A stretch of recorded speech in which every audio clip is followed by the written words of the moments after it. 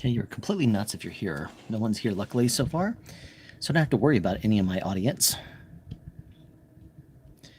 Now we have somebody just joined in for whatever crazy reason.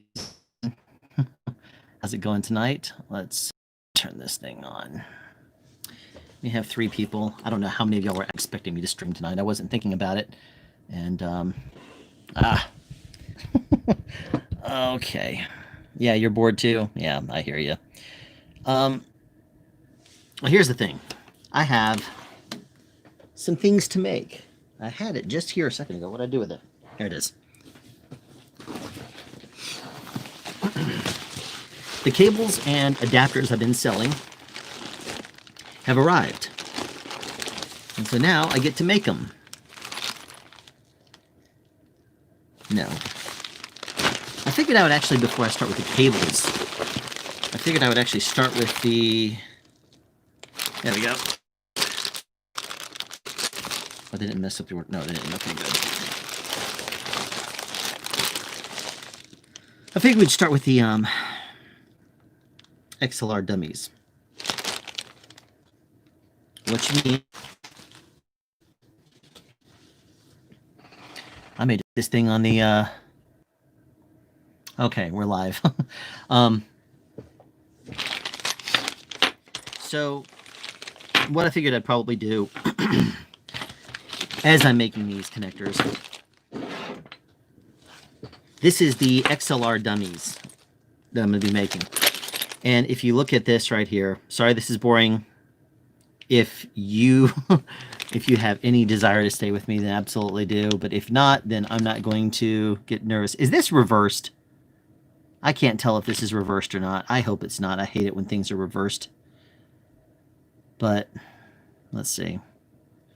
If you can see this, it's NC3. That's Neutrik connector 3-pin, and then MXX. Now, the difference between the MXX and the MX series is that it is reversed. I hate that garbage. Let's try this. Oh, no. Now you're looking at the wall. This thing... Let's see. Is this it? Flip? No. I always hate that garbage. Sorry. It may be just the what we're going to have to deal with here.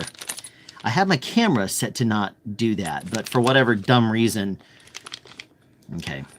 Anyway, the Neutrik 3 looks good the way it is. Okay, no, but it has the correct orientation. Reads left to right. Good. Okay. All right. Good. Because I always hate it when it's reversed. Okay, so here's in a nutshell, this is the difference between the Neutrik... Why does chat keep disappearing? Sorry. Okay. NC3 MXX. The main difference between the MX and the MXX is that if you notice here on the boot, let me actually take one of these apart so you can see. I just don't want to open them all at the same time.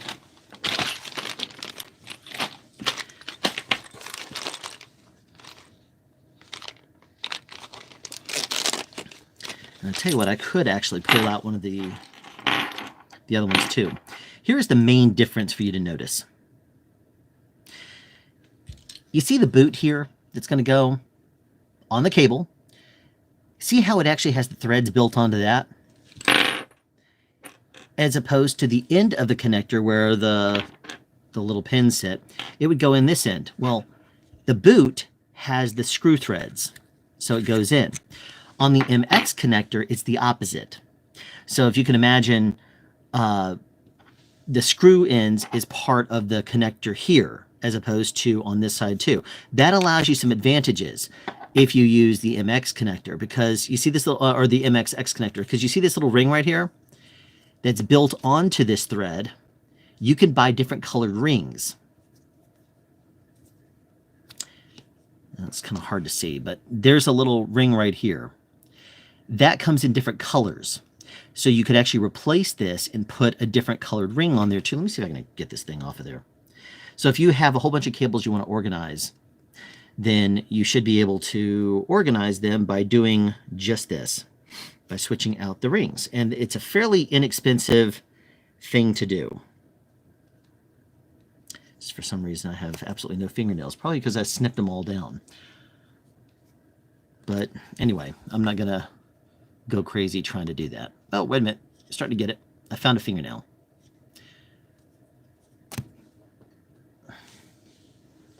Oh, okay. It's just going to fly across the room. But you see how the ring actually disappeared? Here, hold on one second. Let me grab this there. See if I can do it without knocking down my entire background. Okay. So here's the boot. Here's the ring that actually goes on it. So you can get these in multi different colors if you have an MXX connector. You can change it out very quickly and easy. They do not have that option if you use an MXX or an MX connector. FX and FXX connectors are about the same way. Oh, thank you so much for the super chat, Nan. I appreciate that. Oh, is that a sticker? I don't know the difference between the two of them. But thank you so much. I really appreciate that. Especially in times like this where I have absolutely no production going on. So I'm bored. Let's see. Yeah, that's a sticker. Okay, well, great. Thank you so much. So what I'm going to start with, actually, is making some of the XLR dummies. So if you saw my review on how to measure EIN, it's not really a review, it's a video, you saw me make one of these little doodads. And if you notice, oh, there you go. That would be the finished product. There is a ring right there, because this is an MXX connector. And see how this fits inside of the other part right there? That would go into here. Whoops, the other side, like that. So this is the finished product, and this is it. So what I'm going to be doing tonight is making some of these EIN adapters using these 150 ohm resistors, which is, it's really funny how I ended up with 100 of these things, because I totally missed the fact that there was 100 of them. I thought I was ordering one. And I was obviously a complete moron when I ordered them and ordered 100. So I now have 100 of these things, but that's okay. Sorry, a little dehydrated today. After the live stream last night ended, Rachel and I just talked a little bit longer, and then I was wired off of the ZipFizz, and which I finished as soon as the stream ended, because I went ahead and was like, oh, I'm going to go ahead and I've been sipping away at this one a little bit. I'm going to go ahead and finish the ZipFizz. And when I did, I was wide awake.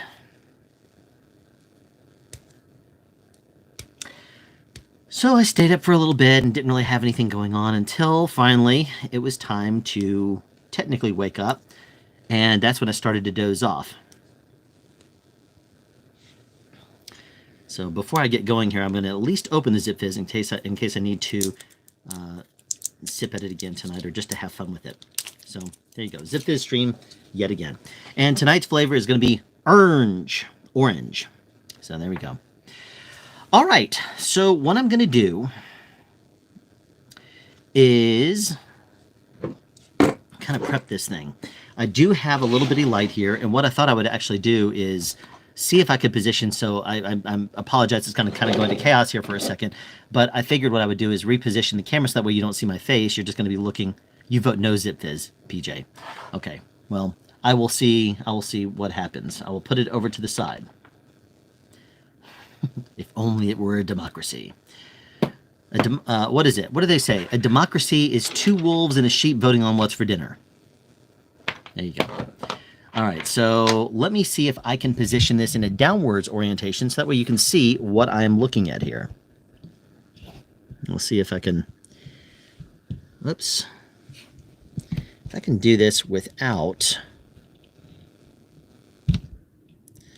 sorry guys, the screen has gone to complete garbage. And let's see.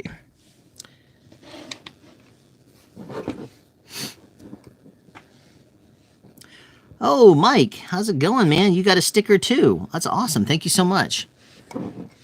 All right. So This is going to be the part that we're going to solder. And I'm going to show you a little trick that you can do if you are doing something like making one of these little 150 ohm dummies. If you look over here, it's kind of on the dark side. This here is this is the pin configuration.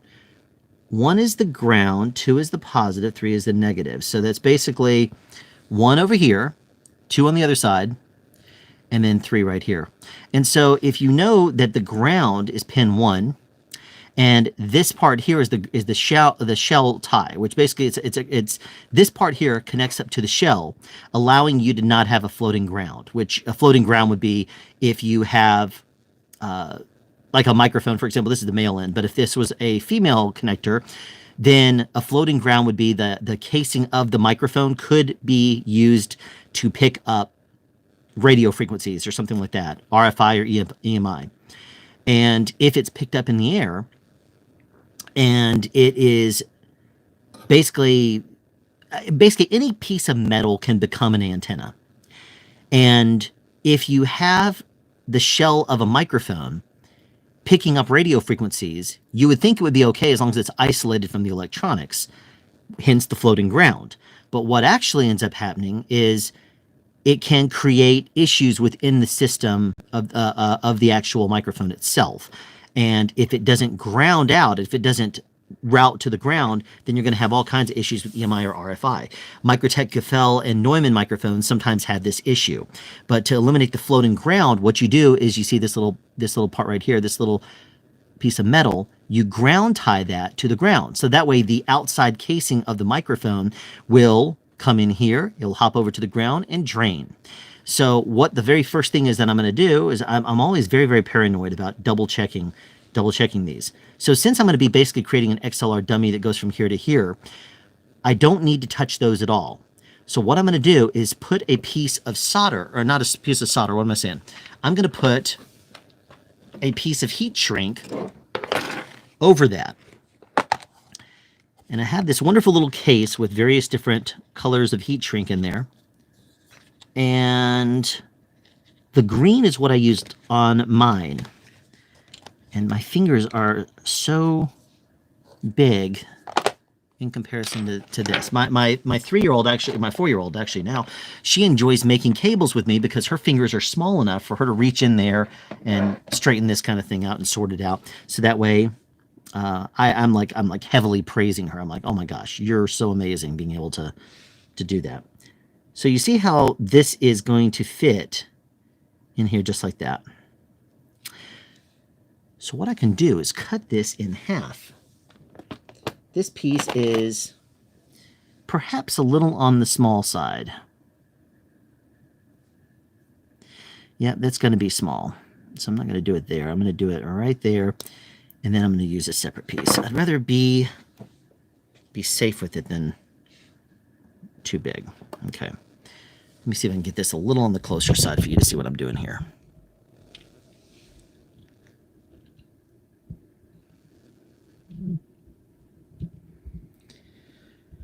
All right, hopefully you can see in here okay. See the heat shrink there, though? It's over the ground piece right there. And because that's going to be hot when I use the heat gun, what I do is I have a little piece, one of these little tweezer pieces here, tweezers, and I'm going to hold it on there while it starts to set. So here we go.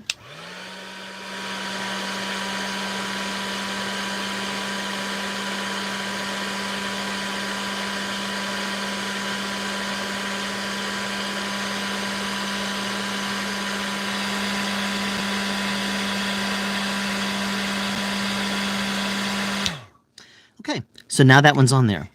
So I'm going to do the same thing now with the positive, or not the positive, that's the ground. What am I saying here? I'm all over the place in my words tonight. And I don't mind being a little on the long side because I can always trim it back down. So there we go, it's right there. And that connector is already hot. So let's go ahead and put that on there.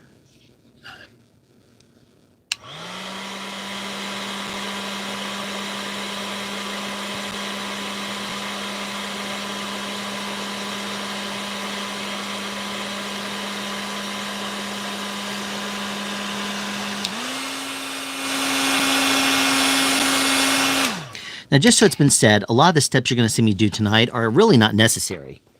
A lot of them are redundant, like this, for example. There's no real reason that you should have to solder this. But I always, especially if I'm doing something... Hello, would you say it is... Is it your cables are better than the Vovox Link Protect 1 S1000? I have no idea. I don't know what that is. Sorry. But I take a lot of extra steps just because over the years, if I make cables, especially for anybody else, I'm always very, very paranoid about them, you know, not being done exactly right. So you're going to see me go pretty slow tonight. So I'm just going to, since I clipped that thing off there, I'm just going to tap it in again with the heat gun just to make sure that the heat shrink is fully on there, and it is. So we're good now. Those are the ones I'm using currently, but just saying I love your channel. Thank you so much. I really appreciate that. All right, so now what we have here is the ground, and the ground shell and the ground that goes down the XLR line are ground tied together. So now pins 2 and pins 3 right there are the only things that are left open. Now, here's what we're going to do next. We have, since this is a dummy load that we're making, 150 ohm resistors in here.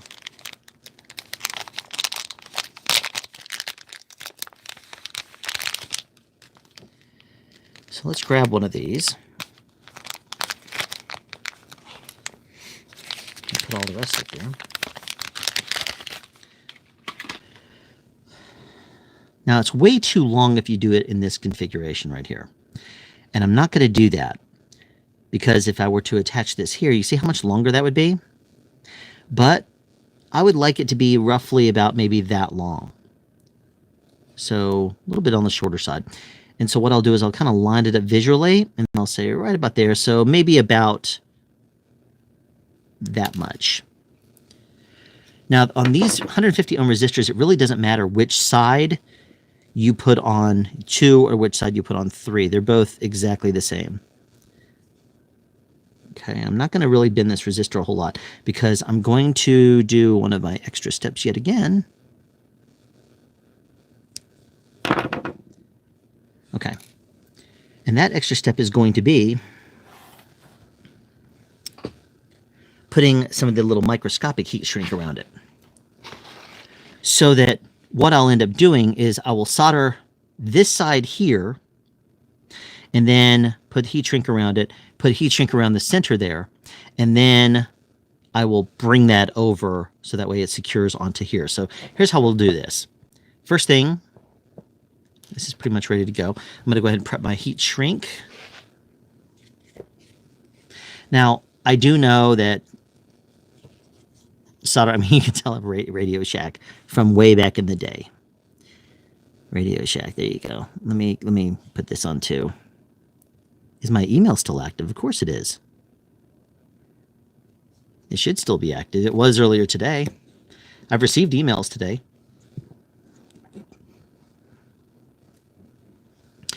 Okay, so what I'll end up doing is attaching this on here. Let's go ahead and just get this lined up. And I'll solder that in. Now I'm trying to do it 2 cameras, so that way you can at least see what's going on here. And we'll see how accurate I'm able to make this thing while doing that. Now, I do have a Weller WES51 soldering iron. It's the one that I used when I made the cable with the gummy bear video. You can kind of see it over here a little bit. Sorry, it's shaking. And that's the thing I'm going to be using tonight.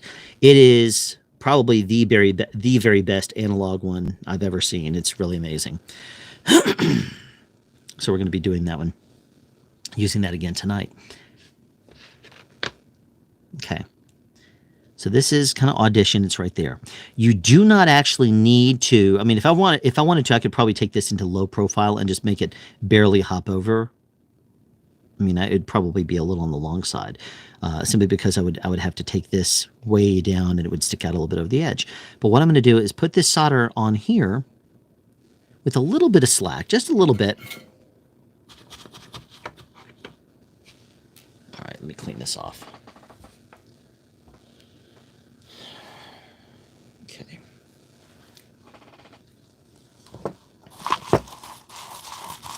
Heat temperature I'm using for the soldering tonight is going to be right around 65. If I need to desolder, I'll take it higher, but 65 is going to be what I'm running at for right now. Jeez, these things are small. That's why I use a lot of... Doing this to camera, doing that away from me is so much fun. Okay, so if you see what I'm doing here, I'm going to kind of audition it, and then I'm going to touch my solder, just get a little bit on there. Now, normally what I would do is put a little bit inside of the reservoir, but because I'm dealing with something like the solder, I'm not going to do that. Or since I'm dealing with the resistor, or the resistor tonight, I'm not going to do that. There we go. We're starting to pull a little bit of a dot here together. And I'm just going to touch it right in there. Nothing really overly entertaining here regarding the solder. Now, I'm also of the school of thought that you should put enough on there to make sure it's not going to come off. So there we go. There's quite a bit on there. And a lot of the times people, if I make a cable, I see a lot of people that use a very tiny bit of solder, and they're using it extremely sparingly.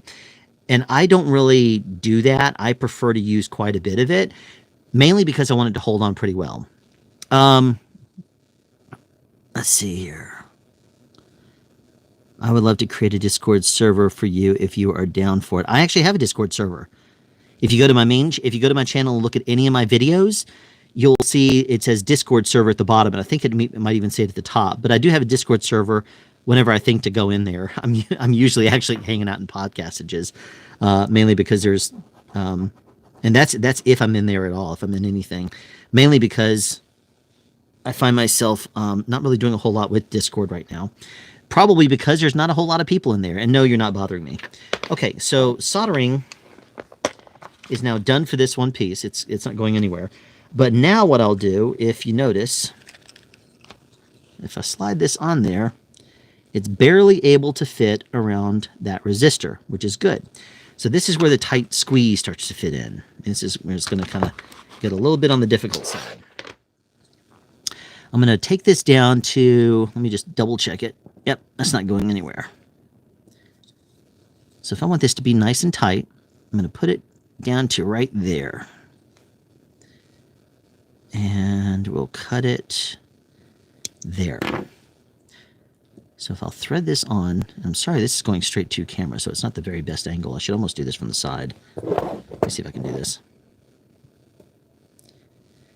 Now I'll fit this down over here. Now, again, this is a totally unnecessary, redundant step. And you notice that I took extra length and put it on there, so it's actually too long. So what I'll need to do now is just trim off a little bit so that it is probably that much off. Jeez, more than I thought. And I don't bother saving the extra heat shrink. I have so much heat shrink here in this studio that it's crazy. Okay. There we go. Okay, so now it's going completely over that. Where's that heat gun? Do the same thing as I did before. Holding it down. Usually just hold it down with one edge. I don't actually press it down with both sides. I just hold it down with one edge.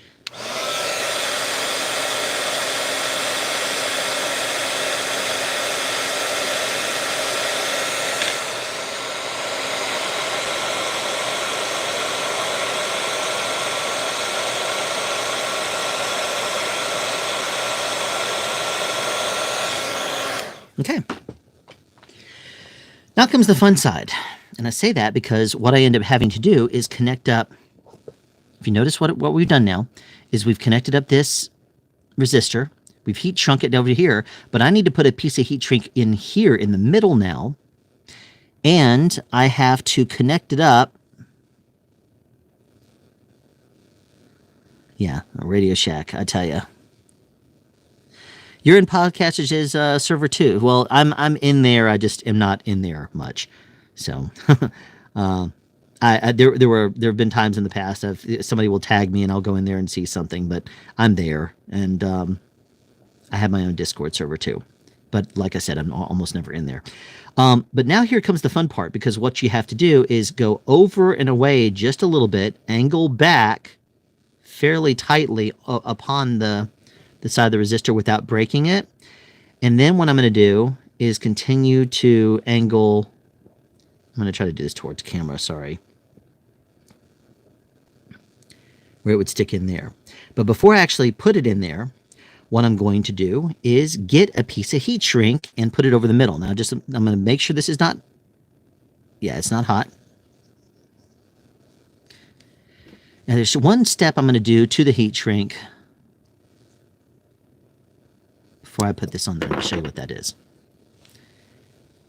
Here's a piece of heat shrink, and if it's on the center tube right there, it's going to be a little bit on the long side. So check this out. In order to make it go properly and fit on there, I'm going to actually cut it right down the middle so that it has a slit halfway down. Now, you may say that kind of removes the whole purpose of the heat shrink. Well, not really, because as soon as it starts, since it has a curve built into it, as soon as it starts to shrink, it will shrink up and it will actually kind of seal itself again. So I'll show you what I mean here in a second. As I take this up and over,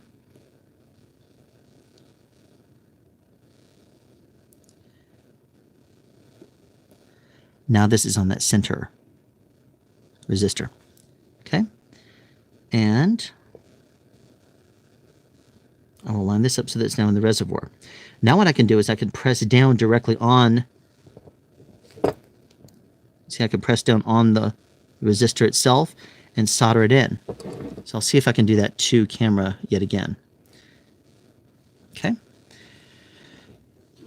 Yeah, the Radio Shack solder, I tell you, the Radio Shack, some of the stuff that they made was good. Some of it was not.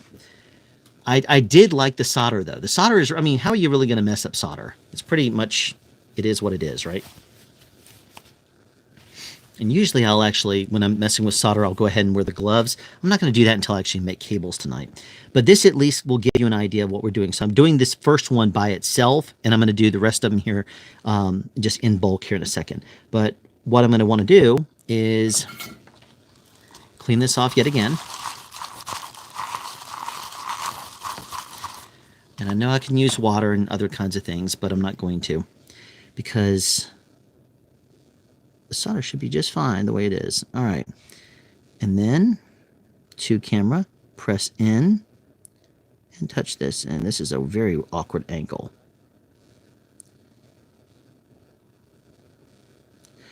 Yeah, it's not really going in there very well, is it? There it goes. There it is.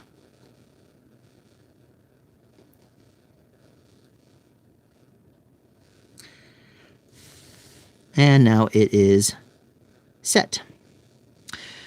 Okay, so that is now done. So the next step here is I'm going to wait for that to cool, because if it's not cool all the way and I start to move the heat shrink over, it's going to go ahead and solidify and grab around that connector or around the heat shrink, and I don't want it to shrink down, especially since it's soldered down. I'd have to desolder it. But yeah, it's good now. So what I'm going to do is I'm going to start to take this over. I'm going to undo this. And you see that little slit I put in the cable right there? In the, that's going to help me to actually pull it up and around. See that?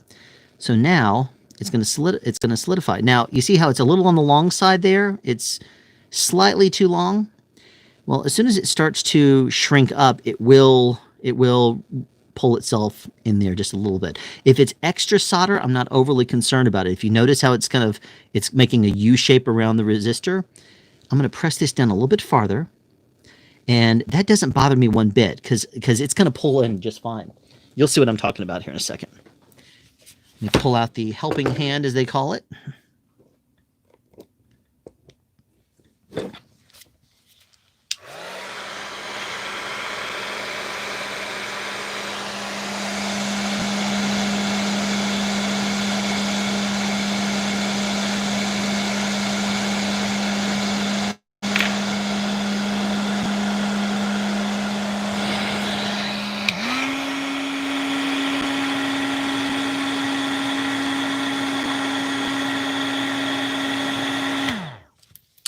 Okay.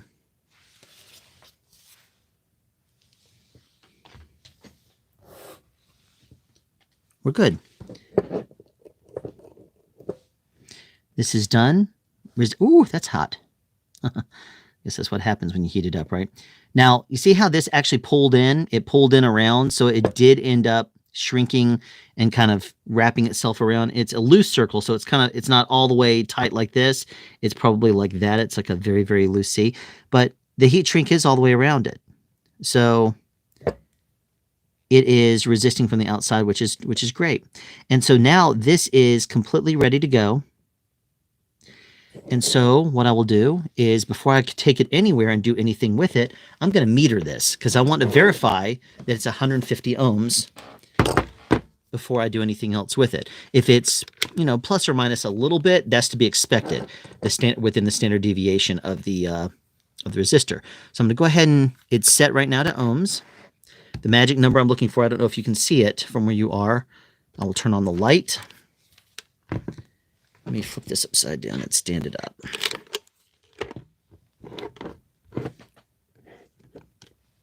The magic number we're looking for is 150. So, can't really get the angle on it. This is coming directly out of the resistor, which you don't normally do.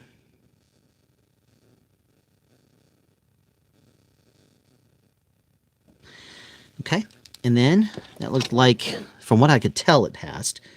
And so now what I'm going to do is lining those two things up right there, just coming from the outsides here. And it's so hard. It's so fun to do with one hand. Let me just grab this thing. It's not very well grabbed. I'm going to do that. Okay. Let's just do this.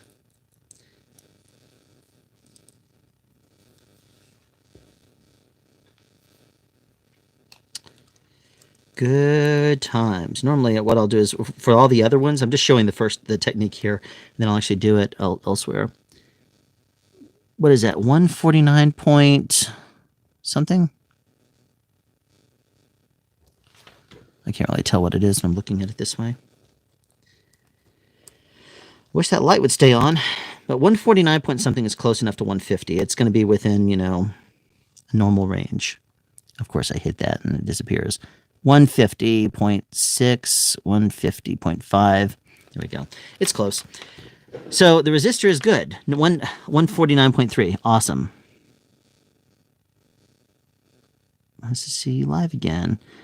Long day transferring cassettes to digital for me. Awesome. Good times. Okay, so this now checks out. That resistor is passing. And I'm not going to do it on camera, of course, but one of the things I will do is I'll do an EIN test on my system with every single one of these before I send them out. So this is now ready to go. I'll stick this in here.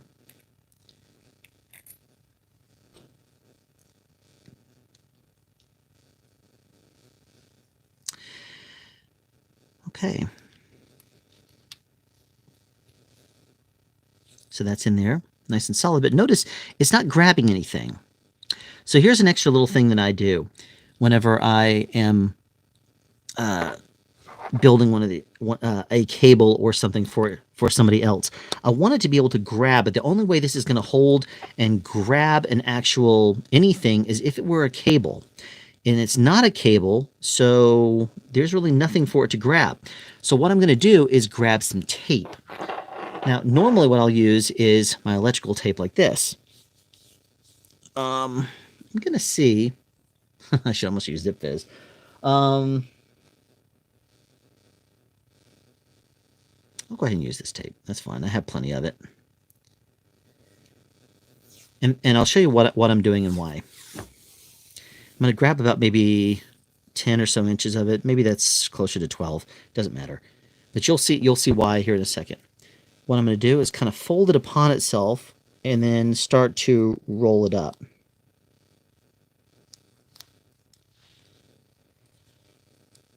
And what this is going to do is make, using shielding, because that's basically what this electrical tape is. This is an insulator, not shielding. What am I saying here? Jeez. Need a Zip Fizz. This is insulating material. So I'm going to curl this around. And then once it kind of gets up here to the very, very edge, I'll show you. I'll finalize this here in a second. I'm going to wrap it around itself. Okay.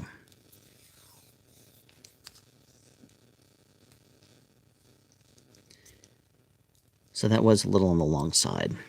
That's fine. I'm going to go ahead and cut this off right here.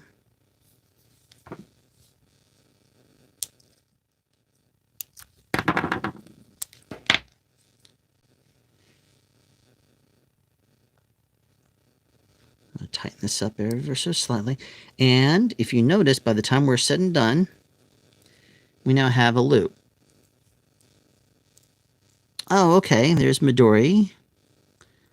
Okay, she just bought a cable. How's it going? If you're in here, I saw that. Now, if you notice, this is now able to be compressed.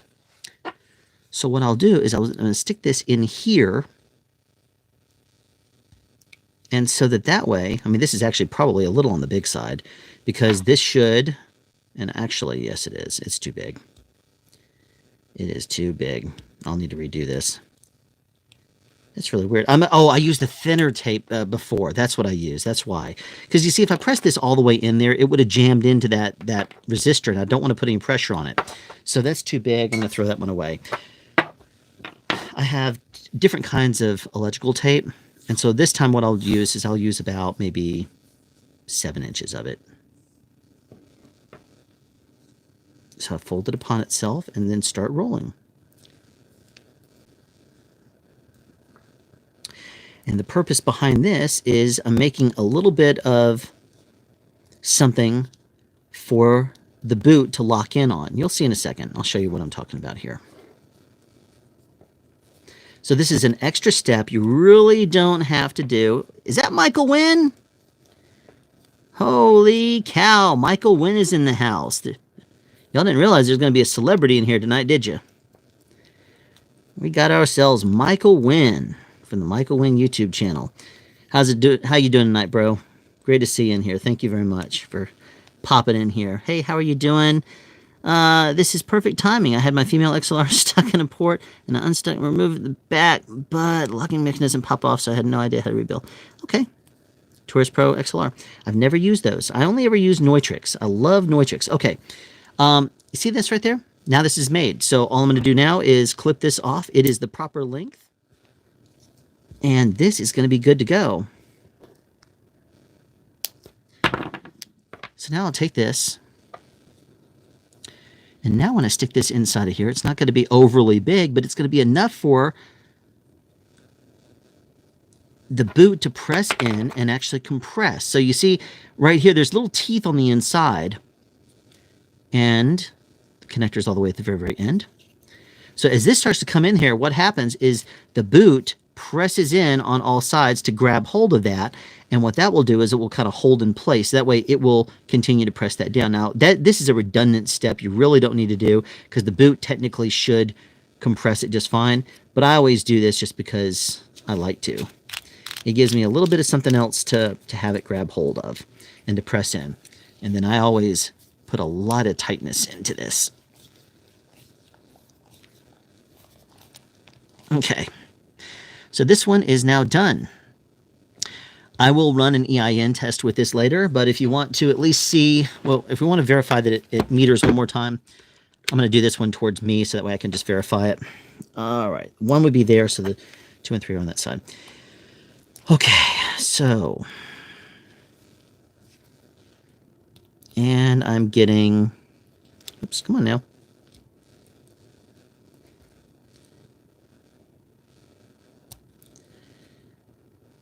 This is why I have the little helpers, the things I soldered. Come on, where are you?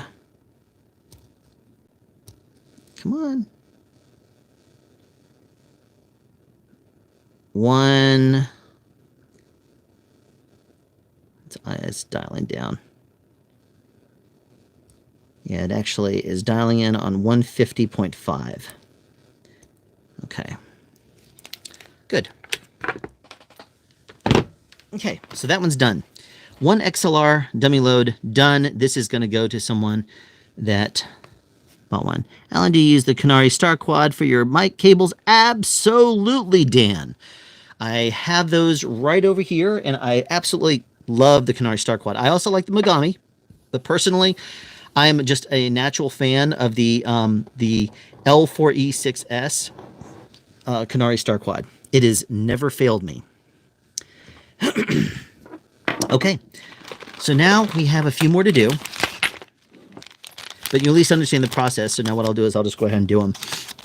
1, 2.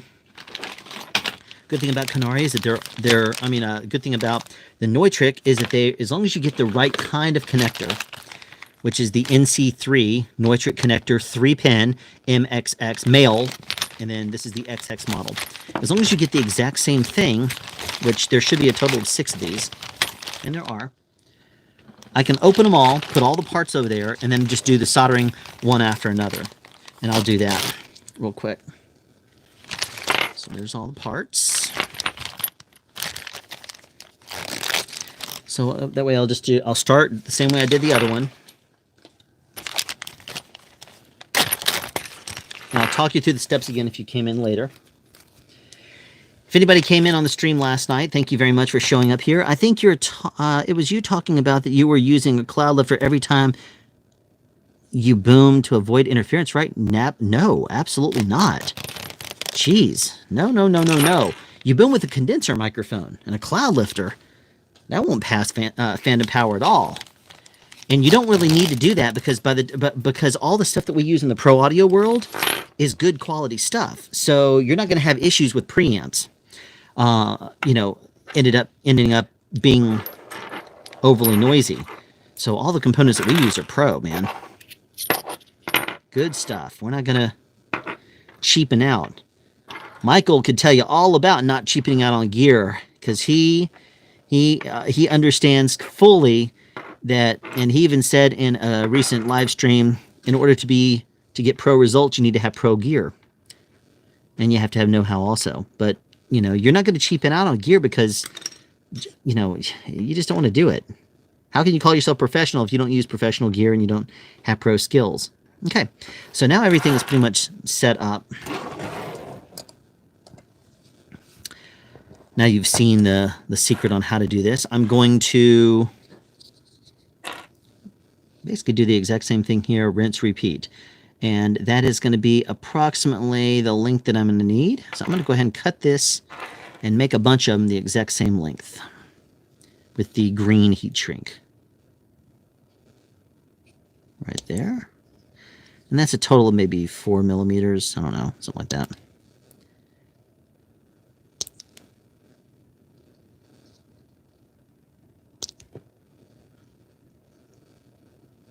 Okay.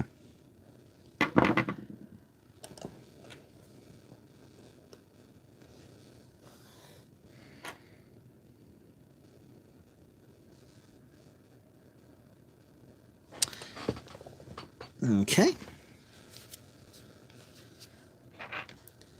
Now making these.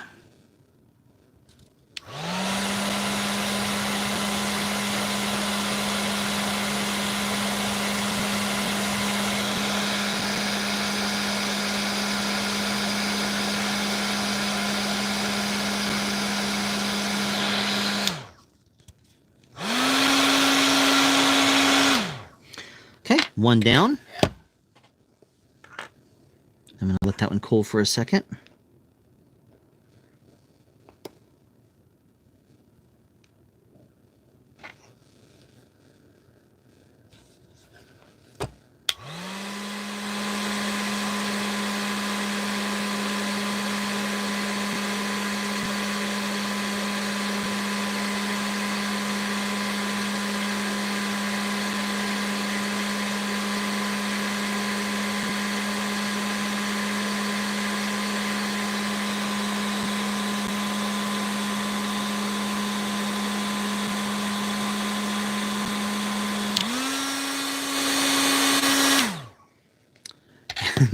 I saw that. The comment that you made. You said you feel sorry for Michael Wynn because you just got through getting the Kantar.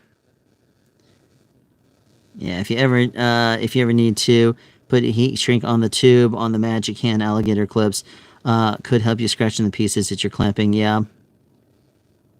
Cold trip to use electrical tape as a plug. Yeah. I'm actually using heat shrink also. I just, it's one of those things that I've just kind of developed techniques and stuff that I like to do over the course of time. And they're comforting to do, mainly because I know that it's going to work just fine. A lot of it's redundant. I could just solder the dummy on there, or the 150 ohm resistor on there, and it would be just fine. It's not gonna fail.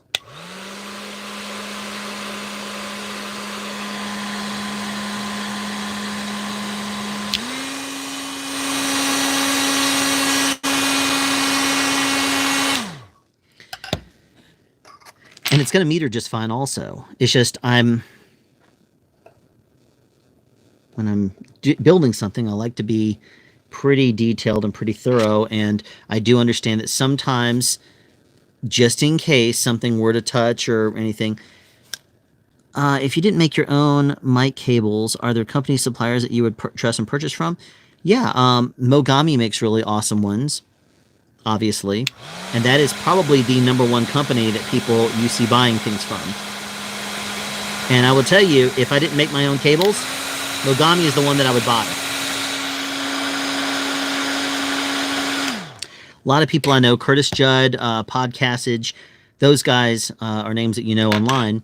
They use Mogami cables. I know Michael Wynn uses Mogami cables. He just got through upgrading his entire system. He has a really awesome video where he's talking with Michael Beatty about rewiring and doing his entire setup when he got his Kantar X3. So definitely go check out that video. Michael, if you're still here, drop a link down in there so people can find it. Dan, I use Velvox Link Pro S1000s. They cost about $300. $300 for an XLR cable? How long is the thing? Because most of the time, you know, like I said, I'll just make my own cable and it works just great.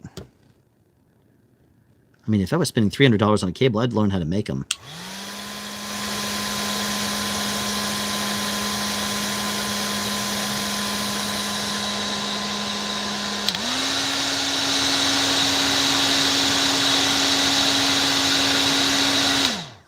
Well, dude, I tell you, spending $300 on an XLR cable, I would make you on a 20-foot XLR, I would make you a 20-foot XLR for $60. So keep that in mind too, and it would be an Alan Williams special. It'd be the way that I build my cables, just because I'm extremely detail oriented. I'm very, very crazy with regards to how I do things and the procedure I follow. Okay, so moving on. The next thing here is I'm going to be putting one of these over pin 1 as well. So that's on this side.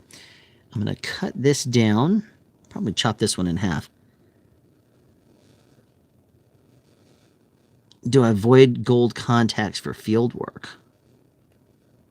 I don't really see a point. Here, I'm going to go ahead and use that whole thing. I mean, not really. I don't really see a point to avoid them.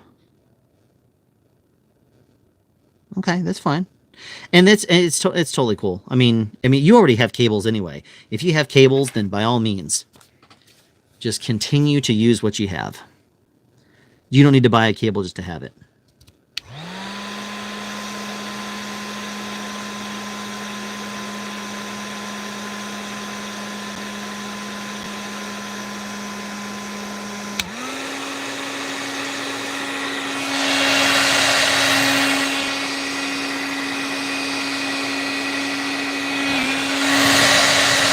Sorry, I just hit the microphone over there. I'm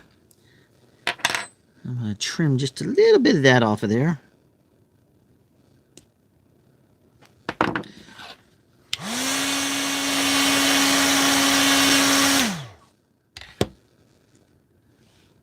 You don't know you want a new one now?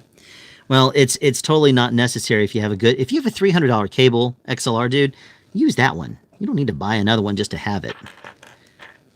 I mean, unless you need a backup. I mean, sometimes it's good to have an extra one as a backup, but you don't need to necessarily.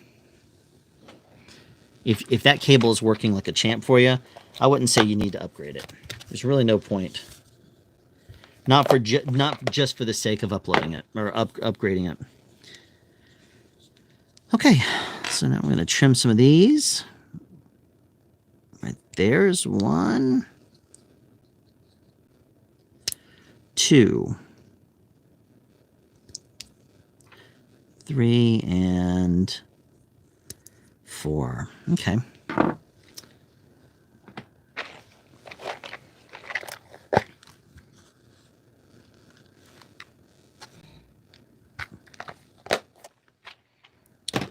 Oh, let's see here.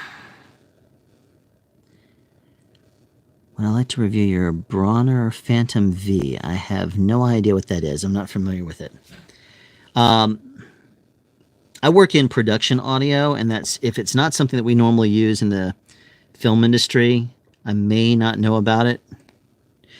I'll tell you this though, there's a lot of products that I have that I probably should review and do. Let's see. I think it was that he uses a cable with a female Nortric EMC connector in it for all of his jobs. That's correct, Daniel. I do. Google it. It's a very good mic. Okay, well that's fine. But no, I mean I have a lot of things. There's a product that I've had for a year and a half, 2.5 years actually, and I need to review. I just keep finding new uses for it.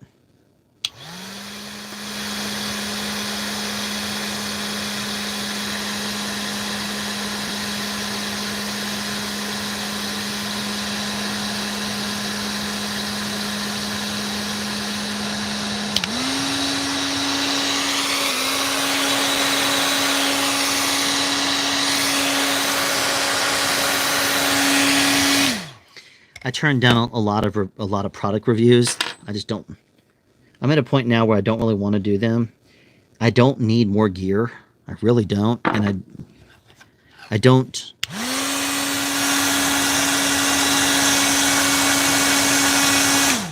I don't accept gear just because I want it.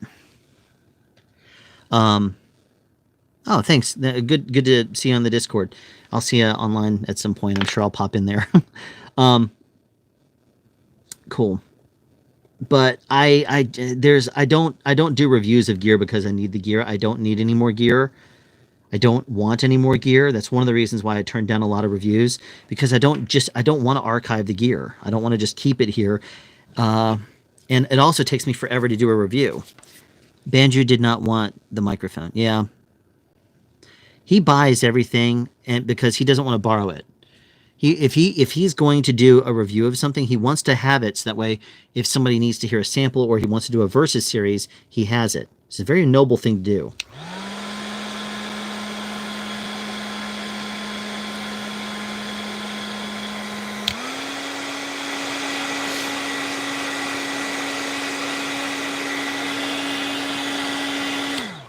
Yeah, I guess I could technically raffle it off, but I don't. I spend a lot of time on my reviews because I constantly think of another test I want to do. And I don't want to spend all my time doing reviews. There's plenty of channels for that.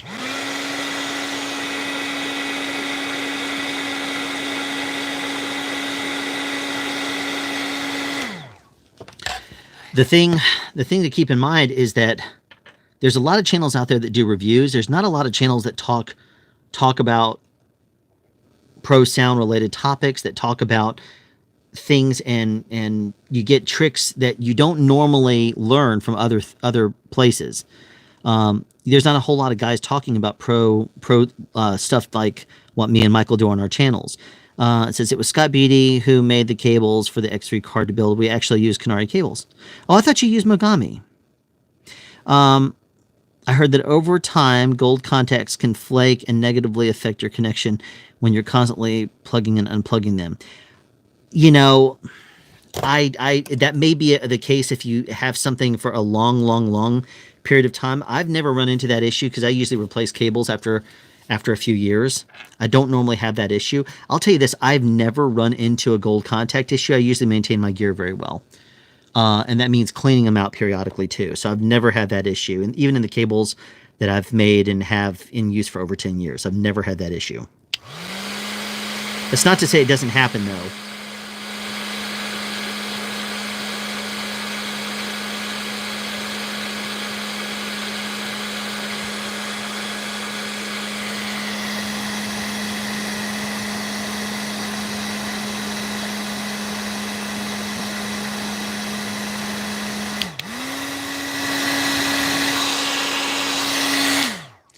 You said you use Belden cable or Belkin?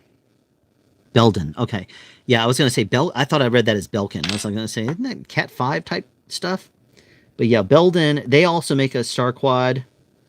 I just have never used it, and I always am the kind of person that is gonna stick with what I know. I like Mogami and I like Neutrik. Yes, probably could do both, Peter, at the same time on both. But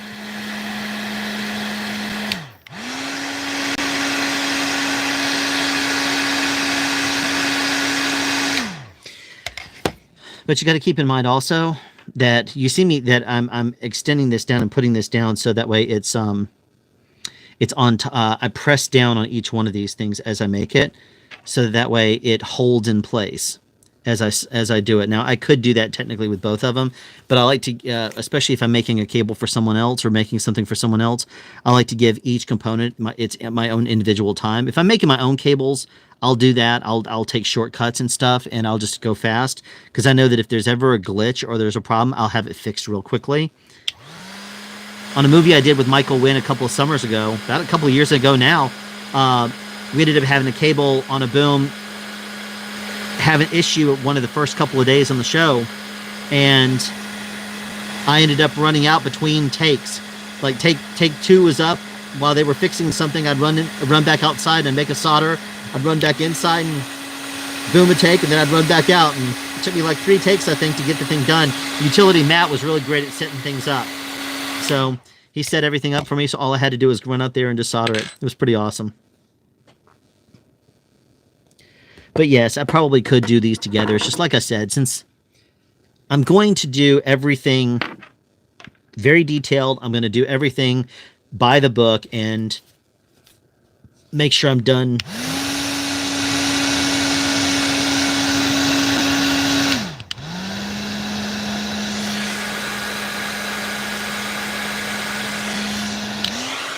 That I do every single step correctly and properly, since these are not going to be done by for me. I really don't understand the heat shrink on things without wires on the solders. Okay, that, like I said earlier, is it's an extra thing that I basically am just doing to close off the reservoirs. That way, there's 2 reasons I do it. Number one is that way that I know when I look down at this thing and I go to solder it, I don't accidentally solder the wrong 2 things. That's number one. Number 2 is just in case, because the boot is open.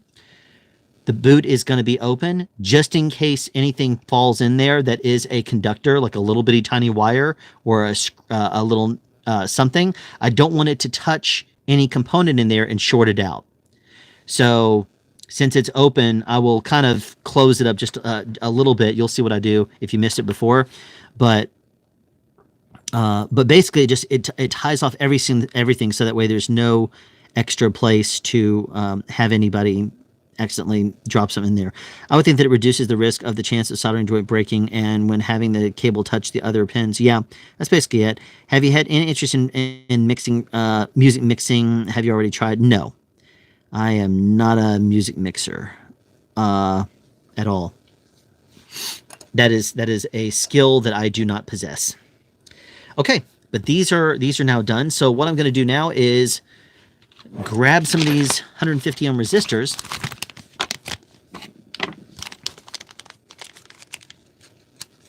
and prep these.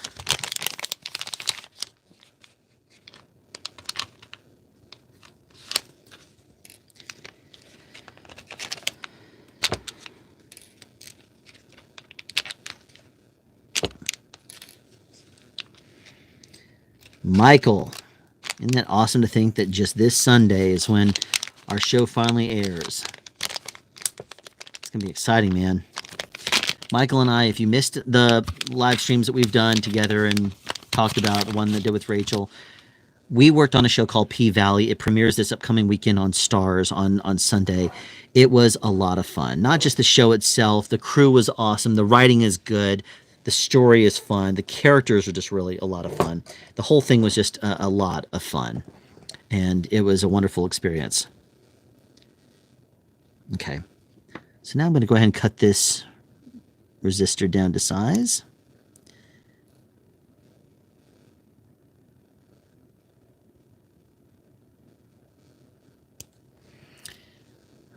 Alrighty.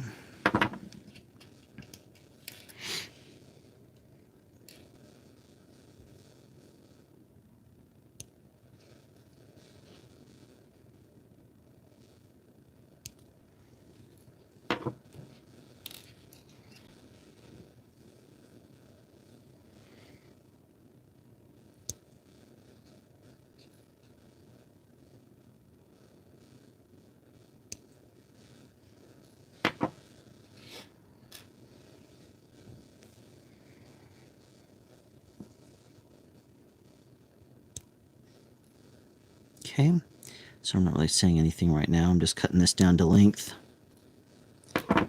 I'll be done with this and we'll do these solders.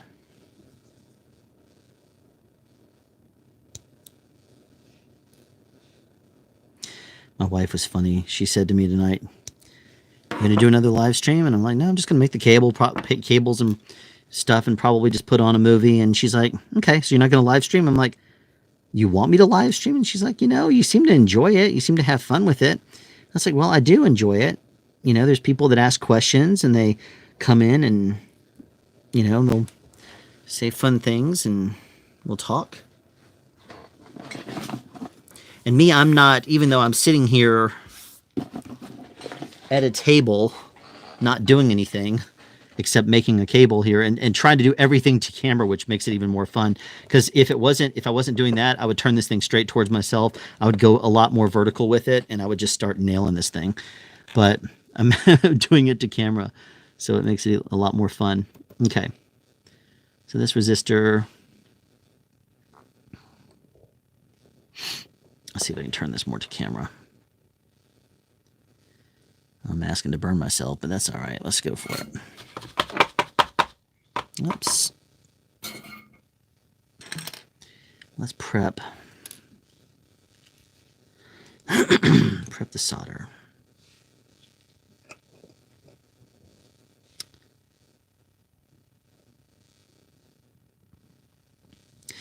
So yeah, that's the main reason why, though, that whenever I'm making one of these XLR dummies, that's the reason why I end up putting the extra solder.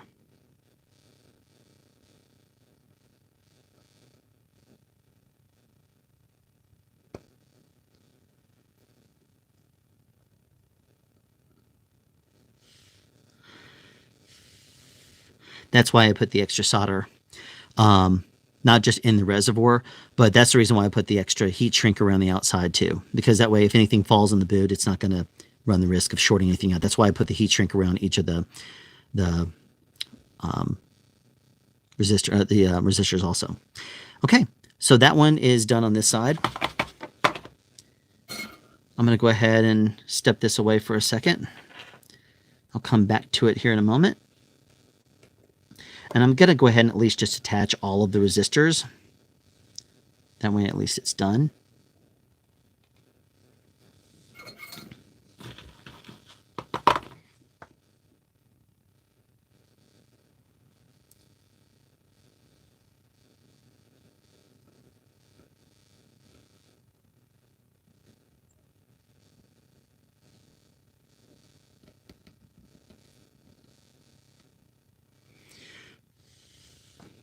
And I'm actually going to put a little dot more on there.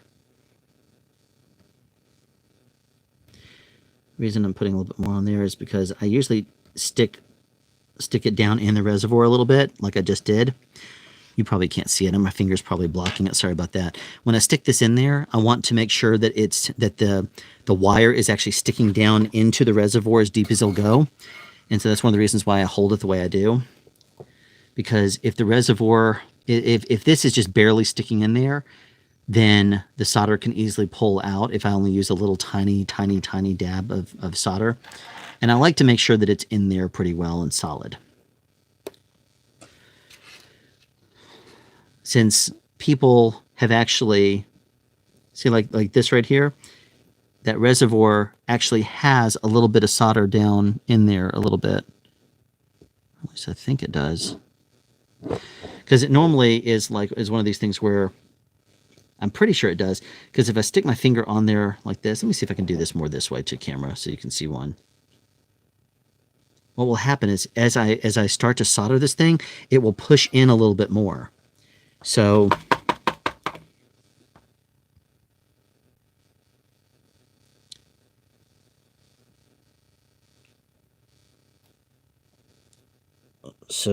right there, it just went in a little bit more.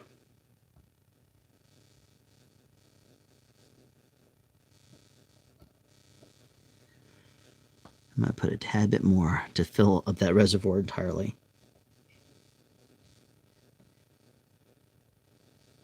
There. So there we go. That one's in there too. And if you can, if you can see that, the reservoir is very full of solder. A lot of people will tell me, oh, just use the tiniest little dab. Well, you know what? That's fine. You can do that if you want to.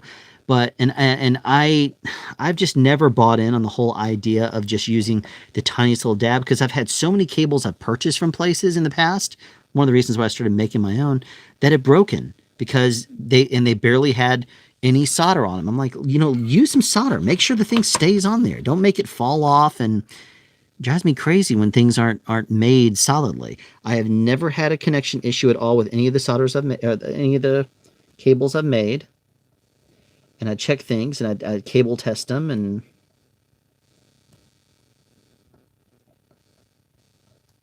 this one's in there nice and solid.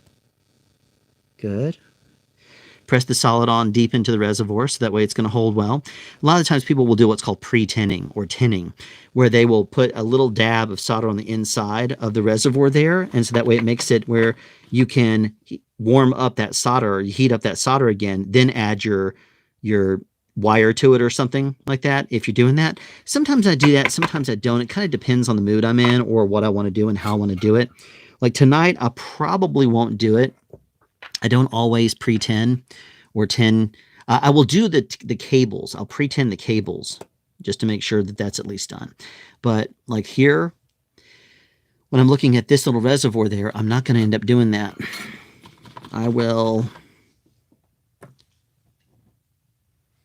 I'm not going to put, but I mean, I could, if I wanted to, put solder in there and let it completely cool and then warm it up and then add the wire to it or whatever I'm doing. I'm not going to do that though. I'm going to put this in there and oops, there we go.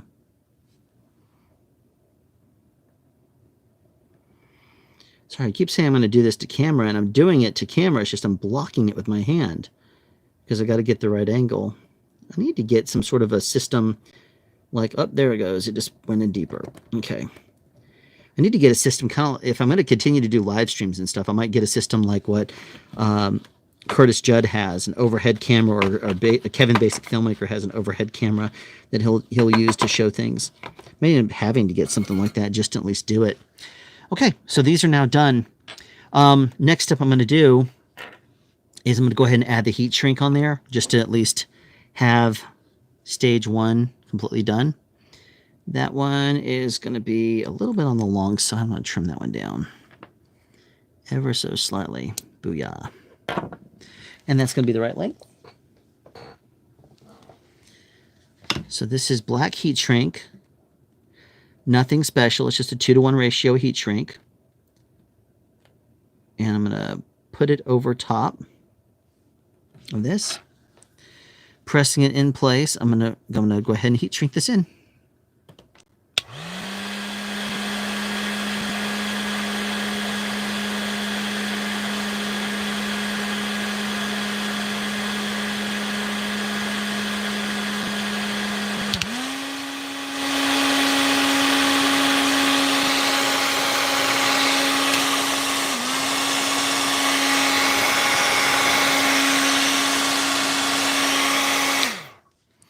So if you notice, I kind of start on the low heat setting until the base starts to shrink around. And then once the base is kind of set where it's going to go, that's when I will turn it into high mode, because I want it to grab solidly where that reservoir is at the bottom before it does anything else. So let's go ahead and pull out some more black heat shrink.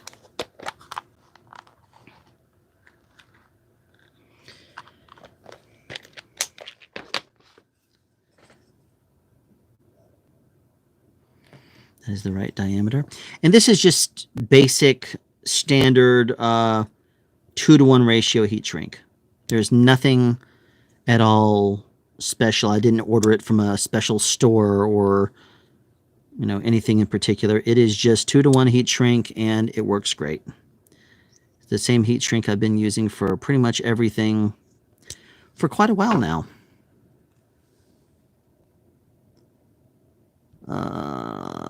Let me see. I thought there was a question.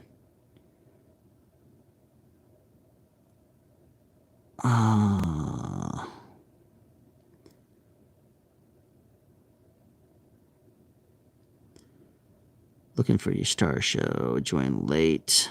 That's Nathan. Thanks for coming in, Nathan. For some reason, it wasn't showing me chat. Completely agree. Alan P. Valley was a great show to be part of. I hope it does well. Fantastic crew and cast. Logging off for a few. I'm logging off for now. Take care, everyone. Great time, Michael. Have a great time, Michael. Good night, Michael. Okay, cool. So Michael has gone on to do better things than to watch me solder. He's a pro. He knows how to do all this stuff, so I'm sure most of you guys know how to solder too.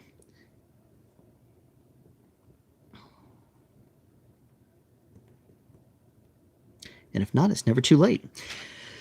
Okay, so let's get this one in place.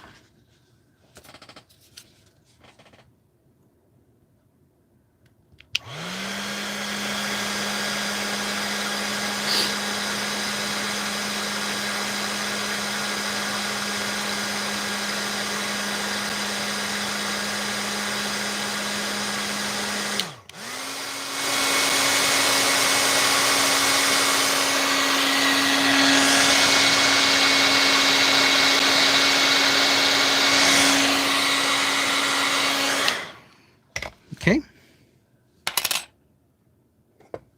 That one's done. Actually, when I turn the heat gun around, I end up blasting away on my heat shrink. All right. Let's see. Did I say anything? No. Okay. I'm trying to pay attention to chat while doing this. I think I have a little too much heat shrink on this one. No, I don't. It's perfect. Look at that. It's as if I did it to go right there. Cool. Oh, no, it is too long.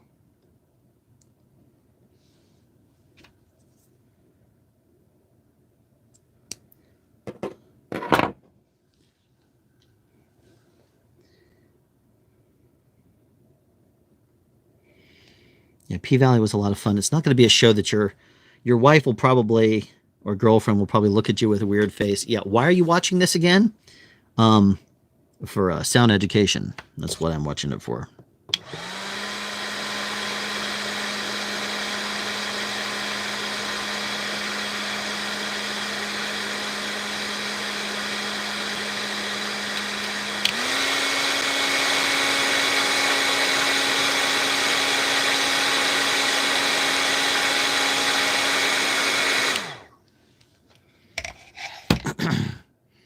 The characters are what makes the show such a trip, though, man. I tell you, it was such a funny show.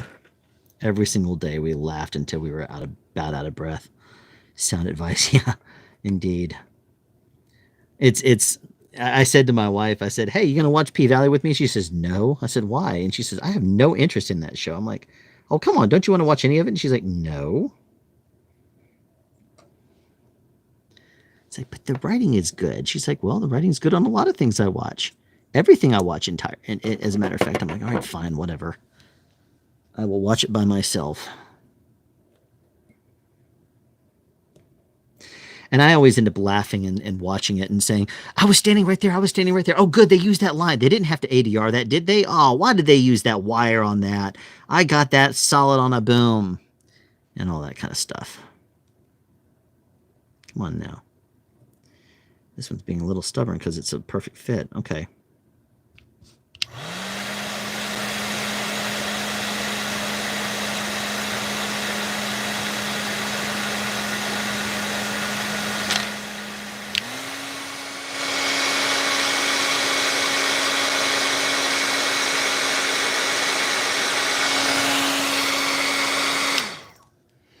All right. right.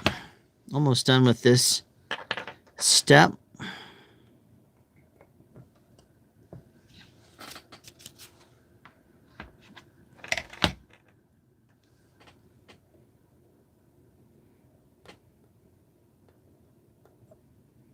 Awesome.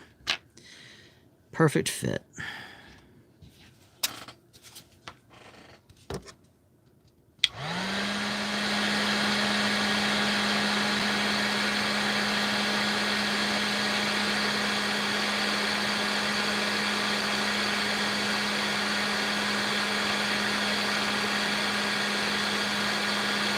There we go.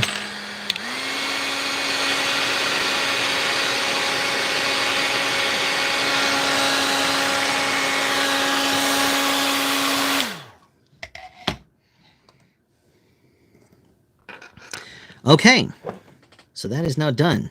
So now we just have some metering. Real quick, we're done. Now, you could argue, and actually, no, I don't need to do the metering just yet. I need to attach the other side, and then I meter it once it's in position. Okay, that one's nice and cool. So I'll go ahead and cut the heat shrink.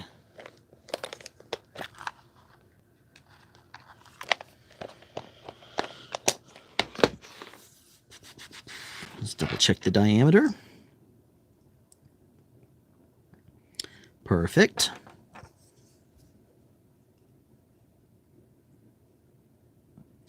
One, two, three. Oops, let's not fly over there near the heat gun. And four. Okay. And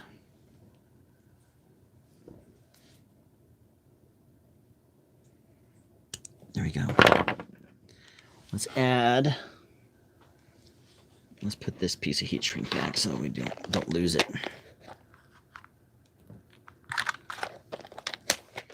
Okay. Do the partial slit down each one.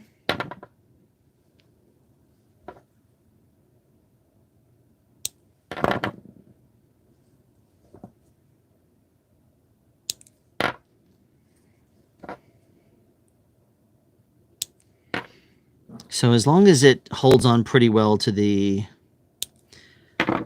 connector end,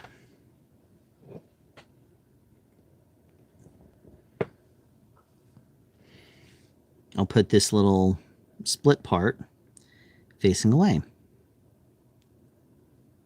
Okay, so this is going to go in there first. Nice and solid all the way down. And before I do that and lock it in place, I'm going to bend this back ever so slightly and bend a right angle into this piece. Okay. Now I'm going to slip this on there. Which side did I slit? Okay, slit that side. I'm going to take it. There we go. That way it will slide over where I need it to go. Come on now. You know you want to. There you go. Okay. And this will bend down and drop into place. Good. So now this is ready to go, if you can see that. Now it's a solder away. Now I'll just add my solder on there, and then I'll drop the heat shrink in place, and we'll be good on another one of these. Let's get a good clean on this. There's a really funny picture you've probably seen online of the girl holding this part when she's soldering something. And it's obviously a picture that's done for no real reason. Just for fun. She's an actress, not a real technician. So it's kind of funny because it's always like, what smells like chicken? Why is my hand burning? Well, it's because you're holding the soldering iron wrong. I've been making cables now for over 10 years. I don't really know how long exactly. but it's one of the things that I like doing.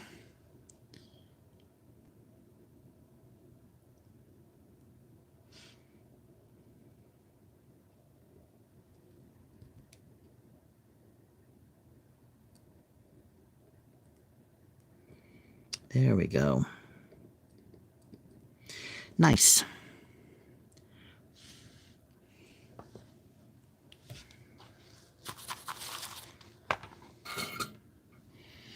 Okay, so that one's on there now.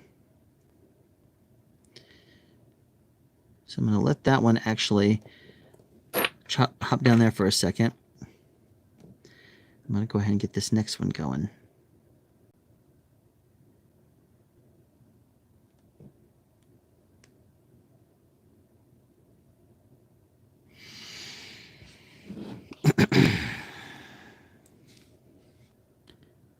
You like doing Ethernet cable for some reason? Well, I'm not a huge into crimping person. I mean, I know how to do it. I don't like doing it. Probably because I have memories of fixing cables back in college.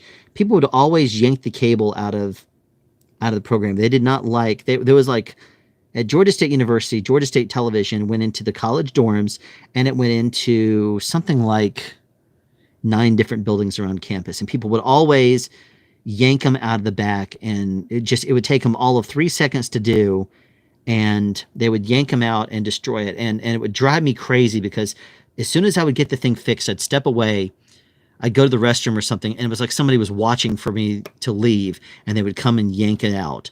And so I used to actually stake them out after I'd fix them.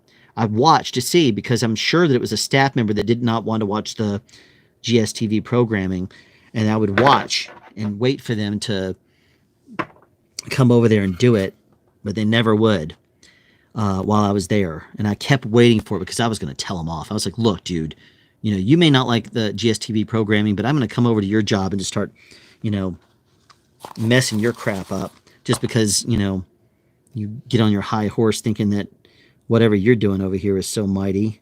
But, there's a lot of people over at GSTV that are trying to see what it's like to get experience working at a, TV station. At the time, it was Linear Editing Suites, and they had a Video Toaster 4000 they had just gotten when I got there.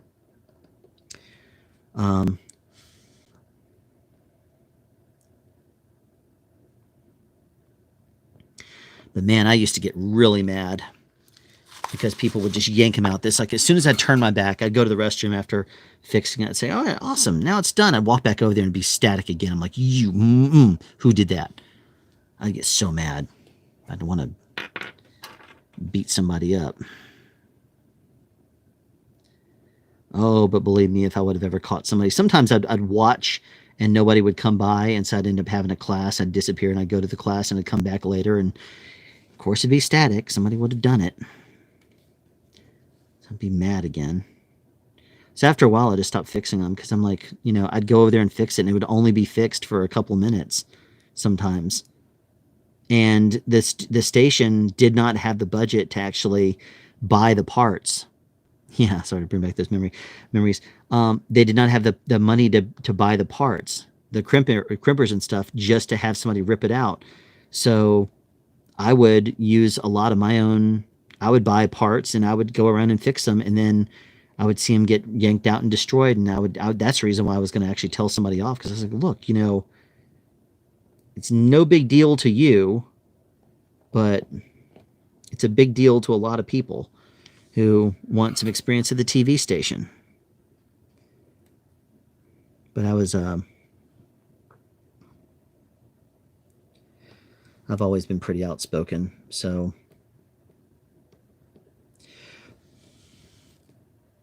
there we go. So I wouldn't have minded yelling at somebody. And we're also talking about like the mid-90s, so it's not like, now people hear somebody's voice get raised, and instantly the police are called, and police show up, and the person that's yelling is going to be arrested or something because they were yelling. It doesn't matter that person was in the right or whatever. Say, look, I just did something. They destroyed it. I fixed something. They destroyed it. Well, it doesn't matter. You should not have been raising your voice. Raising my voice in an outside area. Okay. Oh, well. Like I said, I only repaired a few of them. I only crimped a few of them. But as a technician, I never actually made Cat 5.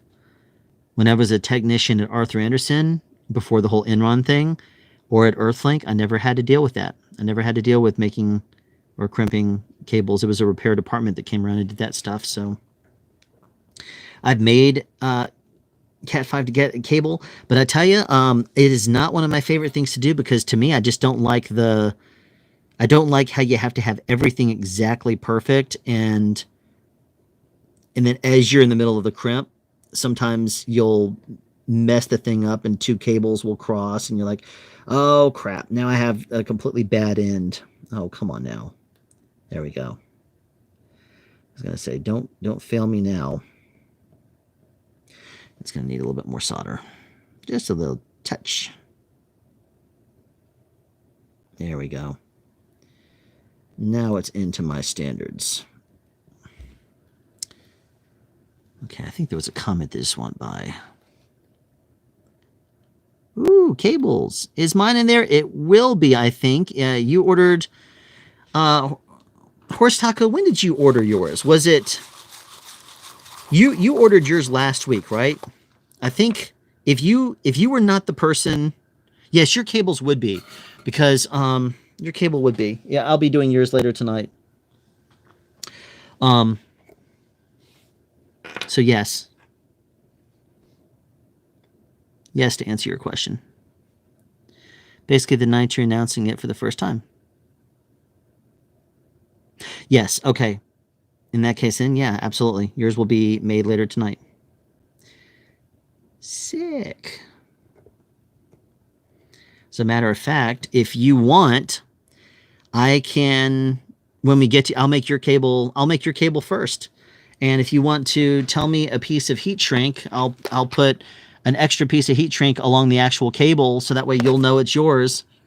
And I'll send it out. When I send it out to you, you'll know that yours was the one that was made on the stream, if you want, or the first one that was made, if you want. Your choice, though. Okay, this is almost done.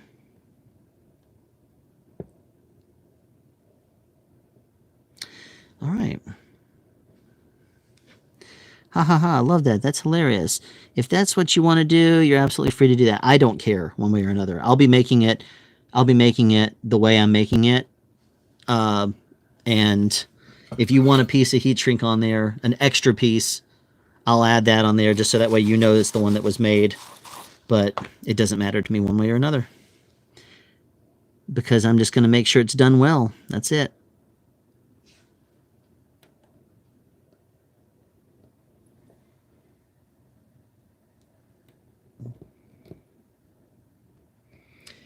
Come on now, get in there. It's starting to get hot.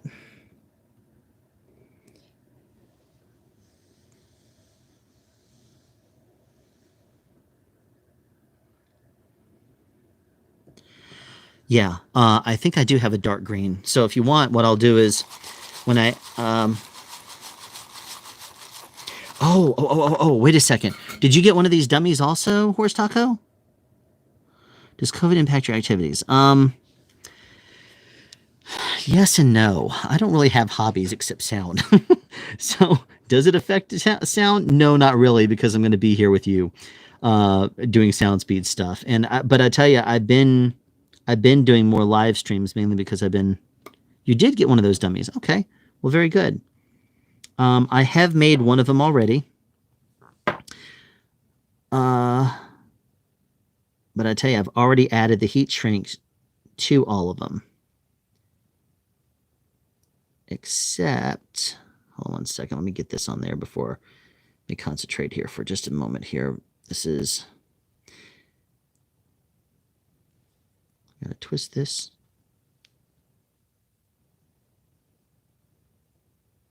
There we go. it's having to go around a right angle. There we go. And that's a little wee bit on the long side. So what I'll do is I'll trim it back ever so slightly. Actually, yes, I do. I do need to do just a little bit of a trim.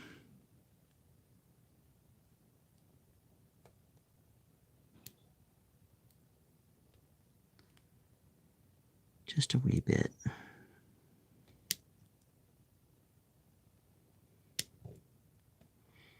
I'll read the comment here in a second. I'm just trimming this back ever so slightly.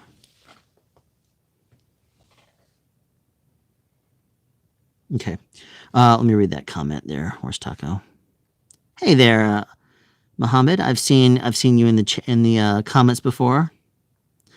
I love a heat shrink. Do you have a darker green? If so, I'd love that. I think this is the darkest shade I have.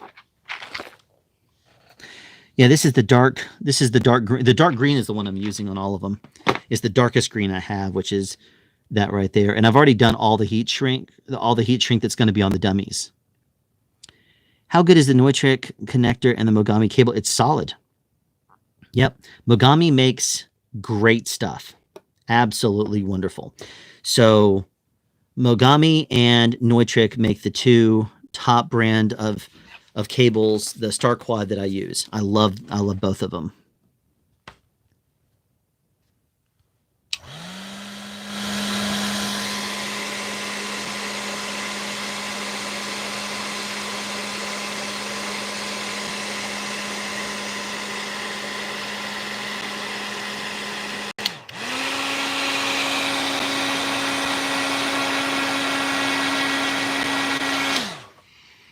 Okay. That one's good. And that's cool. That's good. I'm glad that I'm using green, and green's your favorite color. I'm using them because that's the color that I used for the picture when I was selling them. The picture, I put this exact configuration with the 100 ohm resistor in there and the dark green. So I figured that there are some people out there that are going to say, well, wait a second, use a different color heat shrink, or use this, and you in the picture it was this, and so geez, I'm not going to do it different. I'm just going to do the exact same thing, just in case. And that way there is absolutely no question. There's not going to be a question about, did I bait and switch something or whatever. I'm only going to build quality stuff. And if I were to swap out anything, it would be only swapped with something that would be just as good, if not better. And I don't want there to be any questions on whether or not I've switched something out for whatever reason. So, but that's okay, because every single cable that I'm making tonight is made, and every single thing that I'm making tonight is very meticulously done. I mean, I could, and one of the things I said earlier, which you weren't here for, is I even said that some of the heat shrinks I could have done at the same time. But if I'm ever making cables like what I'm doing right now, I'm being very delicate because I don't want to overstretch the little wire here. I could very quickly and easily just yank it over, but I'm trying to preserve it as much as possible. And technically I should go like this and then pull it around. And I think I just saw another comment go by. Oh, no, I didn't. Okay. So pull this up.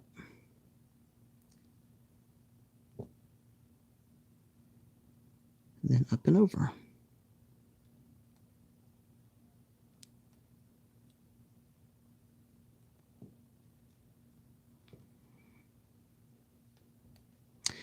All right. Wonderful. Okay. And that one needs to be trimmed a little bit too, just a wee bit.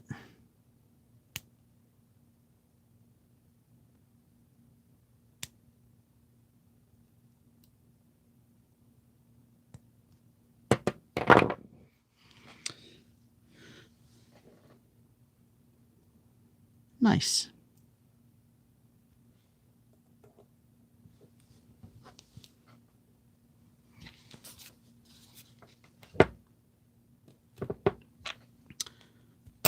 Ooh, let's just throw some stuff around. try to do this again to camera, which is not going to work great.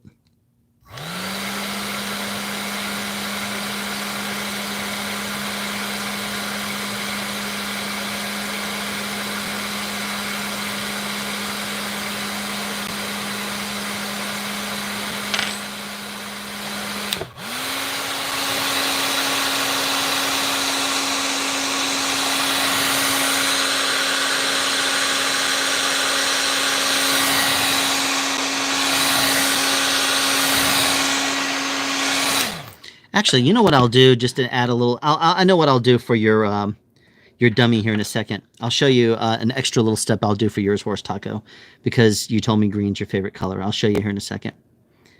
But let me get the rest of this step done, and then I'll do it. There we go. Well, that one went much easier than the others. Beautiful.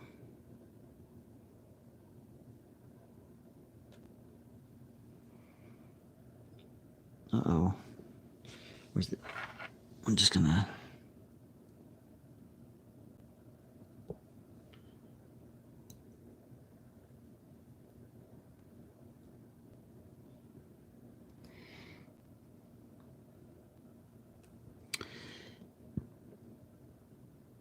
There we go. Okay, good.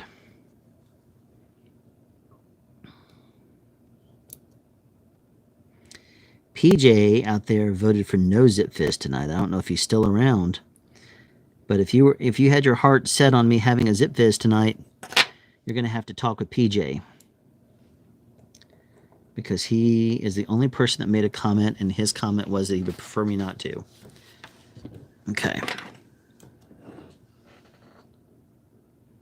That is if he's still around.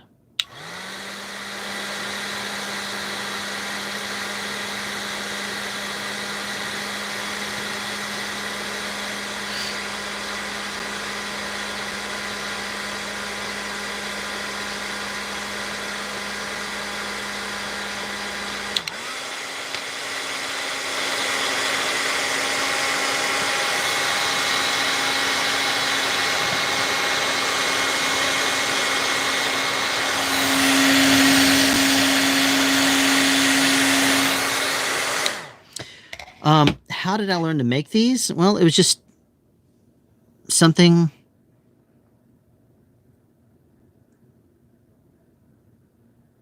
I mean, just there's really nothing secret about this. These are really just fairly common. I know a guy that works in live stage events that makes these for every resistance level from 10 ohms up to, I think, 10,000. And he tests different things for different load lengths and stuff. And so he makes these. And he's done this for live events and stuff for a long time. Now, with regards to YouTube, I think Julian Krause was the one that actually kind of popularized them.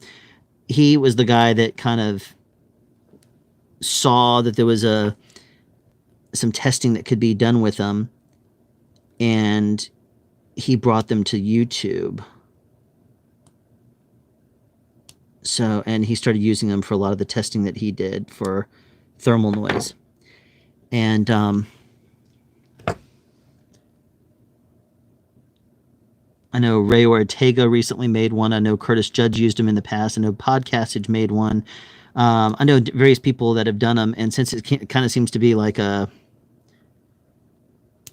trend right now going on, that people are interested in self noise, like we're talking like way down microvolts of thermal noise. Since that seems to be a common trend, I've done a couple of videos. I actually have a video, the one that's going to be released on Monday is going to have a pretty cool test in there that is one that, kind of like with the EIN video that I did recently, that I showed how to measure the EIN. I knew in theory how to do that. And so, but I wasn't 100% sure that all my techniques were going to be correct, because I'd never done it before. And it's nothing really overly difficult or anything. I just wanted to verify that my procedure was correct. So I actually reached out to Julian and asked him, how he would do it. And he didn't respond for a couple of days. And I went ahead and also reached out to Sound Devices and asked them. And also, there's the Sound Reinforcement Handbook that had information in there too. And so between all three of those sources, that's why I credited all three of them. All three of them said the exact same thing. And I was really pleased to actually get the same exact information from all three of them.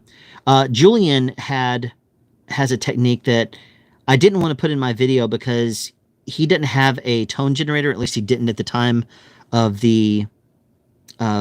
when I reached out to him. And he had figured out a way to create himself a tone. And I think I understood what he meant when he was talking about it. I'm not 100% sure I completely understood what he was talking about. I think I do, and I'm not 100% sure of his technique, so I'm sure he's going to refine it before he does his EIN video, but he has some others that he's going to do first. I do know. And as for Sound Devices, they told me the procedure they use when they follow their, when they measure the noise floor of all of their recorders. And I followed that procedure as well. And there's a lot of issues that can happen when you're measuring EIN, a lot of things that can go wrong and skew your results.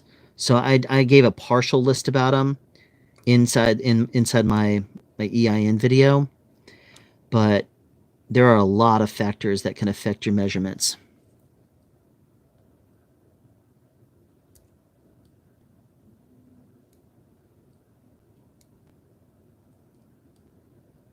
Sorry, this one's being a little difficult.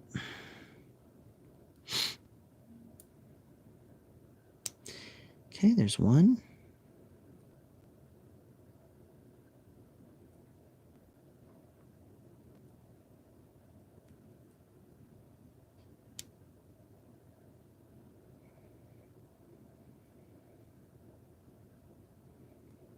Okay. Good. Okay. There you are. All right. So the dummies are now done. The dummies are done.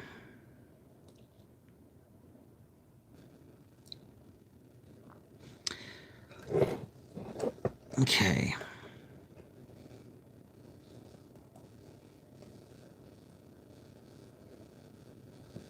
All right. Last one to blast.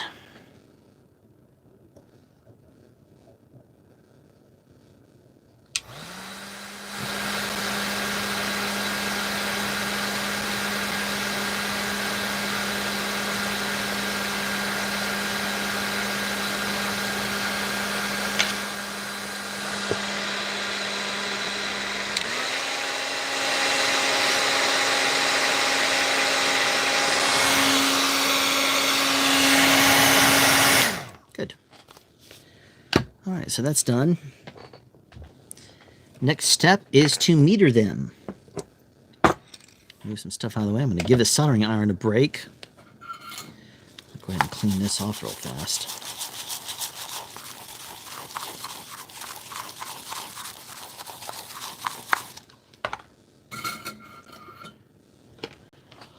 Okay. Makes it a bit difficult to see, but we're going to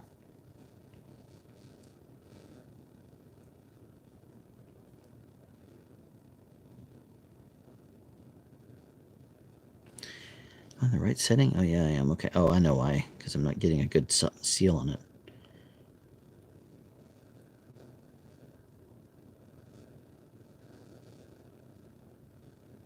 Yeah, it went up.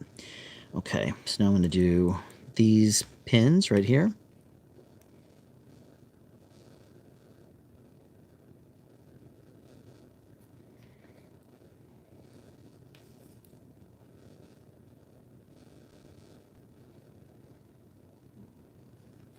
I'm not making a proper connection with it. Why not? That should be... Okay, there it is.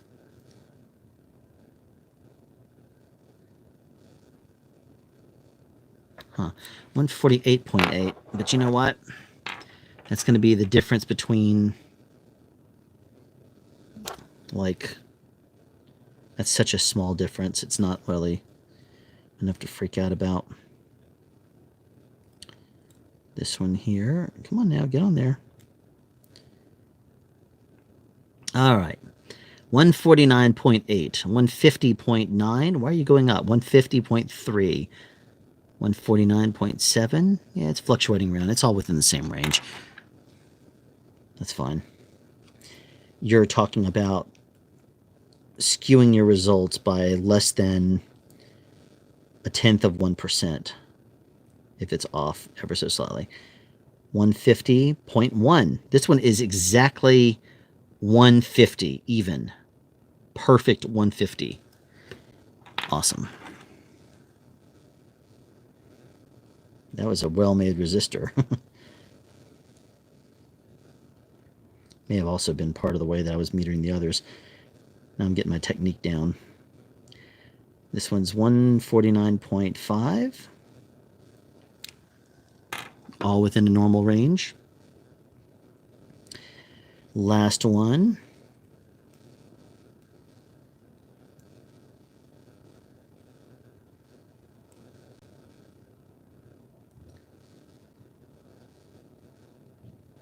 And 150.152. What in the world? Why are you jumping around? Come on now. Okay, now I'm making a good connection, and I wasn't making a good connection. Now I am at 150.9. So all within a very acceptable range. So these are all solid. Cool. All right, so let me just make sure I didn't have any more chat. Resistors you use plus or minus 5 anyway. Yes, they are. But these are all right there.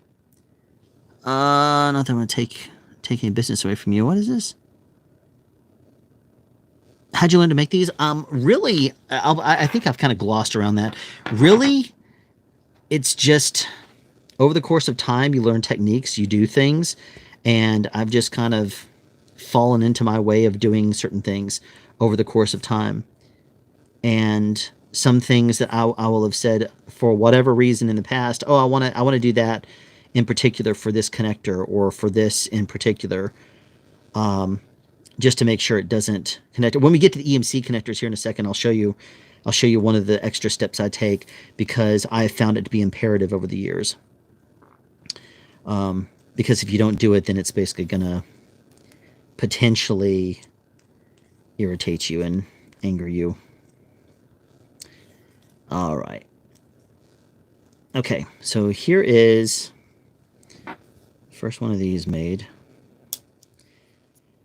And what I was going to say is, Horse Taco, since you ordered one of these, if you want to tell me, if you want me to find a piece of heat shrink, I can put it over this.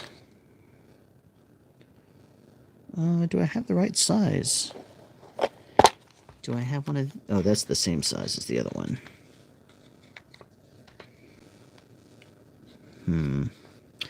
No, I don't have a green. I don't have a green. I do have a red. Dark green, please. I don't have a dark green. I have a dark green, but it's too big for this. And you'll never see that anyway. What I'm doing now, yay, the air conditioner just went off. What I'm doing now is an extra step that really you don't need to do, but I do it for a couple of reasons, and I'll explain why here in a second. If you missed me do the original one that I made tonight, you missed me explaining why. But what I'm basically doing is making a little bit of a filler material that's going to go on the inside of the boot for strain relief. I'll show you why here in a second. There we go. We're getting it in there. We're cooking with grease, as they say.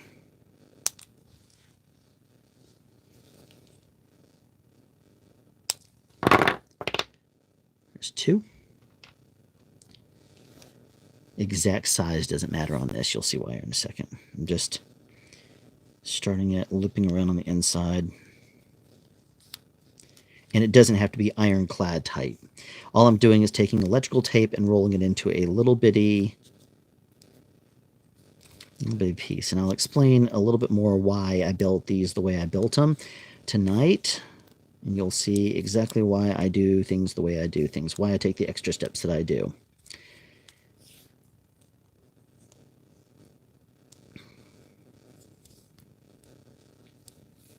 Okay.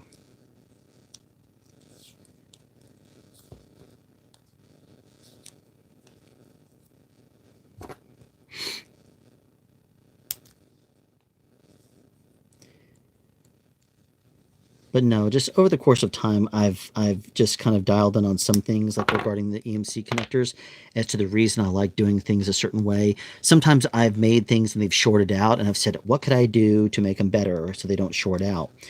And I've looked at it and said, well, if I add a little piece of electrical tape here, and then it won't short out. And then I've tried it and it's worked just fine. Then I'll say, okay, next time I make one of these things, instead of electrical tape, I'm going to put heat shrink there. And then I do that and it works perfectly too. And so I'll say, okay, great. Well, I'll just do that in the future. So that's one of the reasons why, as I have run into needs for certain things, I have done them. With regards to these dummies, I had never made one before, but it's very simple. One of the reasons you don't just stick a resistor directly in your XLR port is because part of the whole idea of it being connected up, it's got to simulate a microphone, but part of that's going through an XLR connector as well. If you just short it directly across, then you don't have a shell going in there. You don't have the actual microphone, and part of the components are going to make it kind of a real test. So if you want it to be a realistic test, then you kind of need to do it with an actual connector. Plus, it's a lot better to make a connector you can just easily drop in something whenever you want to. All right, so that's pretty good. Make sure I didn't miss a chat. Red is fine. Okay, so if you want a red one, that's fine. I'll do a red one for you here in a second. You will have the special one. If anybody else in this chat has actually ordered one of these, and you want a piece of heat shrink on there that will tell you, now I just got to make sure I keep your red one. Good night, Akito. I just got to make sure I keep the red one that I put on yours away from everyone else's, because last thing in the world I need to do is send your your XLR dummy to someone else and then have you get it and say, Alan, I didn't get it. I didn't get the one that was for me. You sent it to someone else. I'll be like, oh no, I failed. I have a special release tomorrow morning. I think it's going to be coming out probably about 9 a.m. I had a content creator reach out to me after my video that was requesting basically I put the word out there. If any content creators out there wanted to do any sound related content and put it out for the channel, because there's a lot of people that are interested in doing things, and especially since they've been shut down for COVID, people have made videos, and because everybody is making videos right now, the entire YouTube got flooded. And I mean, I got some people say, yeah, I made a video and I thought it was pretty good, but I only had 6 likes over the course of a week. And I'm like, yikes. Well, part of the reason is because everyone in the world is doing the exact same thing. And so I said, you know what? If you have a good idea, then I am not against, if you have an idea or something cool that would be something to showcase for my audience, by all means, let's do it. Sorry, drinking a little water. I said, make a video, and I don't have a very big channel by any means, but, you could maybe get a couple 100 views or something. No guarantees. All right, Horse Taco, let's see what we got here. We got some red ones. Can I get...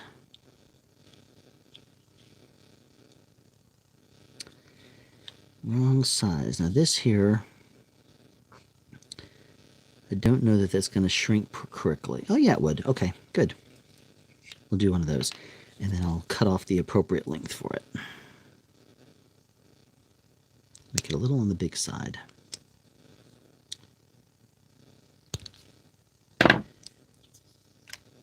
So, doing an extra step here.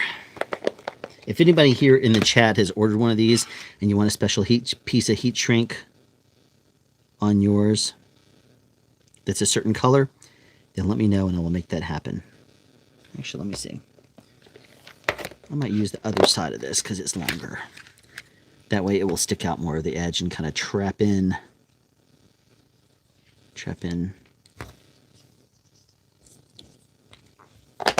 Cool.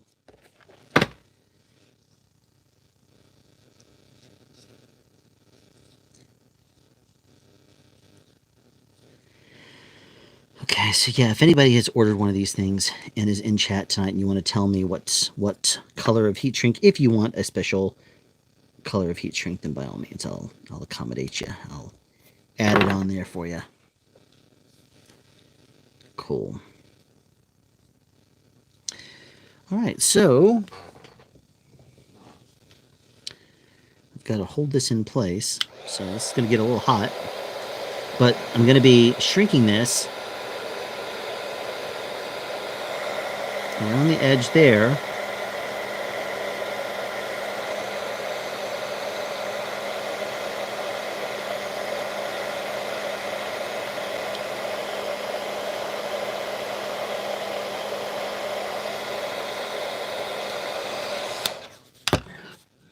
Okay.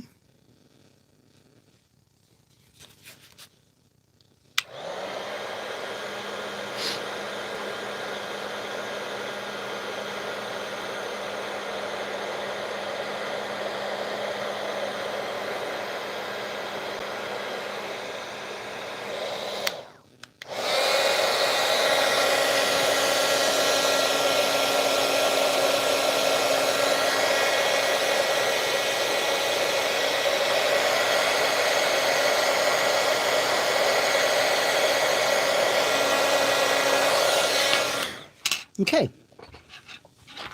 So let's go ahead and finalize yours, Horse Taco. Here's what we're doing. We have this part here. You have to have a boot that goes on there. And bend this ever so slightly so it goes snug inside of the connector. So now this is inside of the connector. And you see how the heat shrink is actually going to prevent it from touching the side. So there's no chance of rogue resistance getting in there at all. Okay, so now this is fitting in there nice and snug. Now you see this part right here? This here, I don't know if you can see it very well, but there are teeth on the inside. Let me see if I can dial in the focus. I don't know if I can dial, if I can zoom. Oh, good, look at that. All right, you see the little teeth on the inside? Those teeth, it's cool, you can see on the inside.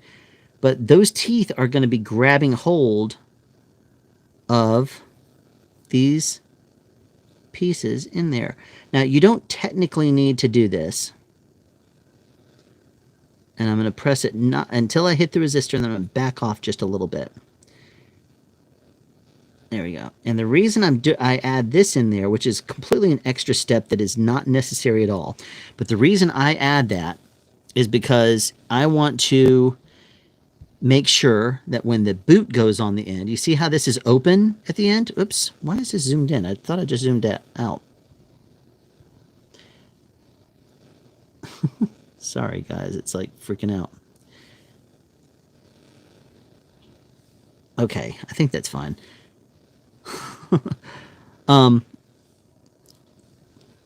I don't want a piece of metal to perhaps slip inside of here. Like if there's a little piece of wire or a nail or something, wherever you keep this, I don't want this to fall inside of the connector and to potentially short anything out. That's why I heat shrink everything on the inside. That's why I'm doing like a very redundant system here. And so you see, even with the heat shrink sticking up like that, adding a little bit of a reservoir at the end there, it's going to hold just fine, perhaps catch anything and prevent it from falling all the way deep in there. So as I slip this on there and tighten it in there, it's going to be grabbing, and the edge of this shield is going to go around that, pressing those pieces in so that way it grabs really, really solid. So there we go. Okay. In there. Yeah, I can see just a little bit. As long as I can see in there enough. Sorry, I know it's blinding. Good. As long as I can see the red in there, I'll know that this one's horse tacos. Okay. And every single one of these, I'm going to be testing and verifying that it works before I send it out. So don't you worry about that. I will do the next one, and we will move on to the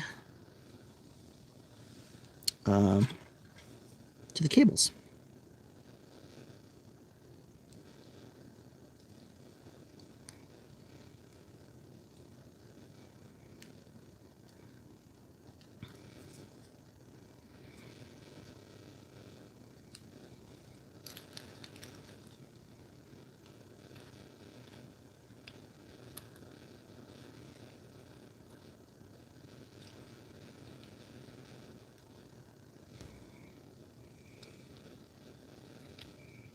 No, you're not going in there.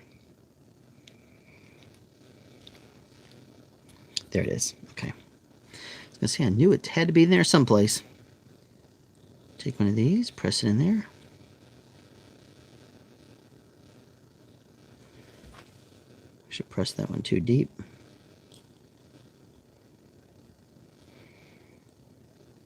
Good. Actually, no, that should be fine. Let me just verify it's not going to... As long as it doesn't go in there and hurt the resistor. Right there is going to be fine. That'll be good. Okay. I'll add the boot.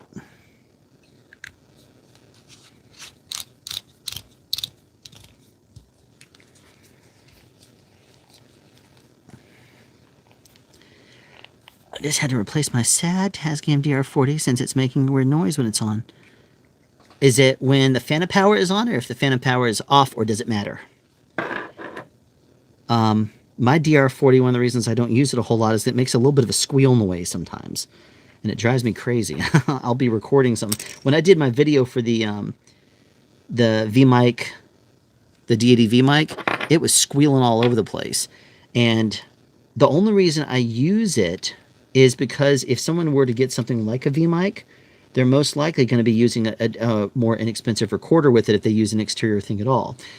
I don't have an H1, so I use an adapter, and I plugged it on the outside. And, yeah, we're good.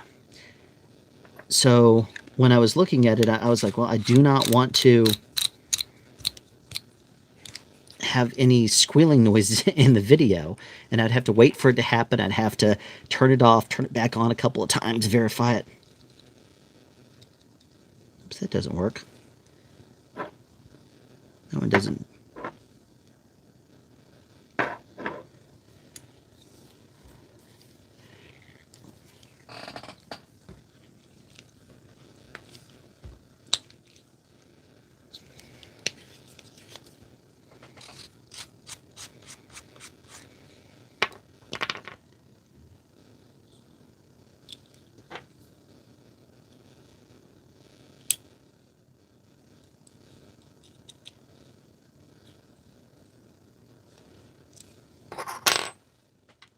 The reason I pulled this back out is because this little dummy was too... It wasn't in enough to grab it solid. Okay, so now I'm going to put it in there again. Let's do this the right way.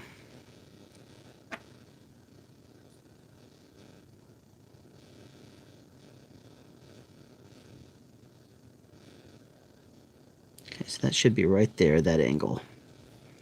Booyah, perfect.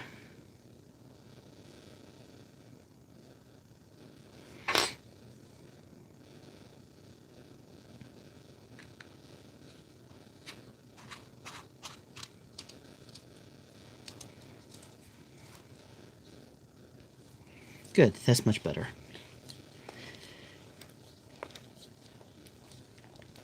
Okay, good.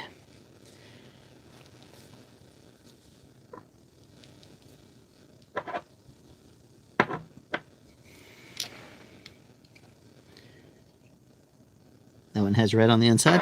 That's horse tacos.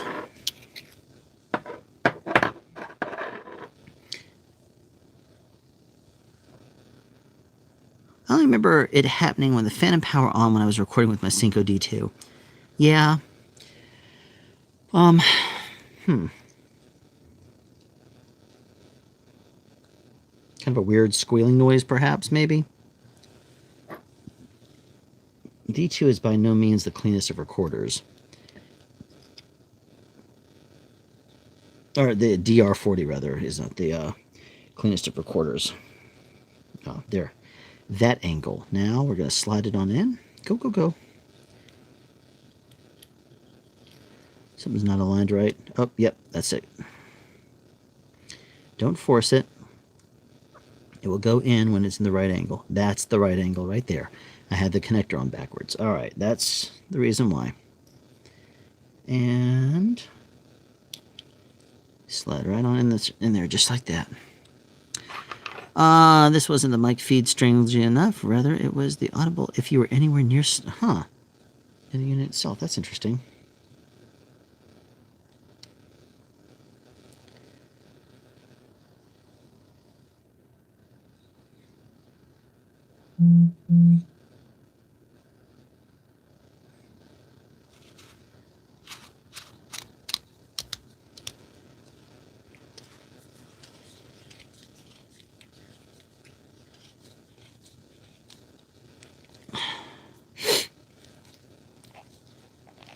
Okay. Good. It's not jiggling around or anything. Let me answer this text real quick from the wife.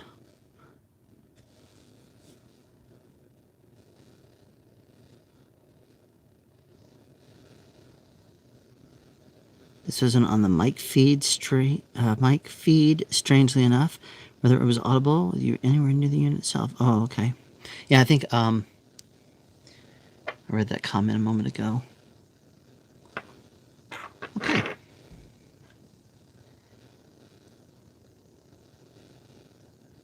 Oops, that one's not going on there, right?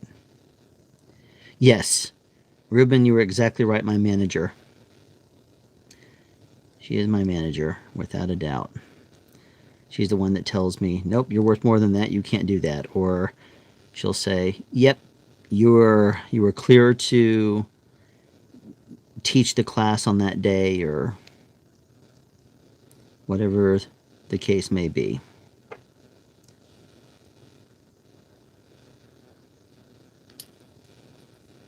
She is the keeper of my schedule, provided I'm not on the show. If I'm on a show, then the show is the keeper of the schedule. Speaking of, did you end up going for ice cream today?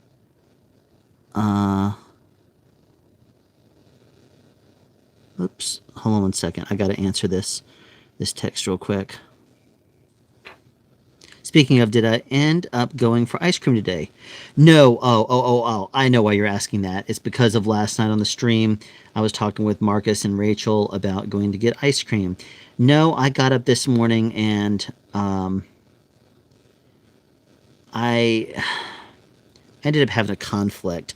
My wife had a few things going on today. And this is why I said I had to consult with her about things, about details, because I remembered there was something going on. I couldn't remember exactly what it was, but we're gonna do a rain check and we're gonna play catch up next week. It'll be nice.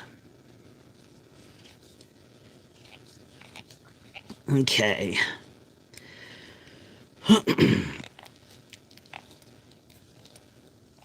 Let's see. Okay, that's the last of the XLR dummies. All 6 of them are done. Done meticulously to my standards and ready to go out to those who ordered them. So these will go out very soon. Okay. What am I looking for here? Oh, I can put away the bag of resistors. I have one more to make, but I don't have anything. So I'm going to be ordering parts for my last bit of orders. I'm going to be taking down the cable video that's telling people if you would like a cable, you can order one. I'll be taking that down as of Sunday. Now, you can still order something, but I would have to do, like, probably, if I'm not doing a big order, I would have to pay shipping. And so if you want something I can get free shipping provided I order a certain amount at a time at my supplier. And I think it's like only like 25 or 35 bucks or something like that. So it's not that much, but I'd rather order stuff and get free shipping. I just don't like paying shipping at all. I'm a creature of 2020. Okay, well, let me put these away real quick while I'm thinking about it.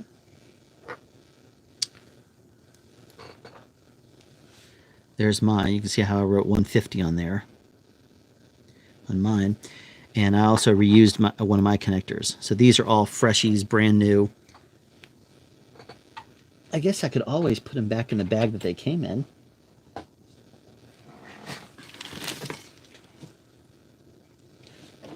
That'd be kind of neat, I guess.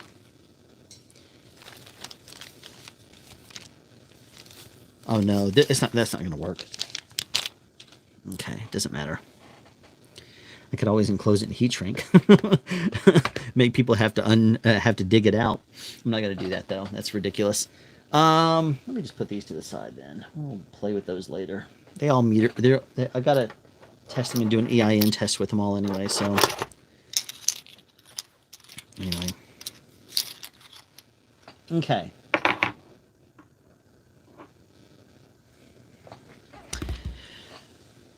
Let me turn this upon myself yet again.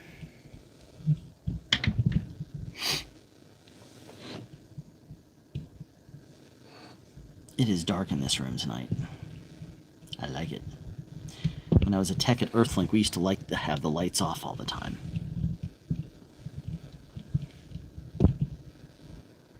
There I am. All right. So no, we didn't have ice cream. It would have been nice though. Just had stuff going on in the world. All right. Next step. Cutting the cable. Oh, jeez, that gave me a heart attack. I was like, you did not pre-cut this cable. I was gonna say you should have given me one big spool. You should not have given me any little ones. But I have I had another cable order that came in requesting a specialty cable made, or 3 cables made. So there we go. I'm gonna get into this and cut this to length. Now, I probably should have done this before I got on the stream, because you normally would have to measure it out with a tape measure, and I do not have one handy. So I should actually run and grab one real quick to make sure this is done. Let's see, can I have yellow heat sinks on my cables, please? Yes. Yes, I will look at, as long as, provided that I have the right size, then by all means, I will gladly do that. That's kind of why I hesitated to order a cable and a dummy. I hate shipping. Yeah. Well, I do free domestic shipping with this. If you're international, then I'll give it to you at cost. Okay, let me go grab a tape measure, and absolutely. Let me go grab a tape measure, and I'll be right back, and we will get cutting on these cables. So,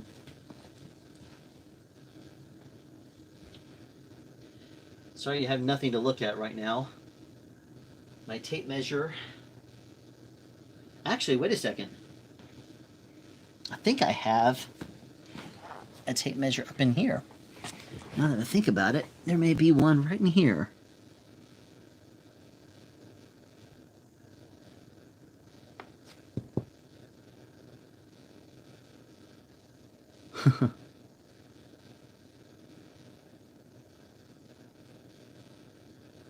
Sorry, I have all these different shelving, lav supplies, camera mounts. Oh yeah. I was about to leave the room, and it's right here.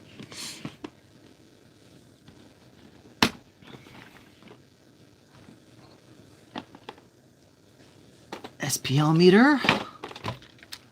This is miscellaneous things. You'll recognize like some things like this that I use for measuring the weight of my boom poles.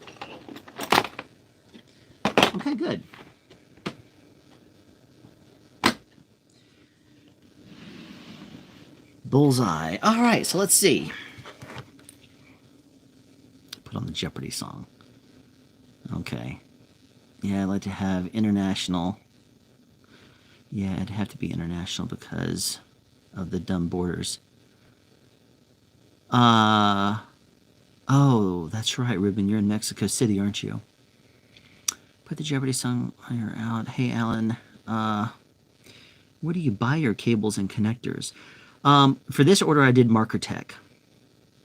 Never fear that ZipFizz enabler is here. It's Gerg. Never fear the ZipFizz enabler. I'll tell you, Gerg, since you did that typo last night, I loved it. What I will say is that PJ was in earlier, and he told me he did not want me to do a ZipFizz tonight, despite the fact that I have it right here. He said, I don't think you should do one. I said, okay. Well, there's no one that I'm not going to fight. I'm not going to fight over it. We're going to see. Okay, so let's measure this thing out. Oh, by the way, Andres, this is your special thin, extra thin star quad. That's for your extra special cables that you have requested and ordered. So you see how thin the cables are in comparison. I'll put them against my skin so you can see. They're almost the same dimension. They're just smaller right there. That typo was intentional last night. Well, that's great because I'm going to continue to call you Gerg. It's going to be a special term I have for you. It's like, oh my Gerg. All right, let's see here. Correct measurement would be right there.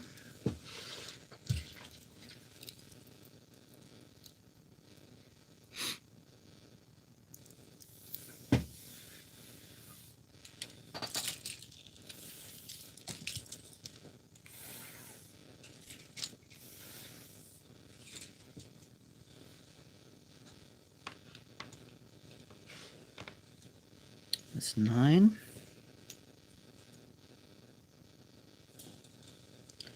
And 10 right there.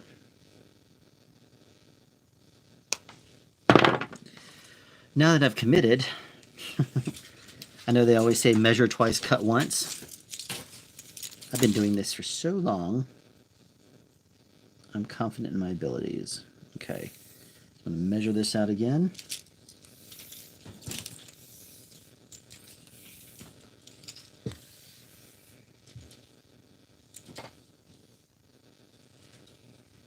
Oh, that's awesome. Look at this right there. It's like, when I did my second measurement, it's 1/4 of an inch off. That's awesome. Okay, one cable down.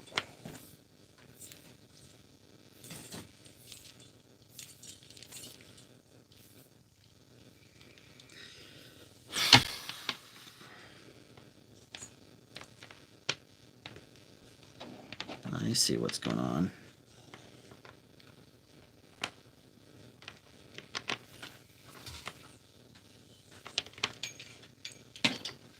Okay.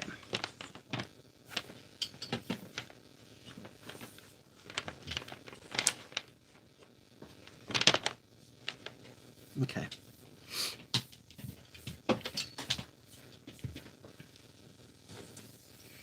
And if you're wondering what's with the weird cloak thing, Markiplier's brand cloak actually makes really good quality stuff. And I tell you, I've liked cloaks for a long time, and these are warm. And in the house, we usually keep it around 62 to 64 degrees. And I like that temperature just fine. But I will say this, it does get a little bit cold when you sit right underneath the air conditioning vent, which is right above me. Okay.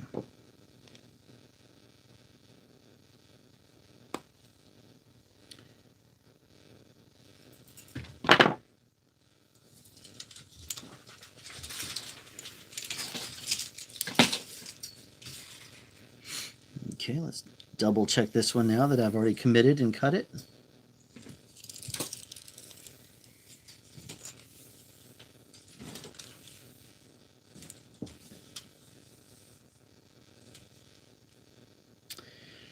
And again, look at that. 10 feet right up to the edge of the cable. So perfection.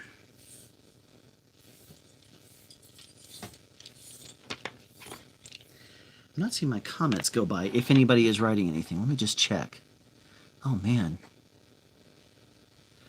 What is going on here? Why isn't this doing this? It's not scrolling.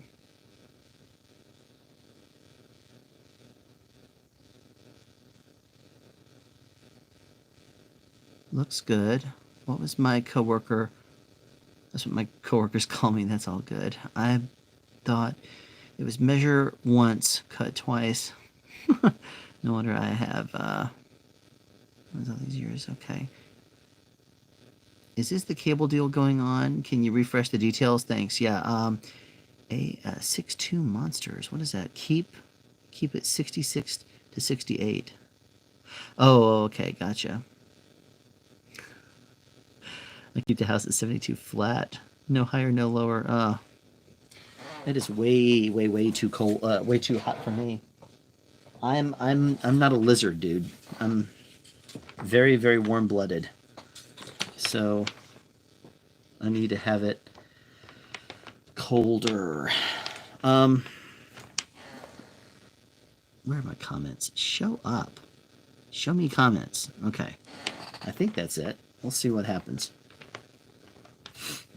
Okay. All right, what is going on here? Why are we having so much issues with this? Who coiled this thing? I'm going to complain. I'm going to say, how dare you coil my cable wrong? Okay. See, if I were doing my own cables, what I would do is what I was just starting to do right there. I would grab both ends and I'd put them together and then I'd measure two at the same time. But whenever I make cables for other people, I'm always extremely precise in all my little steps. So like if you notice, I'm not putting one of these on, I'm not putting this on top and then twisting it as I pull it, because if you do that, it can actually over pull and you have to lock it in place and then slide it out to the same exact place over and over again. That way you're getting proper measurements. That's 8 feet. And that's 10 right there.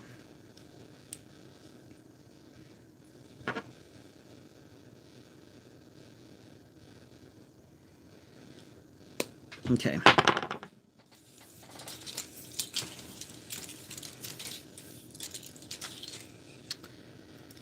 It's not telling me anything in chat. So if you're saying anything, I'm sorry. The air conditioner is back on and it is literally blowing me right from above. So if I had my long hair again, you'd be able to see it.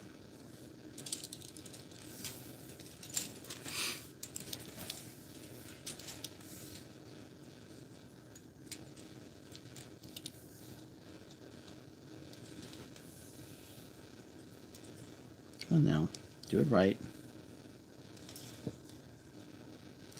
And again, 10 feet and right there. So this one is perfection also. Let's go.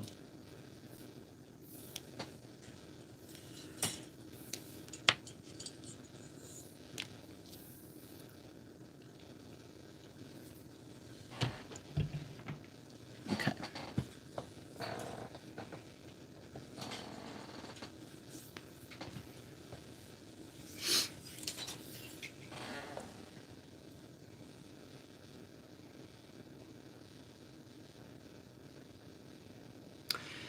Have I ever been in northern Canada in the winter? I would love it. Sadly, no. I would love to go to Canada in the winter. I have been as far, though, as I've been, well, actually, in cold temperatures that we're talking about, I've been to Wyoming in the winter, and I've been to, probably the coldest place I've ever been is Minnesota. In the winter, it is crazy cold. It was, when I was there, it was -19 with a wind chill of -39. It's completely ridiculous. It's like, it's, oops, my hand slipped. I got to start over again on this one. That would not have been accurate. Okay. Good.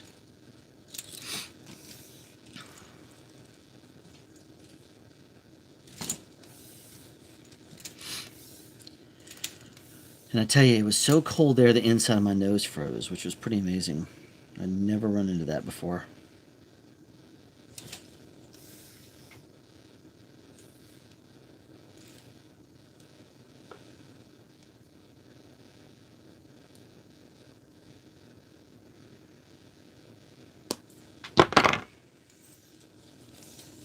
Okay. For some reason, my chat's not showing up anymore.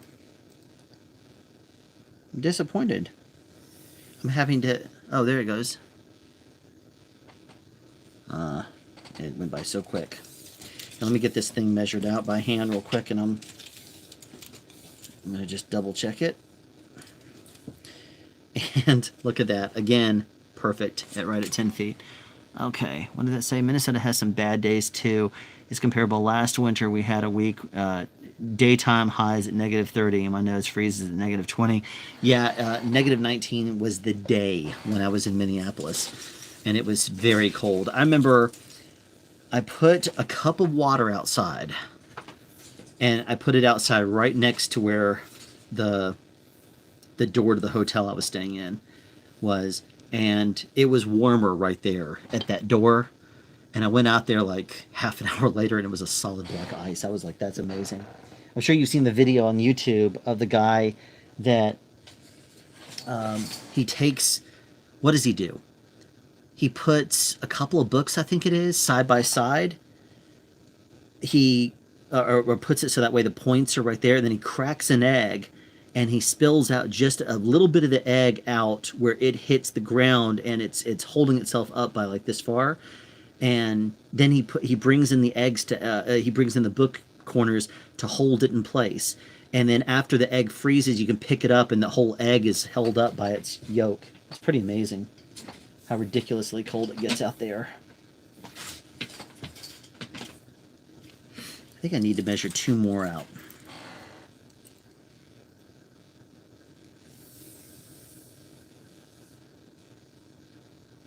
Okay, that was not accurate. 1 second. I didn't line it up right. There we go.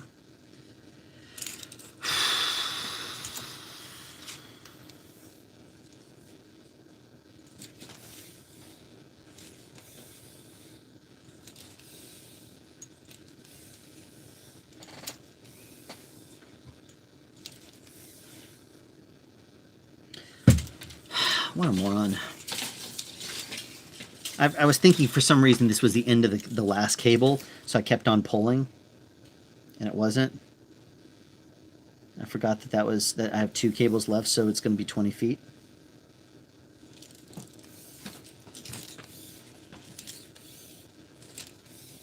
Oops, hand slipped. When your hand slips when you're doing this, what you have to do is you have to line up the cable, lock your hand in place, slide it across exactly on the same plane, and then pull it across at the exact same plane as well. And as long as your hand slips together at the same size, at the same time as the tape itself, you're going to ensure a good measurement. All right, this should be it right there.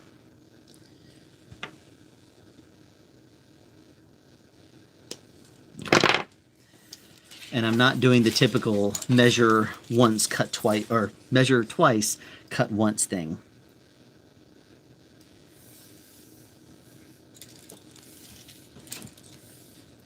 But I've not been off so far more than 1/4 of an inch.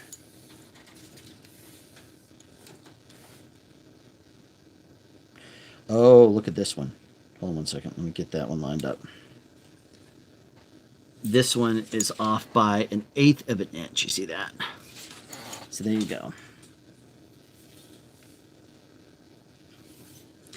They usually give you an extra inch or 2 for your cuts, or just to make sure you have enough length. So I should be good there. Let's see. Hey there, Lone Angler. Okay, went to the... What does that say? Went to the cable video. Not sure what a dummy cable is. Forgive my ignorance. I'll email you. Dave, no worries. The video, if you're looking at it, the 150 ohm dummy, it's not an actual cable. It's a dummy XLR. It's for measuring thermal noise. It's one of these things. I've already made those on the stream tonight. So here we go. Now we're going to see the moment of truth. If I have cut all of them wrong, and my technique cannot be trusted, this is going to be short or long. And either one would be wrong, would be bad. Because that means I would be shortchanging somebody's cable or giving them too much. But it should be accurate. Let's see. What we'll also be telling is if MarkerTech gave me the exact length that I need or not. Yep. Let me just double check it once real quick.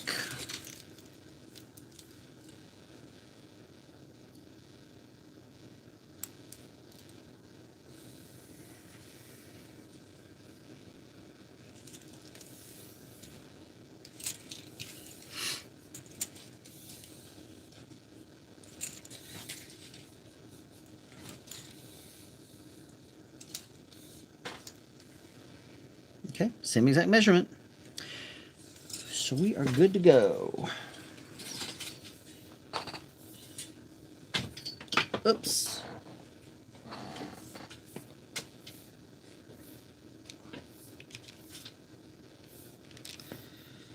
All right.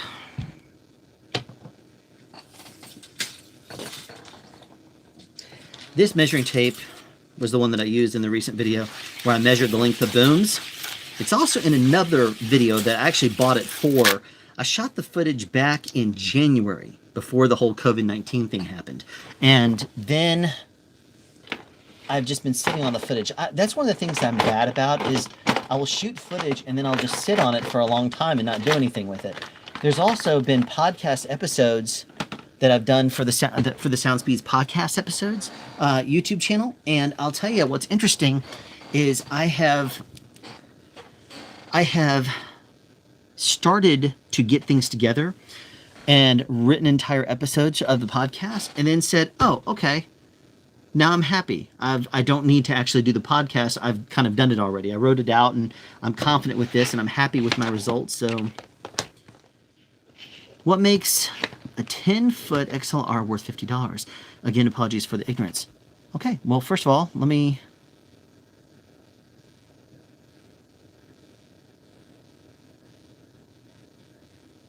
Yeah, fifth cable with an extra foot. No, not tonight. What makes a cable worth $50? Okay, first of all, I'm going to be using a Neutrik EMC female connector, and that connector by itself is over 12. That connector, I will be using another Neutrik connector on the other end, so that's like 15 right there. The cable that I use is a Star Quad, which is a it basically, you'll see in a second, but what basically you end up doing with a Star Quad is it has a total of four cables. It's not just the three, the shield, the pin, the 1 and the 2, the positive and negative. It's actually 4 with the shield wrapped around it. And so those are opposites. These are opposites. There's 2 pairs of blue, 2 pairs of white, and those are better for resistance. The shielding on the outside is really good. The cable is actually really good. There's good weight to this cable.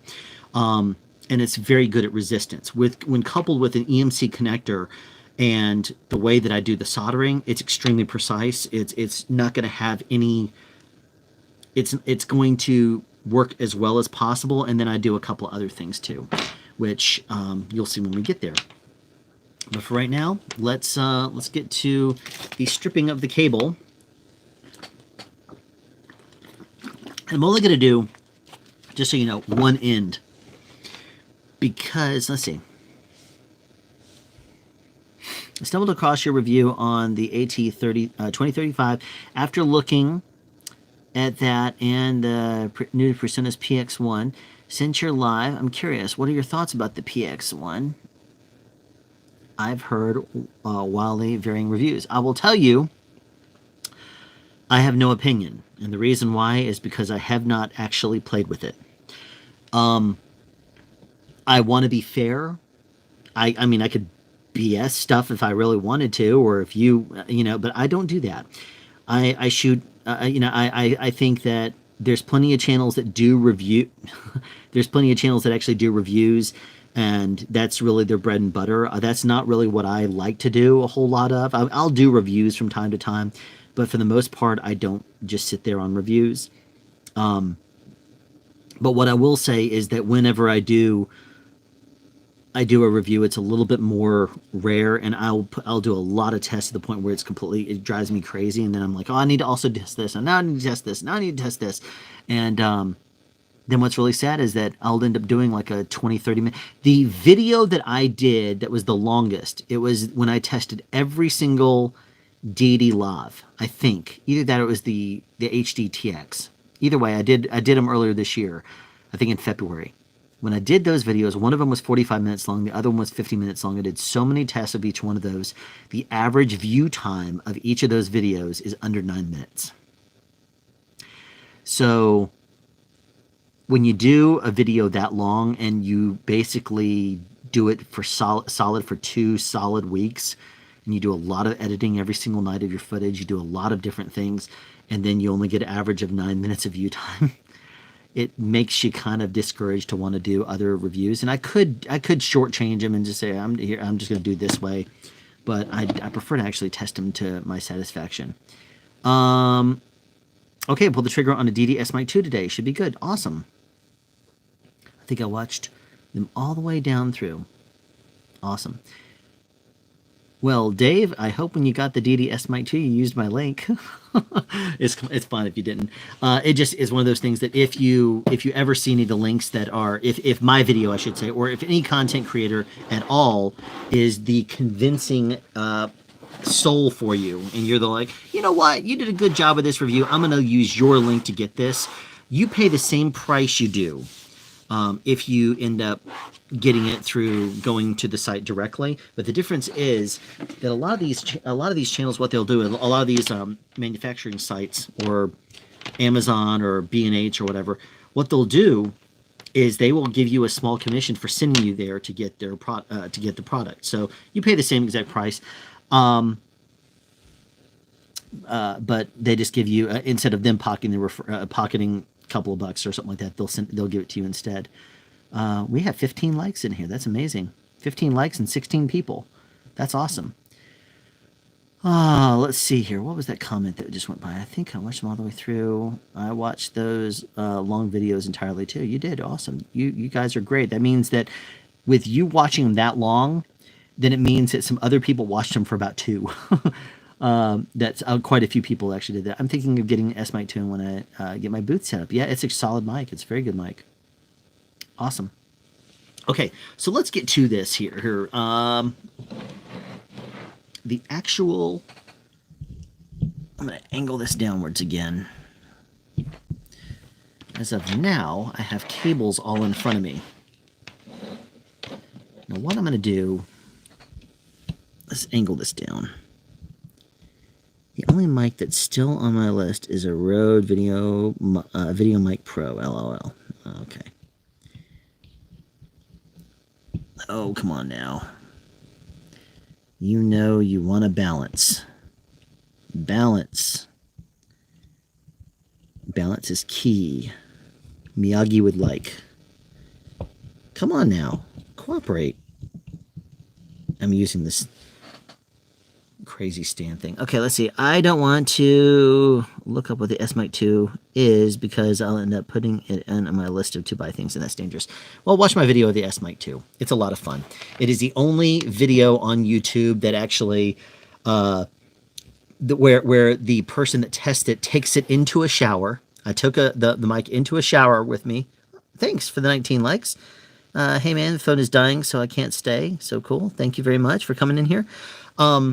It is the only video on YouTube though that someone takes a shower with the microphone on camera. I mean, obviously I'm wearing clothes, and then I dry it by throwing it in the clothes dryer.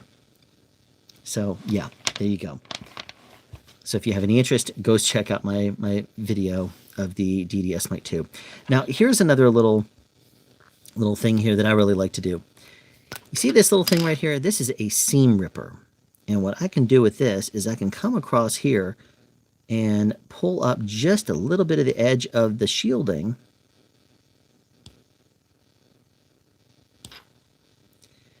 Pry this up ever so slightly. And then once I kind of dig it in there,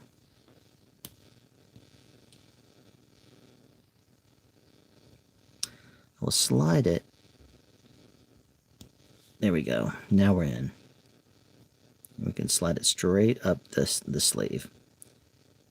And usually break it in little bitty bits without cutting around it. Now that's if I were... Actually, I'm getting a little bit ahead of myself. I don't need to actually do that with this particular bit. What I will do is I will use... I'm actually... I should be just cutting it this way. I'm going to only give myself a little bit of play, maybe only about that much right there. And yes, it is pink. It is not mine. I couldn't find my... I usually use a pocket knife that I was given a couple years ago from one of my students. It says Allen on it. It says Las Vegas on the other side. You've seen it in a couple of my videos. But I usually use that one, but for some reason I cannot find it tonight. So, there we go. Good. May have cut that one ever so slightly deep. Yeah, I'm going to back off about an extra quarter. That's all the extra that I need right there. Okay. Yeah, that's the perfect depth. I overshot that first one, admittedly.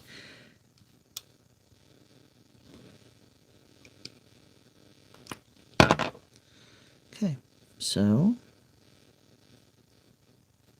gently.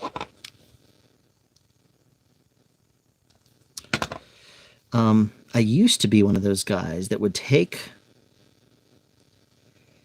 the razor, put my thumb on one side, press on it like this, and then ring it around and cut a piece out like that. But I ended up at one point slipping, and I cut my thumb and gashed, and I tell you, my thumb bled all over the place, and I wasn't able to finish. It took a while to heal because I used that area of my thumb quite a bit. So ever since then, I'm like, you know what? I'm not going to do that anymore. So yeah, it's one of those things that you can do that if you trust your ability. Perhaps I shouldn't have used a razor, and I should have just used a pocket knife for it. But we live and we learn. Okay, let me see what those comments were that just went by. Yes, that's why the dryer has issues. That makes sense. Yeah, it sounds like you've been talking to my wife, because she told me, you know, it's been acting up ever since you did that video. I'm like, I'm sure it's unrelated. Watching with the seam ripper makes me nervous. Yeah, and it's funny because I wasn't even I should have been using this. All right, gentlemen, I'm off. For anyone in the northern hemisphere, there is currently a comet visible, and I'm off to take a photo. Horse Taco, if you get a good one, shoot it to me, please. I'd love to see it. I am in the northern hemisphere, absolutely, but I will not be there tonight to look at it.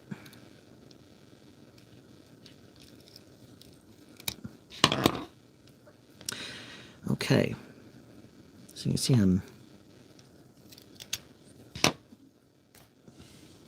All right, so here's what's special about the inside of a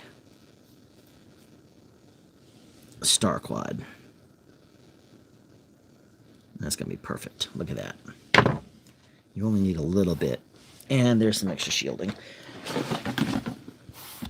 Clean that up. Okay. So here's what's awesome about Star Quad. It's got different layers of paper.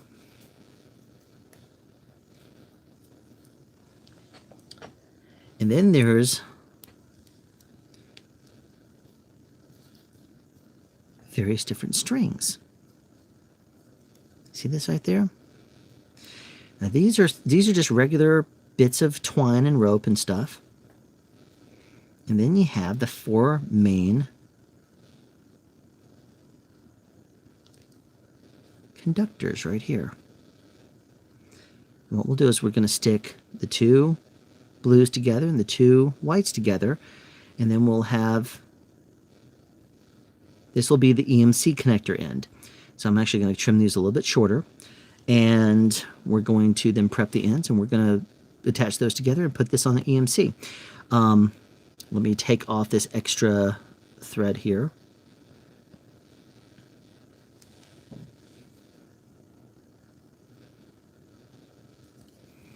One second, I'm going to actually pull this shielding out of the way all the way.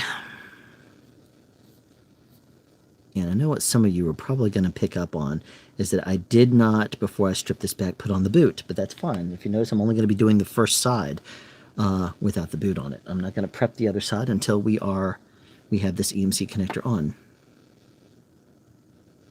Okay, so there's the thread that kind of fattens it out so that way the shielding will go around it properly. And now we have this side here, and these cables I'm going to trim down just a little bit because I only need about maybe 3/4 of an inch, perhaps. Let me look at that for a second. Let me think. Yeah, maybe a little bit less than that. So I'll go right about here. That will be all the length I need. So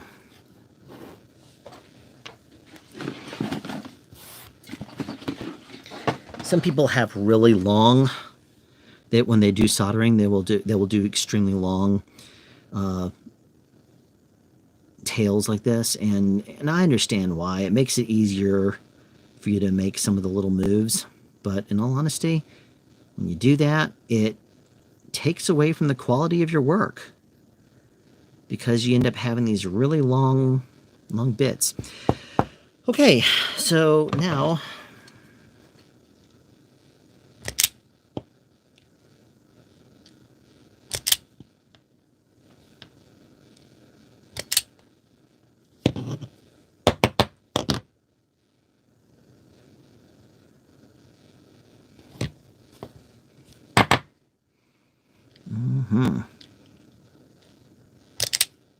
oops, let's go. Come on, catch it now. You're being difficult, are you? All right, may use a different one on you there in a second. Got that one. It's because it's kind of tight. That's why. I'm going to cut in a little bit more on this one. It's not stripping. That's all right. We have another version. That one got it. I prefer to use the bigger one. It's more precise, but this one does the job. Okay. So this is now done. Put all those to the side.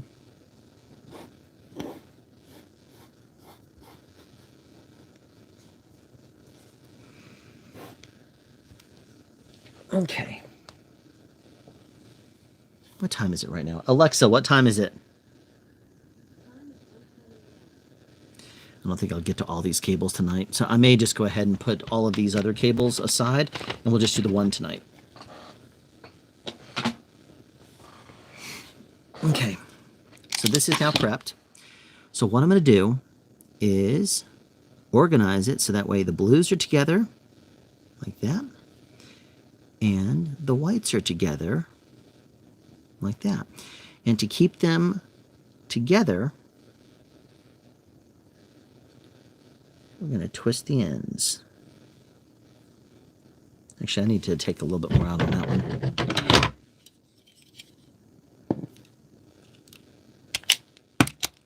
There we go.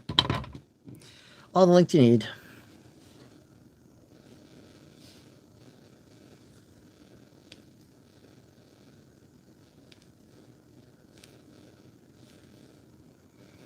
So the white ones are kept apart now. The blues are now going to be coming together, and the whites and the blues are kept apart from each other, but they're being twisted together. It's going to keep them nice and tight. Now, I will be doing some pre-tinning to these, but first thing I'm going to do is tidy up some of the string. It's really so awkward doing this to camera.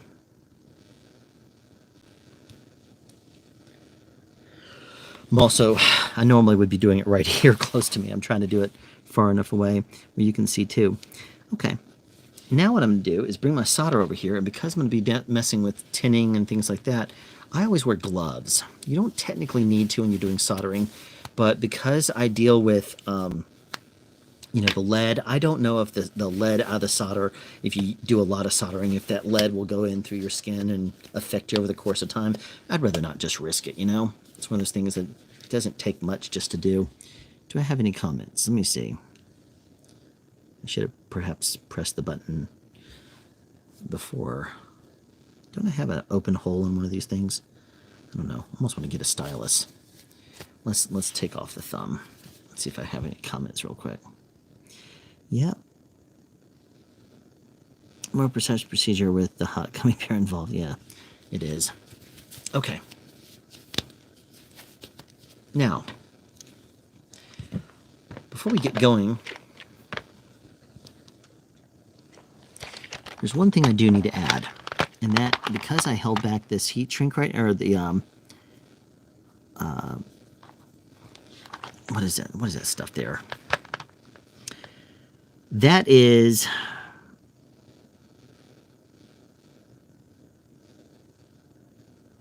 you should always use your lead safety precautions. Good. Left thumb. That is the shielding. That's the word I was looking for. Okay, so if I were to put this on here, is that going to be the right size? Survey says no. So it means it's this cable. This is going to be the right dimension. Right. Survey says yes. Okay, so now what I'm going to do is cut down just a little bit of this one. About that much. I'm going to use that. You'll see why in a second. I'm going to slide this in here and over the insulation wire. See that? So by me sliding this over, which I probably should have done the tinning first before I put that on there, it keeps... I overshot it like a moron. All right, let's take it off. Let's push this insulation back. And now I've made a mess. I'll tidy that up in a second, don't you worry. Now I'm putting this on there again just to put over that insulation. I'm going to press it down to hold it back. Okay, now let's tidy up the cables that we just got through making nice and neat and pretty, or purdy.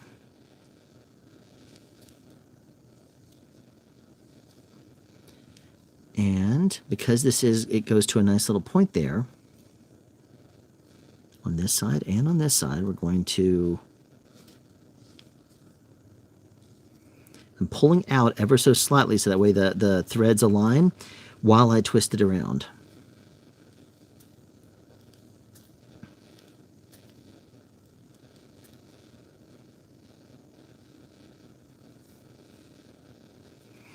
Okay, so those are both looking nice. Now what I'm going to do is I have my solder right here.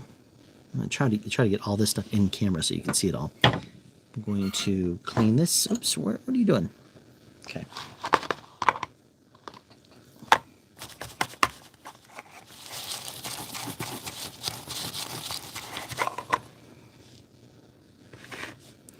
I'm doing this so far away from myself so that way you can see. Maybe I need this hotter.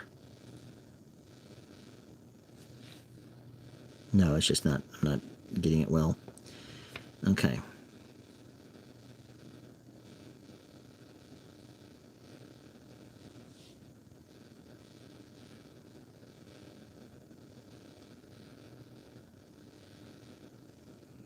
Just going around and around while I let the solder slowly work itself into the copper. Well, interesting note about copper. It is a wonderful it's a wonderful conductor, but you do have to be careful when you are setting up a copper mine, because you have to do it in a bulk amount to be profitable, because it doesn't cost very much. Copper is not considered precious by any means until you want to get a good copper for a cable. So there we go. We're running around there nicely. And I don't want there to be too much lingering on the end of the cable. So you see I have all this extra right there? I'm going to go digging it on in there. So I basically just added a little bit to the end. So that way it's holding this together. Now let's plot an EMC end. Neutrik EMC connector. And I love these little doodads. That is not it.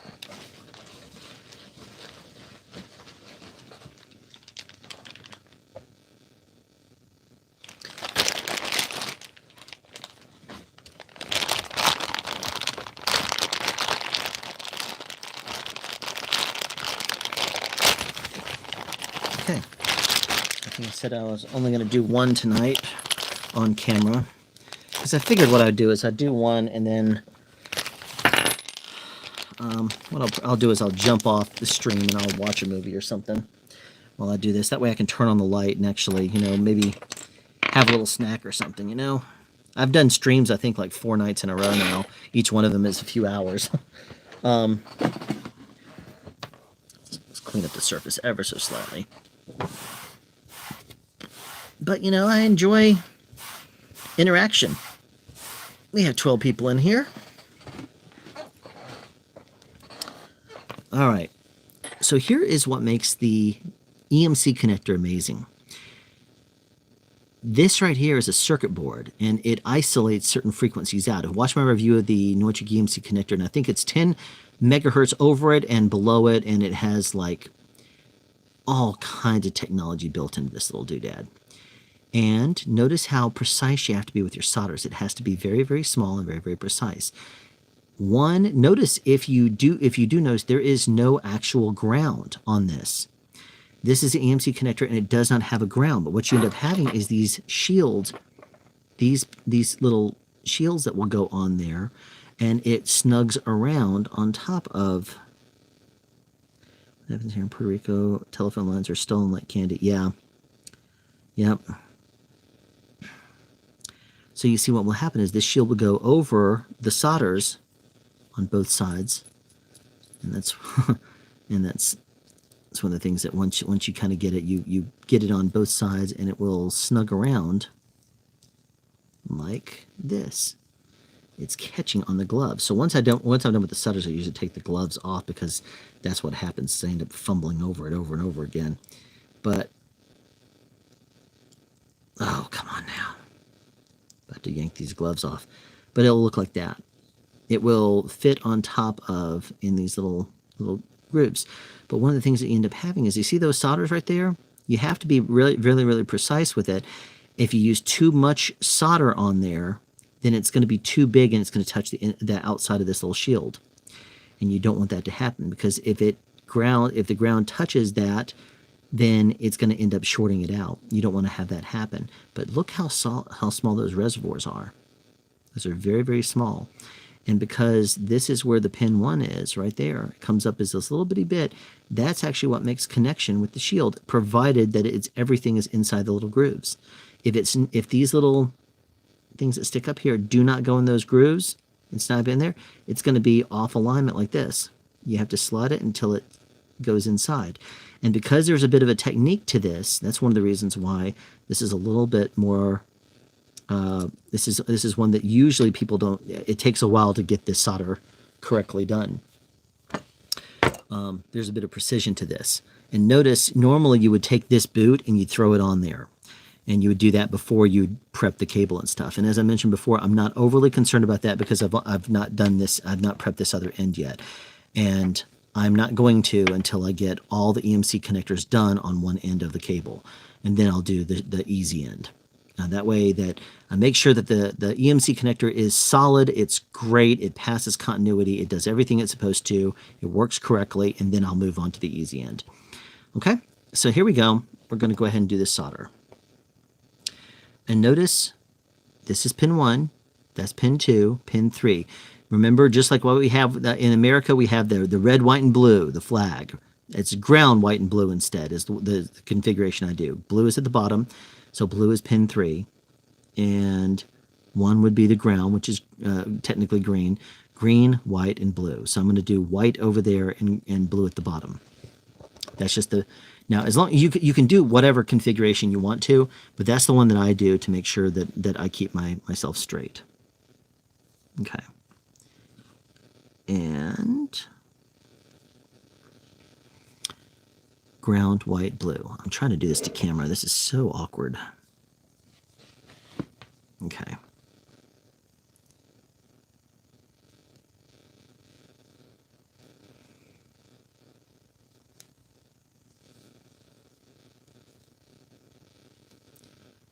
All right.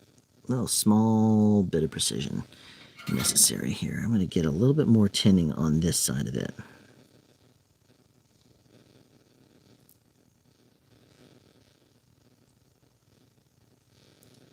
Okay. Okay. Now, the blue is going to go in first. Slide it in. I don't think you can see this accurately from where you are. Let me see if I can improve this angle at all.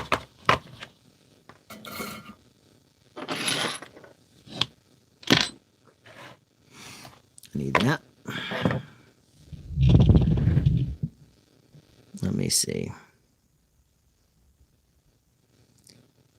All right, hopefully you can see enough there. Blue is going to go in first.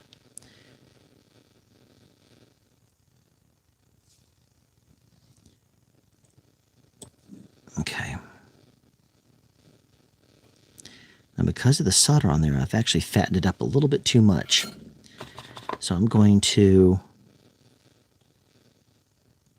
There we go. Position it a little bit. Come on now.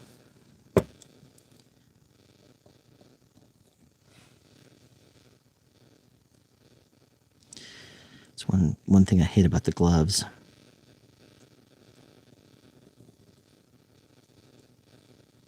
There we go. Now it's starting to work. There we go. Now, it's in there, but it's not a great solder just yet. I'm going to add a little bit of solder to it.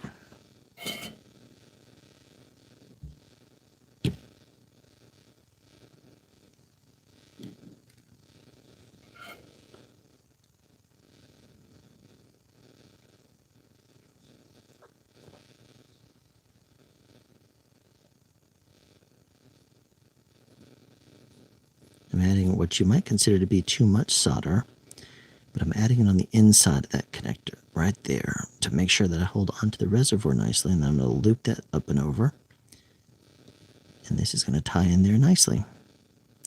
Give that a second here for the solder to solidify. And there we go. That is good and solid. Now, if you notice here, the back is not being held on a whole lot. I'm pulling on it pretty well. So what I'll do is I will, just to make sure that it's snug on there pretty well, because this is a very delicate solder, I want to make sure it's done and it holds on well. I will flip it over to the other side.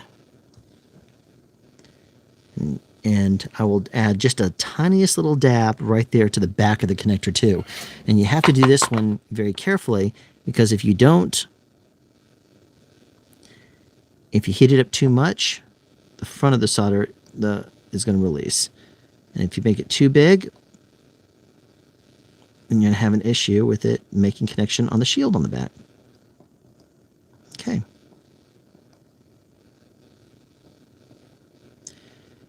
Okay, come on now. That's it. Oh no, clear. All right, good, good, good, good, good. There we go. And I'm actually going to clip that off, that little bitty thing, once this solidifies.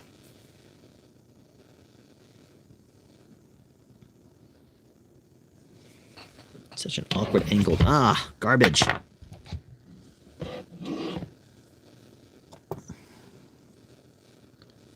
Okay, yeah, I'm going to cut a little bit of this off.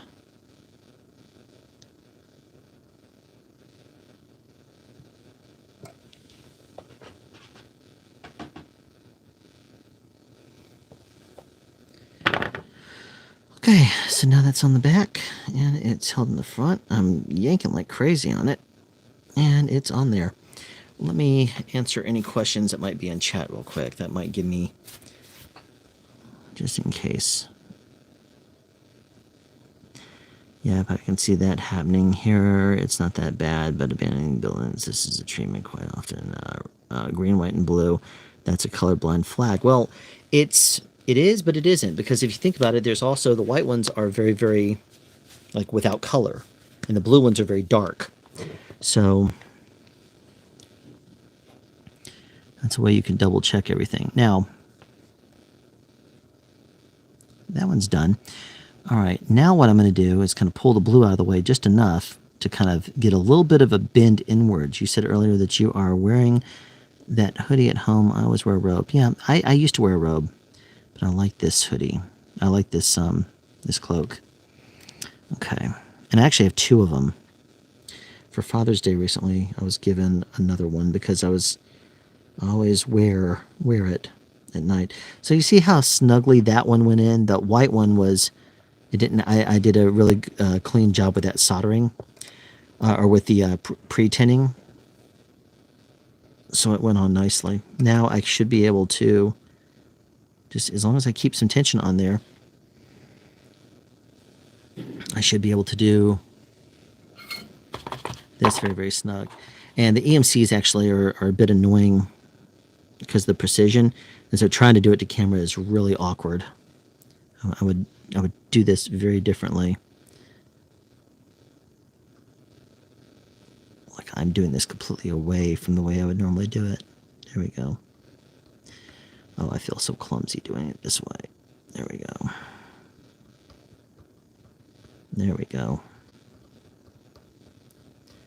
You don't really want to touch that circuit board down there, but you want to get it nice and solid all the way down there.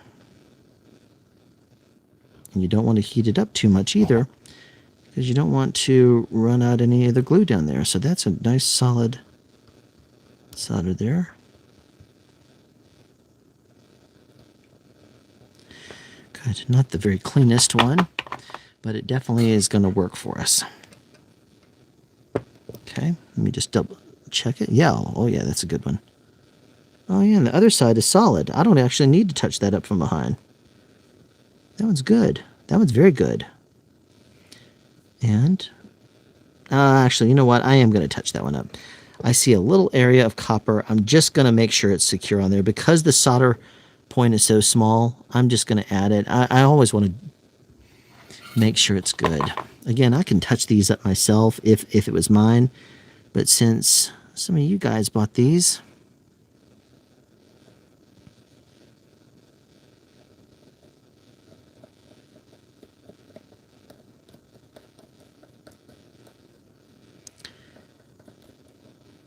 okay. There we go. I'm going to clip off that little piece there too. Okay. Ooh, buddy, get in there. Okay. Let me check. Yep. Yep, a lot of extra solder on there. It's not touching the board. Everything is clean all the way down, looking at the board. Things are good. All right, so now what I'll do, I'm going to take these gloves off because this drives me crazy. Now I'm done with the solder over here. Let me just see if I have any more comments. I don't have to do it in the camera. You can make an HD sound support video on this. Yeah. Do they have right angle EMCs? They do not. They do not. Sorry about that. Okay. Now, notice this. This heat shrink now is going to snug over top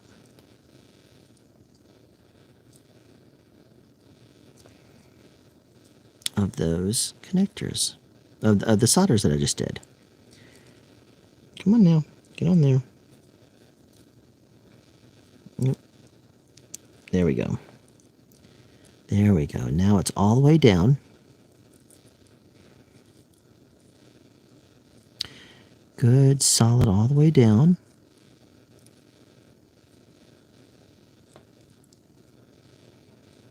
I think the edge, there it goes. There it is. That's much better. Now it is snug all the way down to the very, very bottom. It was catching a little bit. So now what I'm going to do is I'm going to do the same thing I did before. Press down. And we are going to tidy this up with the heat shrink going all the way down.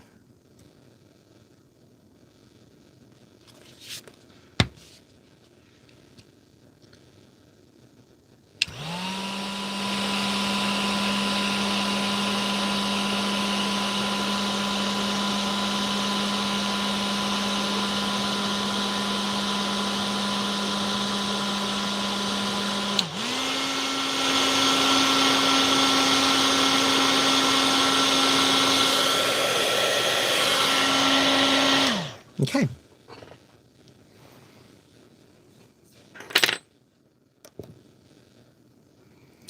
Now that heat shrink is in there nice and solid. So at this point, I'm going to straighten out all of this.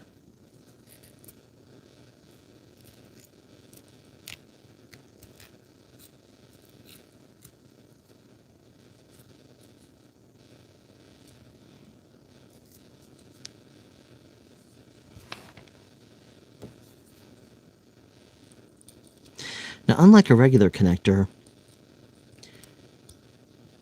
when you solder it, you have to do the ground also.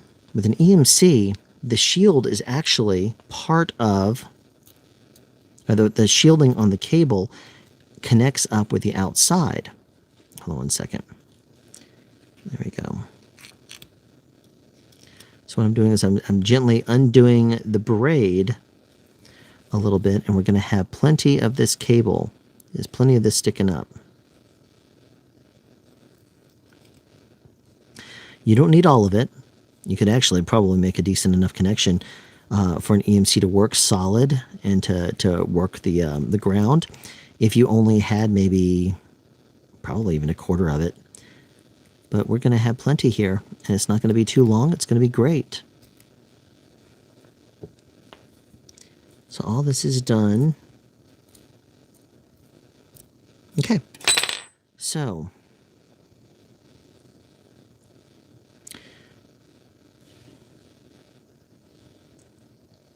yeah, let's see. Streamer leaving the solder joints, and you'll see why in a second. Well, I didn't even think of that. There's some great media also to solder some cables too. There's great idea. Soundspeeds got some EMC over here too. Here's to Flux. Yep. Okay. So real quick before I go any farther, I'm going to go ahead and put the boot on the other end. And you would normally do it this way, but because it goes on the EMC connector end, I'm going to go ahead and thread it all the way through. So now I get to fish this all the way down, and good times.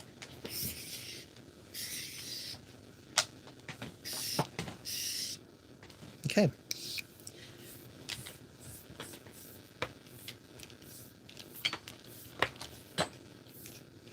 Okay. All right. So now is one of the fun parts. See all the shielding that we have, by the way? Because what you need to do is, let me see if I can get this to focus right there. I'm going to go ahead and put this boot on here. And actually, technically, I usually come in from the other side and I do this the other way. So that way the cable comes in this side, but we're going to do it this way for now. All right. Watch this part. See this part right here?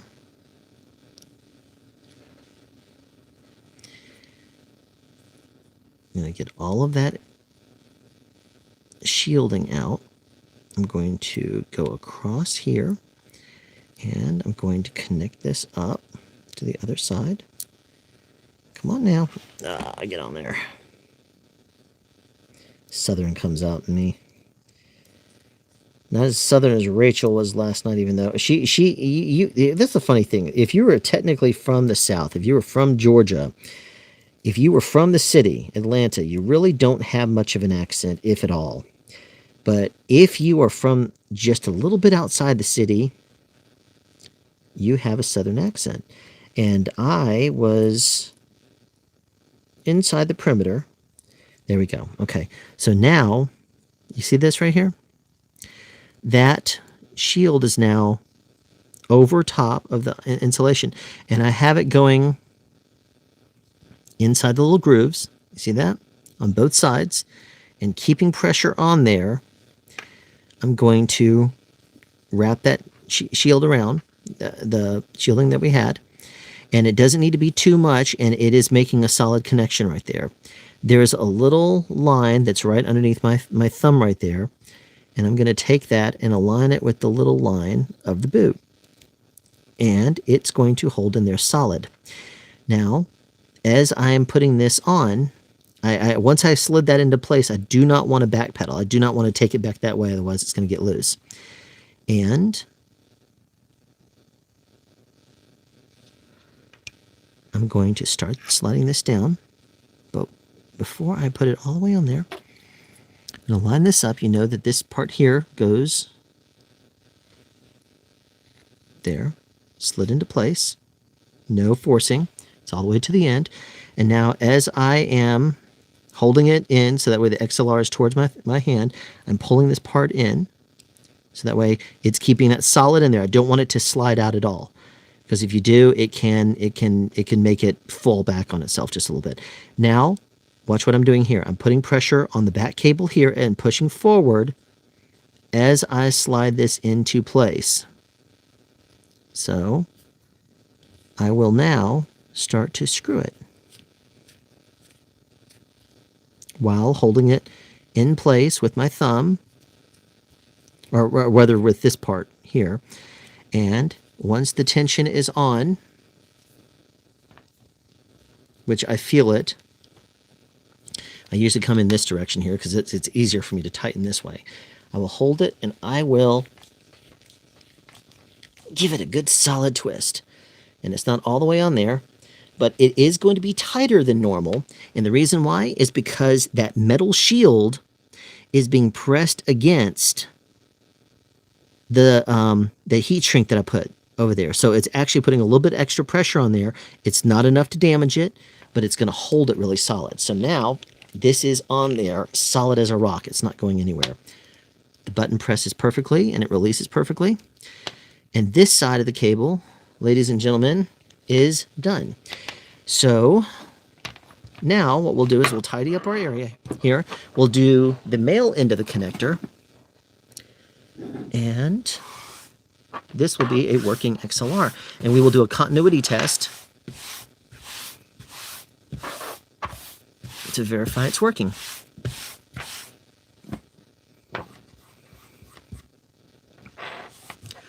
So there's a lot of precision in there, and if I needed to tidy up anything over the course of time, part of it also is that there's you have to use, like, the soldering tip that I'm using is actually, it goes down to a 64th of an inch. It's an extremely sharp little point, and it's fully capable of doing like a LEMO connector, or a multi-core duplex or something like that. Okay, so now those are EMCs. I want to also point out one thing here regarding the EMC connector. Notice right here, because this is based, the EMC connector is based on the FXX Neutrik connector. Look at this. The button is different. It's not the little rigid looking one that comes up, which you would run into on the MX connectors, or the FX connectors rather, because this is based on the FXX. Now, I'm going to show you real quick regarding this. Here's the reason why I prefer on the cables I make. This is a Neutrik connector 3-pin MX, and it's in the bag. So there you go. Here's the difference. If we were to compare the dummies that I made earlier with the MXX, if you see the right there, notice, remember on the FXX, the boot actually had the screw on there. Well, the threads are on the inside here. This connector, if you notice, has the screws on there when it was on the boot before. So that connector now does not have the ability to have this little colored ring on it that we were talking about. So that's the reason why you have that ring on an MXX connector, but you do not have it on an MX. But I will tell you the reason why I do not use an MXX connector on the cables I make, and I will show you here as soon as I get this out of there. The reason why is because you know how an XLR connector has this little part here that locks with the female right there. And then you press the button and it releases. That right there on an MX connector is a solid bit all the way through. It's a solid hole all the way through.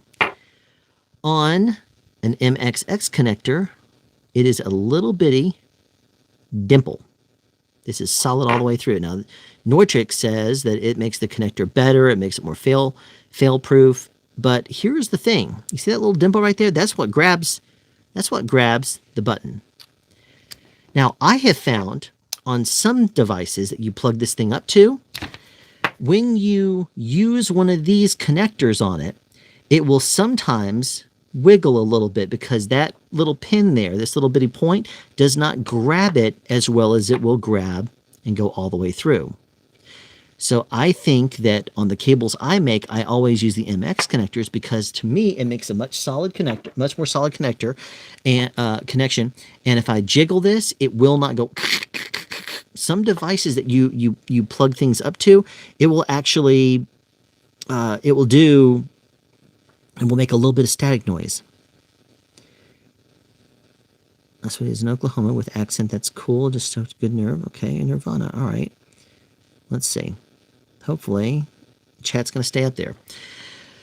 So, because we are starting on this end, I know there's probably somebody saying, don't forget to put the boot on. And you were right. Because if you put the boot on before you prep your cable, you're going to unravel it all and be very, very bad. Some people are probably waiting and hoping that I would forget. And if you are, you're evil. Because it just makes it more difficult to have to straighten out later. Okay. This is not one of the cables that I'll do for Horse Taco or for Andres, who wanted to have extra pieces of heat shrink on there. So instead what I'll do is I'm going to go ahead and prep this cable. Because I already have the boot on there. I can add this in there later if you notice. This is the pressure. It has pressure because it has this little bitty slit in there. But what I'm going to do is grab the wonderful pink X-Acto blade, and I'm going to cut in gently a couple of places here, all the way around.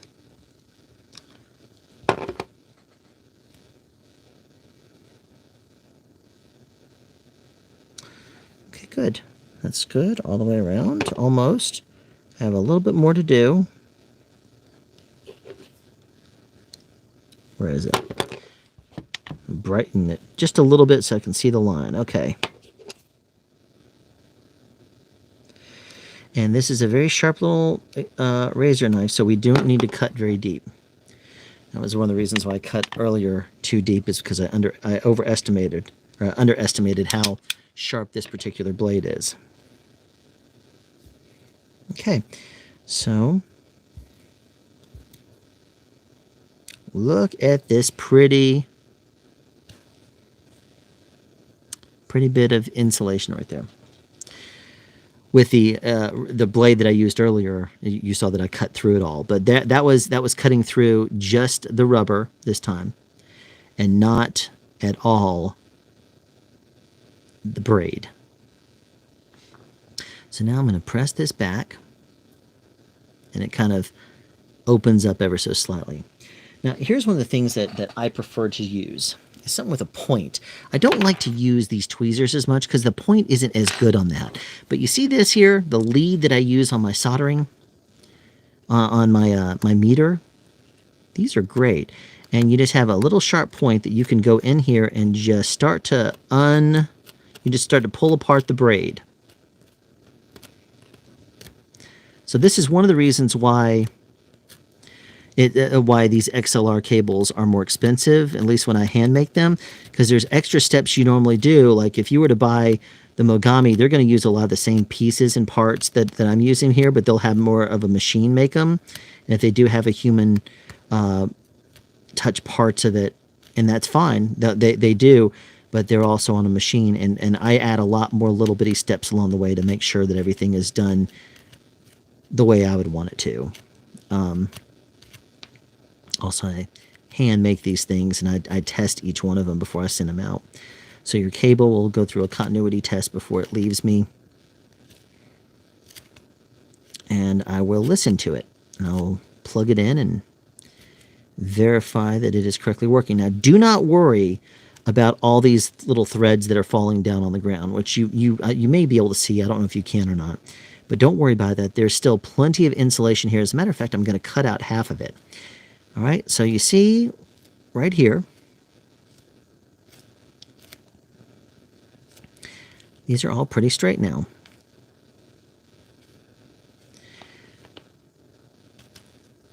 Just a little bit more over on this side. Okay. All right. Now, all of this is now straight. I'm going to pull all of the shielding back. Let me put this away. All of the shielding I'm going to pull out of the way. And sorry, I'm like whispering on the microphone. It is literally right there.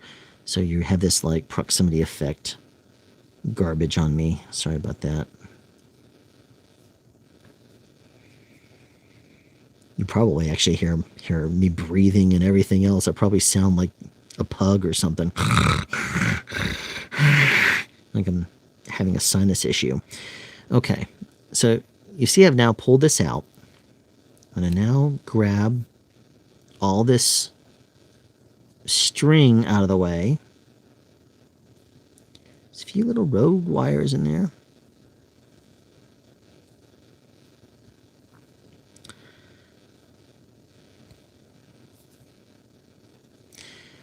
Okay, here is all of the string, the little bits of string. So go in there and clip all these off.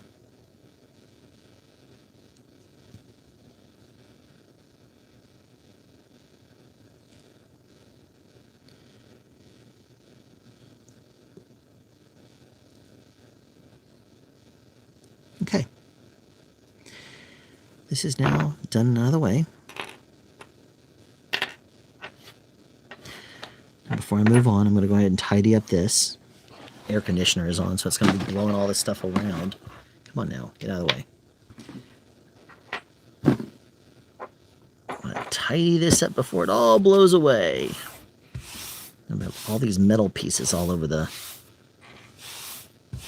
room. Okay. All right, now, remember on the cables that I make, I do not ever ground tie the shield. I do, or the male end. I don't ever ground tie it. And the reason why is because I want the female connector to eliminate a floating ground off of the microphone or whatever you're connecting it to. But then I want that to go in through the ground and then it to escape through the ground on the recorder, on the interface, whatever it happens to be. But I don't want any RF or EMI on the male side that could perhaps come from the shield, from the shielding of the device, the recorder or whatever. I don't want that to go in through this and into that ground too, because once you go in there, it could also go the other way on the XLR cable, depending on the factors. And I don't want to perhaps introduce EMI or RFI from the recorder or whatever it's plugged into and whatever it's grounded to on that side. I don't want to introduce that perhaps to the microphone. So I only eliminate a floating ground by ground tying it with an EMC connector. It takes care of it for me. I'm not going to add a piece of solder or a piece of heat shrink or anything to this. If you wanted to, I could actually just take it and clip it off, but I'm not going to do that because it doesn't bother me. What I will do is verify that on this male connector, this is 1, that is 2, and that is 3. So remember, that's ground, white, and blue. And blue should always be opposite of that ground pin. Blue is always opposite of that ground pin. And because ground, white, blue, I'm going to start with the white, go to blue, and then end up on ground. So I'm going to show you how I prep this. Now, first thing, I'm going to add another piece of heat shrink to this side. And it may be this side right here, this size. See that right there? That's going to be it. Unless this piece that's already cut to size, I think that might be too big. That's too big. Okay, I'm not going to use that one. I'm not going to use it out of convenience. Okay, so what I'm going to do is cut myself a good piece that's about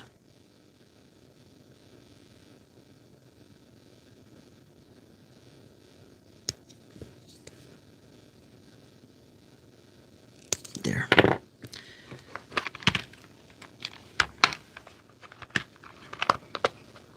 Okay. Now, just like with the other one, I'm going to slide this over here and just allow it to rest there over top of the shielding. It's going to hold it out of my way. And just like with the female side, I'm going to pull out and prep the blues together and the whites together. So that way the blues and the whites can be soldered together and make a good solid connection. Let me see if I have any chat here.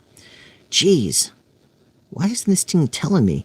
Thank you for explaining the subtle differences between connectors. Mystery solved. The MX connectors are the king.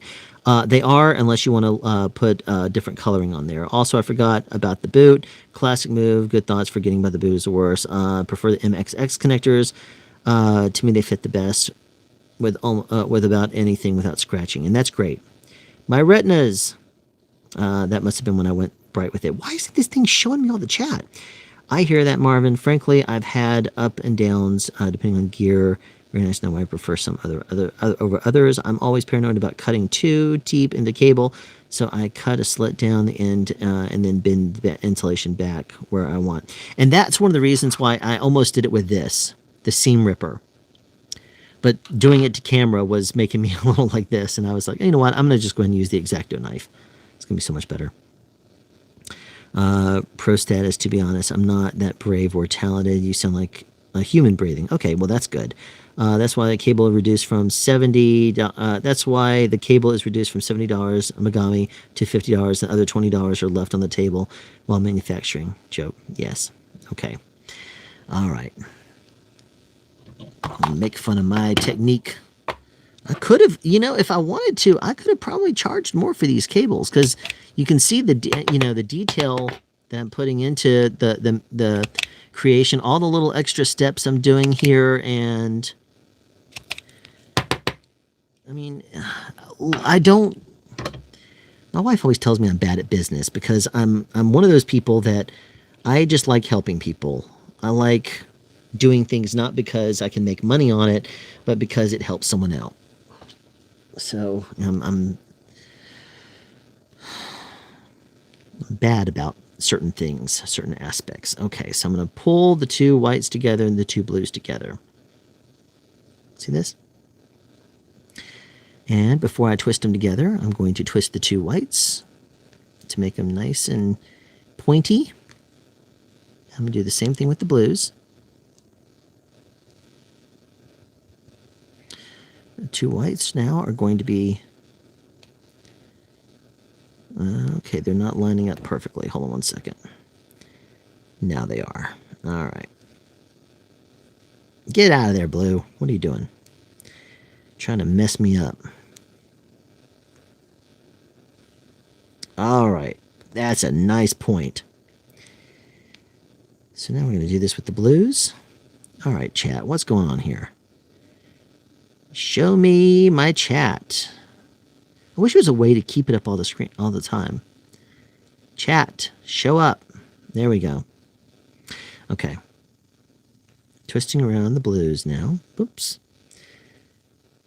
I'm twisting out and pulling out while I do this. So that way that I'm actually pulling out any threads and straightening them out if they are not completely... You don't just twist them like this. You twist and pull outwards. That way if there's any threads that are not exactly straight, they will straighten out as you pull and twist. Okay. Now I'm twisting these around to a nice sharp point. Same way as before. And now I mentioned I might do pre-tinning on this side. I might not. I'm not going to do it with the male side. I did do it with the female side because I wanted to verify that it went to a nice sharp point and the solder was going to be used to help it wiggle itself and fit solidly inside that EMC. But if you notice right here, oh no, I'm not saying anything about the actual technique. It's great. Okay, thanks. Okay, so I'm not going to pre-tin over here, but what I am going to do is audition what I'm going to be doing. We know that this is the 1, that is also 1, because those are the grounds. And if I want to verify it real quick, I always get overly paranoid. That's correct. Okay. Because it's opposite actually on the female. If you were to look at this right here, the 3 is always going to be at the top by itself. But this is the 1, this is the 3 on the male, and that would be the 1 over here, and that would be the 2, and that would be the 3 on the female. And the reason why is because when you take the female and you look at it this way, this way, it would then connect up that way. So it actually crosses over. So the 2 insides would need to be soldered together, the 2 outsides, and then these would be, the same exact thing. So that's the reason why. All right. Let's see. First time seeing the 4-line cable from making XLR to XLR. Nothing more frustrating than accidentally wiring the connector in the middle mirror image. Exactly. There was a sound utility that was doing that constantly. He kept saying, I'm going to make you a cable. I'm going to make you a cable. He was shorting out timecode cables and stuff all over the place. And it was one of those things where I was just like, stop doing that. You got to understand. I said, look at this right here. You have the 2 ends. I said, these go together like this. They have to. And what he was doing is he was doing these 2 the same, and those 2 the same, and then these were the same. So those were connecting, but these were crossing. It should have been there and there, but he had messed it up. All right, so 1, 1, 2, and 3. I'm going to start ground, white, and blue. I'm going to do the white first. Let me see if I can angle this down for the camera just a little bit.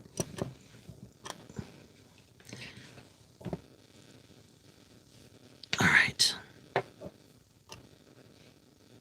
Okay, white right there. All right, so that will be nice and solid. I'm going to press this actually against me, so that way I can press it back towards me if I want to, just ever so slightly. Should actually angle this a little bit better. All right. So now that's going to hold itself solid. Garbage. You know what I forgot to do? The gloves. Because I'm messing with solder, and I always do that. Okay. And I always say it over and over again, so bear with me here. Ground, white, and blue. Ground, white, and blue. I do not want to confuse those. So, ground, white, and blue. So the white is going to go right here. And there. Oops, I can't see it. There we go. Yeah, I managed to fix the locking mechanism on my cable. It took me half an hour. Okay, here we go. Clean. Oops, my solder is not prepped.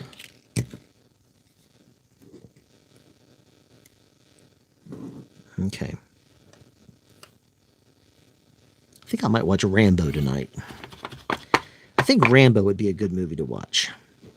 The first one. First Blood. Okay, look at all that.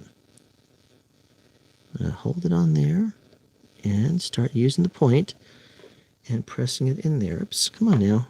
My angle's off. There we go. Get on in there. Come on in there. Get in there.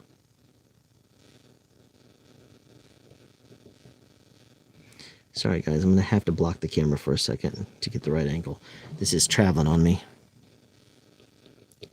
Speaking of traveling.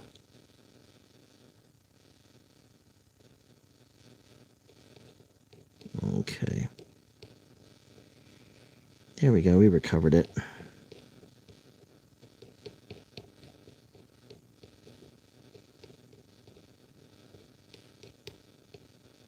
Good.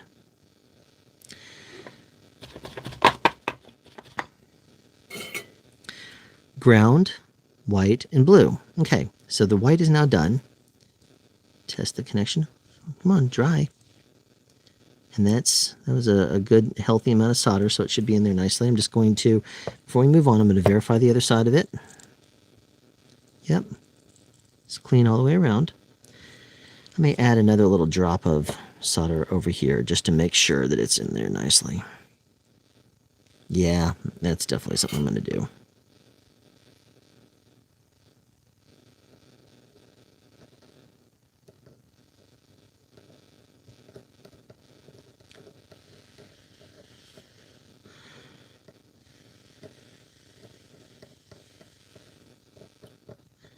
Make it nice and smooth, just gently rubbing it until it's nice and smooth. Okay, good.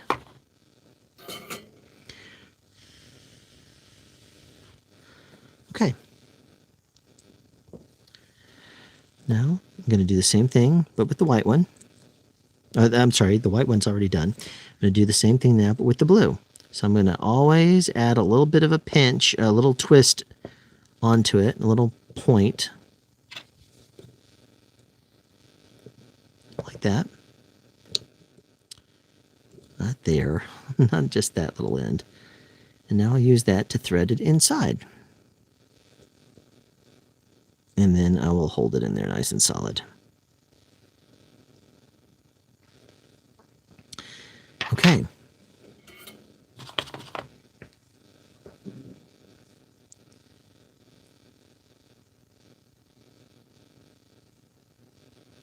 Blue positive, negative. Maybe it was too late, but I didn't steal. Third pin center. Hold on 1 second. Let me get this done. Oops, where are you going? Oops, it might have been a little too much solder on this one. Let's see if I can press it in there deeper. Yeah, we're pressing it in there. It's gonna disappear.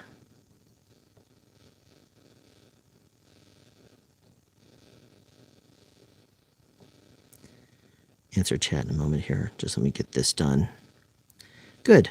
Excellent, actually. Okay. So now let me just confirm that solder as well. Nice thick glob has now been pressed. That cable is now deeply in there. Good. Let me take off the gloves for a second and I'll show you the next step. Well, let's just take off the right. That will allow me to look at chat too, because you asked a question. I want to answer it real quick. Do you do blue positive and white negative? I mean, it doesn't really matter No, the blue isn't ground. The ground is actually the outside here. I always go red, white, and blue, green, white, and blue, because you always say the American flag is red, white, and blue. I'm very patriotic, so I'll say red, white, and blue, and then I'll say, green, ground, white, and blue. So as long as you keep your cables correct on the ends, then you should be fine. But if you notice this right here, all the solders, there's no extra solder leaking out of any edge. There's no globs that have fallen apart. My cable is nice and toned in there. Let me look at my chat here for a second. Maybe I was late, but I still didn't understand about the third pin center. Why not used? Oh, this one is used. If you're talking about the other side, the female connector, it's actually, there's a metal shield that goes over it. And that shield is what makes a connection to the motherboard of the EMC connector.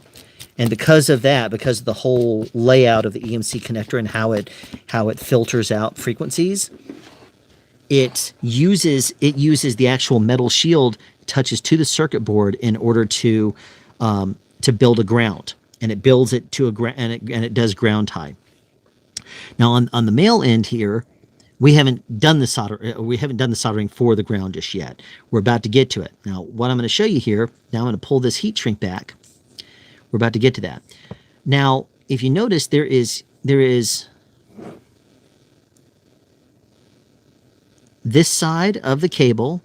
Any of these that are on this side, and then there's some on this side too. I'm not going to use the shield, all of it. I don't need it all.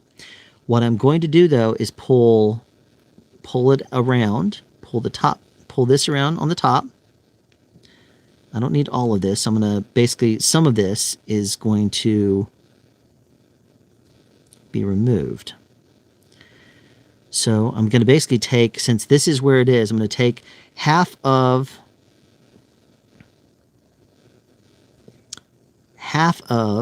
see this, what I've basically done is I've taken half of the shielding from one side of the cable that was through, and I'm going to twist it together like this at the bottom.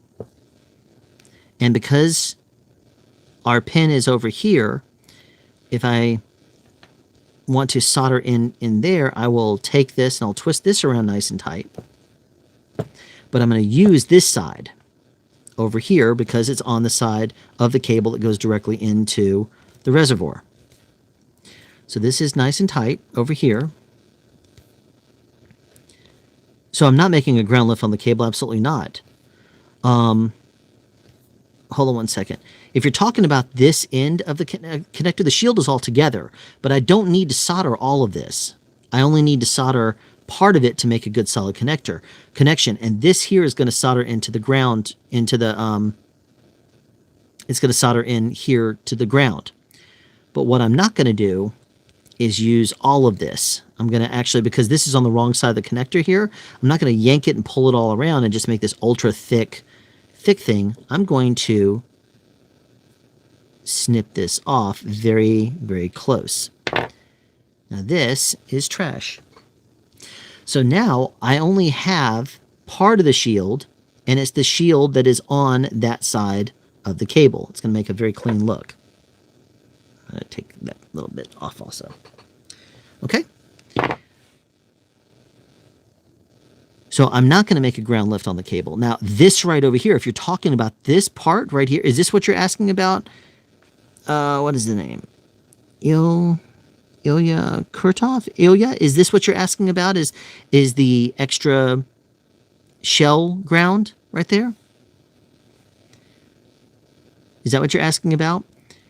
If so, the reason I don't solder this and make a little jumper or split this and have it go over here to the pin 1 and to the shell casing, which would be on the outside there, the reason I don't do that is because this is the male end. This connects up to the interface. This connects up to a recorder. It could connect up to a rack. It could, rack-mounted gear. And if that connects up to a rack-mounted gear, it could share a ground with a whole bunch of other pieces of electronics. And if there's any sort of grounding issues at all, and you bring it in through a ground tied in to the case right there, then it could potentially introduce this back the other way into your microphone. So I don't ever do it on the male end. On the female connector end, I always ground tie it to eliminate a floating ground off of a microphone, but I don't ever do that on the male connector. Okay, hopefully that answered it. Okay, nice and tight right there. Okay, so now we're about to do the ground. And you see how much extra there is there? I don't need all of this extra cable. So I'm going to go ahead and knock out and cut off a bit of it. Twist it around again.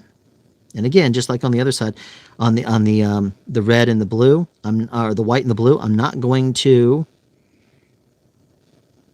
tin it or pre-tin it. I'm going to line it up solidly right there against my person.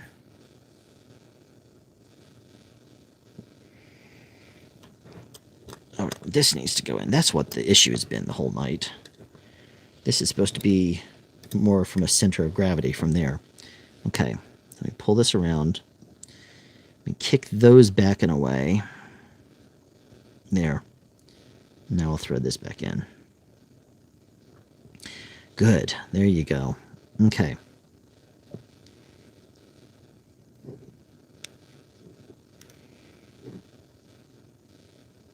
Garbage. Forgot the glove again. Always do that, don't I? Okay. All right, so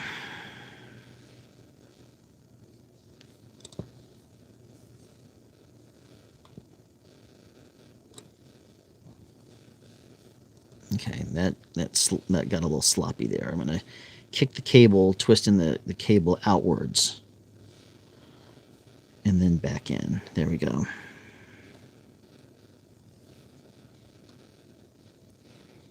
Okay.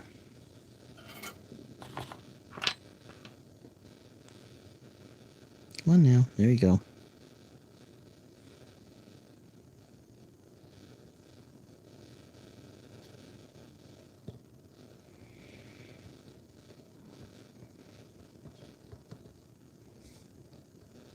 Getting in there.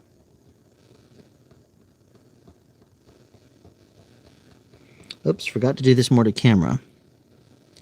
It's funny, I'm trying to do this to camera, but I keep falling off of the right axis, and I'm actually off axis to my eyes too. That's all right.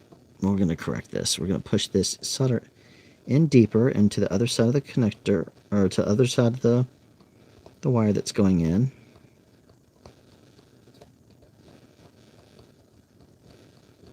Good.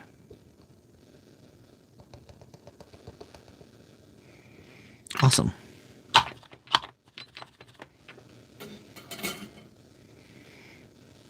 That's going to grab nicely. And that should cool down now. Let me just answer the chat since I'm sure we've had some comments.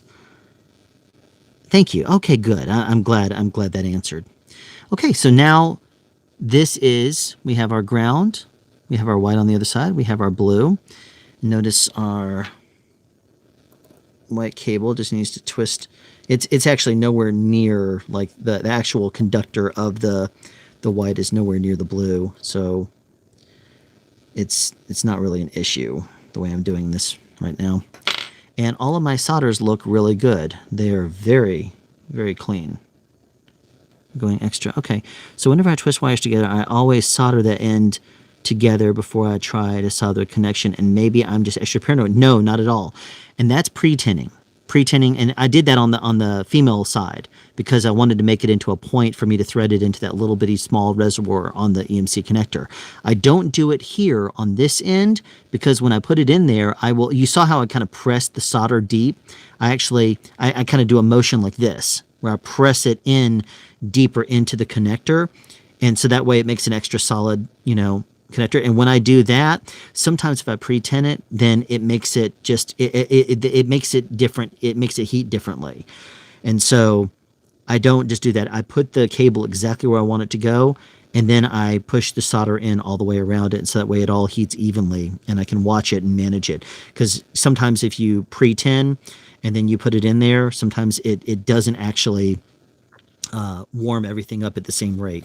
So I just like to control. That's just me personally. On the female connector end, I definitely do it, but on the male connector end, I don't. So this right now is solid as a rock. Now we're ready. Let me just double check my chat here. Are you the first English guy who did pronounce my full name correctly? Ilya Kurtov? Oh, hopefully I did. Ilya Kurtov? Kurtov? Ilya Kurtov. Hello from Russia. Watch, I probably butchered your name now, and if I did, I am very, very sorry. Ilya Kurtov. Hopefully that's it. Okay, so now watch this. Remember the heat shrink that we had? Oops, let me turn off that heat, the thing. I'm going to bring this heat shrink around there now and hold it solid around. And I'm going to also take this. This is why I didn't bother to heat shrink the extra ground pin there, because I'm going to go around it. See this? So I'm going to go around all of my pins, including the ground, the ground tie. And so now this heat shrink is now solidly over everything. You see that? And now, as long as I press upwards on this right here to make a nice solid connection there, all the way around, it's going to grab nicely. So let's do this.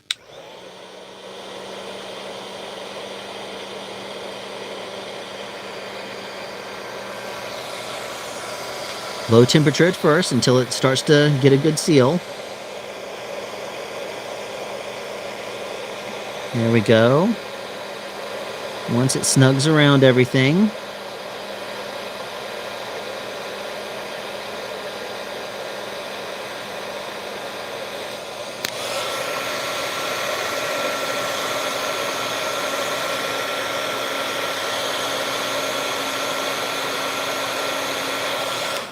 Okay. That, my friends, is the male end. See, no part of that is exposed to the connector. So that's the reason why I didn't bother putting a piece of... I did not put it on the individual wires. I did not put the heat shrink on the individual wires for that, no. And the reason why is because I just do clean solders going in, and then I wrap it on the outside with this with the heat shrink. So I didn't do it on the individual wires. No, I don't do that on the female connector end either. Heat shrink on the individual wires before you solder, so you can cover them up after soldering, rather than one around the whole thing. Rather than do one around the whole thing, I like doing the individual smaller wires. Yeah, and I have considered doing that, but as long as it's wrapped around with something, I don't really care, and I prefer to do it this way, so that way I've wrapped it around the external shield as well. So to me, this is perfectly acceptable, because notice I didn't pull a whole lot of the solder.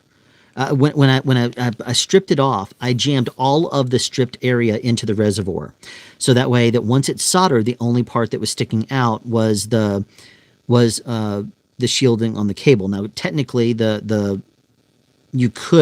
could have done that, and I mean, and I can. It's just I normally don't, because I do this right here, and I mean it's not going to fall out because I use all the extra solder. So there you go. I mean, technically I could, but I don't do that as part of my routine practice. It's not going to fall off because I use extra solder. Okay, so now what I'm going to do is snug this up. And this is when I always have to do this over here.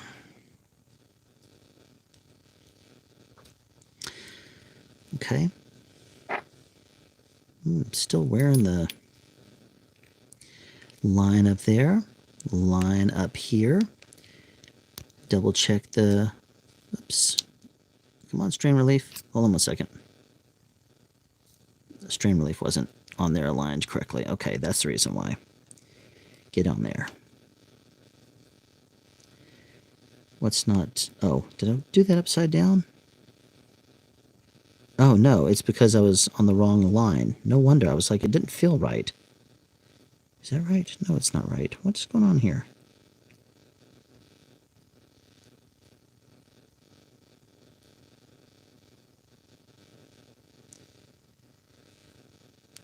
Okay, let me look at this. That's the side that goes right there. That means that goes there. Yeah, so that's right. Yeah, that's it. Okay.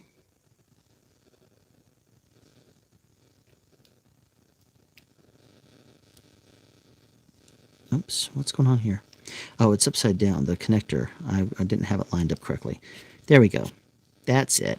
Now it's solid in there. And I'm still pressing with the cable so that it stays nice and snug. And then, as I do this, I grab it, bring this in,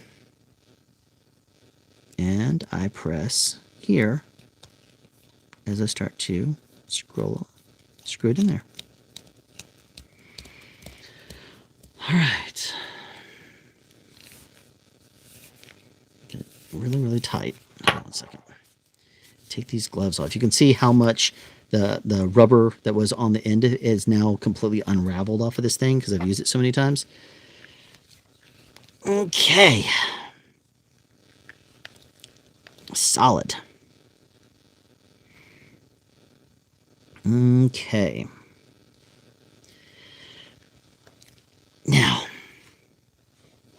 one more thing for this to be a proper Allen connector. Done the Allen way. And actually, I forgot to bring them over. Give me 1 second here, and I will go grab it. I'll be right back. So in the meantime, with nothing to look at, I'm going to turn on the light because I got to get over here to it. And there goes my background. Woohoo!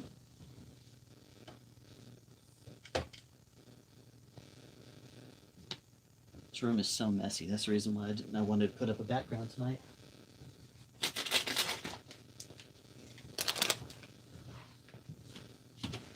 Okay. All right. Last step.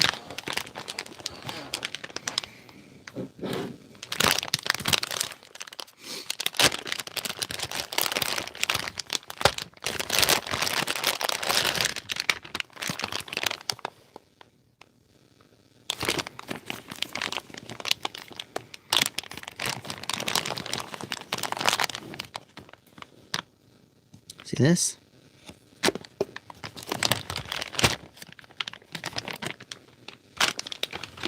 With the EMC connector, technically this is a redundant step.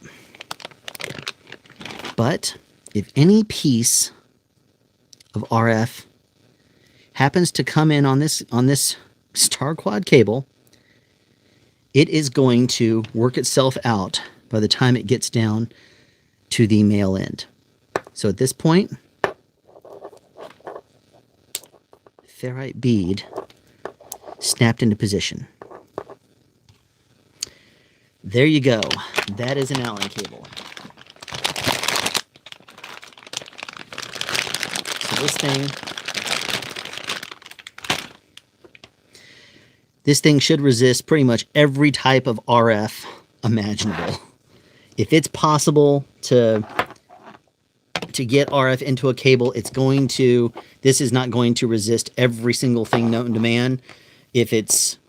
If there's something that's going to get through this, then there is something that's going to get through this. But right there, that's the very best everything that you can do, in my opinion.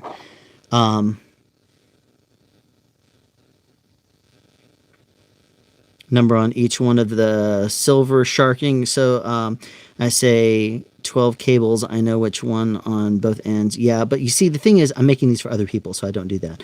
What was the last thing you snapped onto the cable? This is a ferrite bead. This is it's got magnets on the inside, and so it takes out any RF that's around the outside shield. So if there's any rogue electrons that are getting on there, it's a ferrite choke right there. So that will resist a lot more RF. There you go. That is the last thing that I will do before I do a continuity test. Let me just clean this up a little bit. Now, unless I completely lost my mind at some point through this build and did not correctly do everything the way it was supposed to be.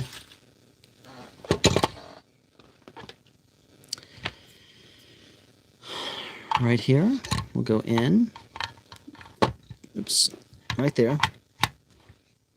And the female side, whenever you plug it in there, you always have to reset it. And so what should happen is it should go a line from right here straight down. This one, middle one, and the opposite. So when I reset right there, that's the way it should look. Pin 1, 1, 2, 2, 3, 3. Right there. And if that intermittent were to come up, like if I disconnect this, that means that there's a short. See that? And I need to reset it because now this is going back in there. Press the button again. And now I'm going to twist around the cables. And that light will go on if it senses any kind of a loss.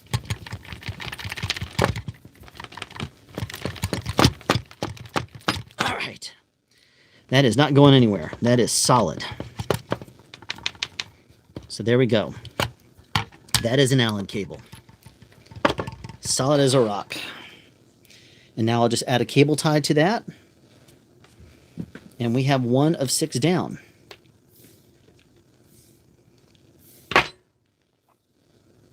There we go.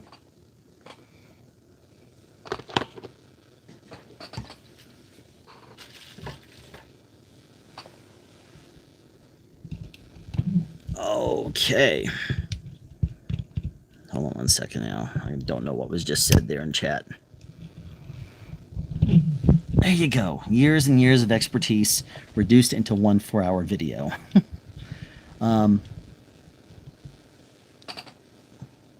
Tester will break before the cable. You're exactly right on that. Your numbers may vary well. Your numbers may vary. That's the Allen version of running a tank on top of the cable, pretty much. That's about the closest that I'm going to get without, damaging it. But that's a solid cable, man. That is pretty much, that is everything I know to do to a cable that's going to make it work. Now, you can very easily take that off if you don't like it, or you can add that onto one of your cables too. It will certainly help to, make everything extra solid. But that right there is an Allen cable. It may not seem like a whole lot, but if you notice, it took over an hour for me to make that one cable right there. That's one of the reasons why, with all of that put into it, all of the parts, all of the different elements to it, with all the little extra things of solder that I've done and those things, that's the reason why the parts alone, I think, were over $30 on that. And then the rest of that was expertise. So basically, in making it. So there you go. What does it say? So do there exist noise root connectors that are shorter? By that I mean stumpier end for cable. And with such an end can't fit. They do make lower profile cables. K-Tech makes one, I do know. There's actually one of the cables that I'm custom making for somebody who asked if I could make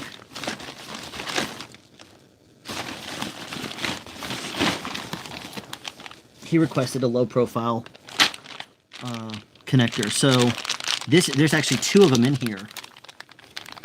And because it's going with the Deity Connect, we got the yellow and black connectors. So that way, these are not sold by Deity, but I was able to source some that matched the color scheme of the Deity. So we have a low profile version right here that I'm going to solder directly on here and go in. And then there's some other pieces in here. Oh, they didn't send me the wrong thing, did they? Oh, no. That's the right angle. Okay, good. I was about to say, please tell me they didn't do that. But no. We looked at a right angle, and we opted to do that as a right angle. So that's done correctly. Good. Okay. So anyway, that right there is a low profile version. That is one version, and that one's made by Switchcraft. So there we go. Nice looking cable. You're probably underselling your time, but you know what? Like I said before, it's about I'm just like with sound speeds. There's courses that I plan to offer. I may end up offering some next month. And if I do, what I would do is I would sell tickets, and then I would do a private stream of some sort and email out everybody, and make the video available only for people in the video. But I'm trying to think about what I would want to do. There's various different classes I could teach. In the real world, I teach a big variety of them. And we talked to Rachel about the sound utility position just yesterday. We have not gone into extreme depth in that. I'm going to probably put the word out there to people and say, tell me if you would be interested in any way in a sound utility course. I could teach that. I've trained probably over 50 sound utilities in my career. I've taught a lot. And it's one of those things that I enjoy doing quite a bit. I could teach that. I could teach boom techniques. I could teach a whole bunch of different things. So we'll see. Speaking of DAD, do you use the HDTX itself to record internally or wirelessly with the receiver? Depends. This is almost the Curtis Judd, where, because I'm in this position right now, I have different things at my table than I normally have. Here's an HDTX. HDTX right here. And what I usually do if I record a segment, I will plug it straight into the HDTX and I will record in here. If I have to do multiple channels or if I have to do wireless, then I will go into the Duo RX. But I'm not going to, for the most part, I'm going to just go straight in and record here. There's actually, if you transmit, there's a slight click noise that will happen on certain sounds. I think it's the letter S, and I think it's the letter C. I could be mistaken on that. And it's a little subtle click that happens behind certain letters. Nick R., who was in here earlier, Nick is actually the guy that pointed it out to me. And I said, wow, you're exactly right. He's young. He's got really sharp ears, and he also plays with the Kinect a lot. So anytime he gets a new configuration, he's like, oh, I found something new. I found something else out. And it's really cool to hear what he comes up with. Because he probably second only to Andrew at Deity and his team, does he trick the thing out and figure out really cool things. I've been on Andrew about trying to do a couple of firmware things that would make it better for me and happier for me. I actually bought something to try to use for a test when I thought there might be a chance that he would do it, but he said, "Oh, we can't do it firmware wise." So now I have this thing that I can't even use. But there you go. There you go. I'm not going to do all the cables here tonight. That 2 hours, 14 minutes, and 58 seconds is not accurate. It's telling me that's how long we've been streaming. I know we've been streaming for over 4 hours. So I don't know what that's about. But there you go. I don't even know what time it is right now. It is 2:34 a.m. So I think I'm going to call it there. And I think I'm going to probably put on a movie and watch Rambo. I think it's still on Netflix. If not, I have the DVDs here someplace. And I will watch Rambo and I will enjoy it. And I'll make some more cables. Yep, 4 hours. Tomorrow, continue the continuation of the cables. Maybe. I'm probably going to watch Rambo and do them now. At least do some more now. But we'll see what happens tomorrow. I want to try to get as much of this stuff done as I can so I can ship it out to people. Yeah, started streaming 4 hours ago, says YouTube. But my phone there is telling me 2 hours, 15 minutes, and 58 seconds, which I know is inaccurate. But we've had a pretty good stream. We've gotten $7.90 in donations. Woohoo. We have 22 likes and 18 people in here. So we are good and happy. We've had a lot of comments. We've had a lot of interaction. Even though my title even says boring stream. I mean, we've not been, oh, geez, the soldering iron's on. No, it's not. Okay. This has not been by, most people would probably, cringe at the idea of watching someone slowly solder and explain every little bitty aspect of he's doing. But, you know, there you go. That's to me, that is 10 years of making cables and expertise put into it. Now, obviously, I didn't go into, you know, if there was a problem, if there was this, or if this was that, or if I needed to clean something or desolder something. There's a lot more to soldering than that. These are all my personal preferences. There's some people, I'm sure, that would watch this video and say, "Oh, geez, what an amateur! He did this. He didn't do this. Oh my gosh!" But you know what? Everyone has different ways of doing things. Like the one gentleman in the stream here tonight said he solders the individual wires on even the male connectors, and I just put a piece of heat shrink around the entire outside of it. So, but I've never ever had an issue.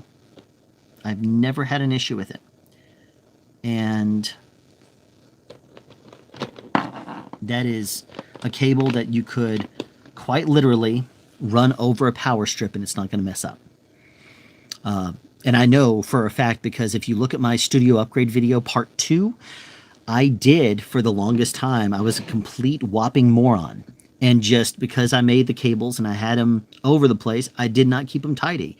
I had a rat's nest of them underneath the thing. I had them running over power strips. I had them running behind the computer and all over the place. You would never ever guess I'm a sound pro by the way I run some of these cables, but I am completely confident with them. That's the reason why you don't ever hear buzzes in my videos. The video doesn't look great because I was a videographer in the 90s when the top resolution that we normally dealt with was about 400 lines of resolution. Now it's like, you know, 2.5 times that. I'm not, and the idea of color timing was never a thing back in the day. I had a vector scope and I would dial in on things on a vector scope, but that was about it. There was none of this color timing and white balancing with a chart and, you know, dialing it all in post and everything. There's none of that.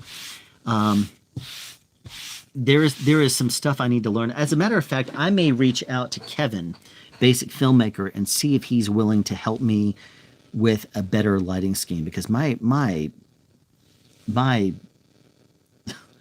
studio looks cool. Oh, geez, this thing is close. Oh man. If I do this and try to do that on the screen, it starts and really, really crazy. It's so nuts. I mean, if you want to see nose hairs, that's what it was lining up on. Sorry about that, guys. There's the boring for you. But I might talk to Kevin and see if he has any ideas for like splashes of light or something like that. Also, and for whatever reason, we have clean ducts in the house. We've dusted all over the place. I have a humidifier literally right here next to me. That's me tapping it.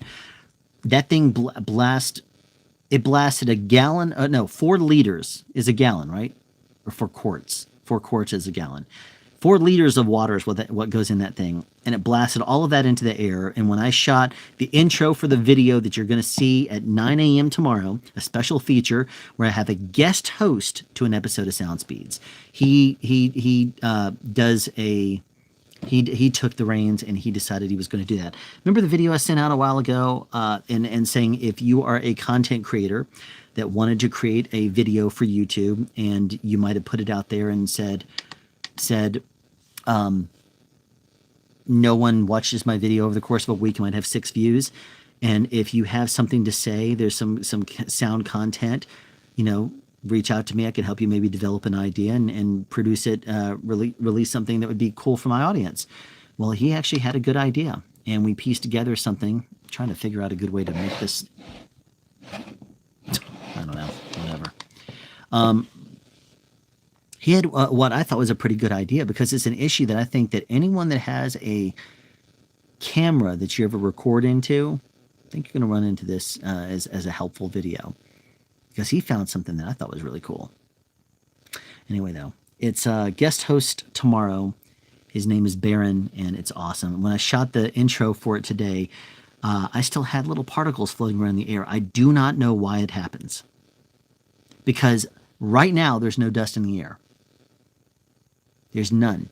As soon as I close myself in the booth area, and this is from the very first day that I pieced that thing together, I was still seeing the particles float around in the air. I don't know what it is. I've dusted the place. I brought a vacuum cleaner in.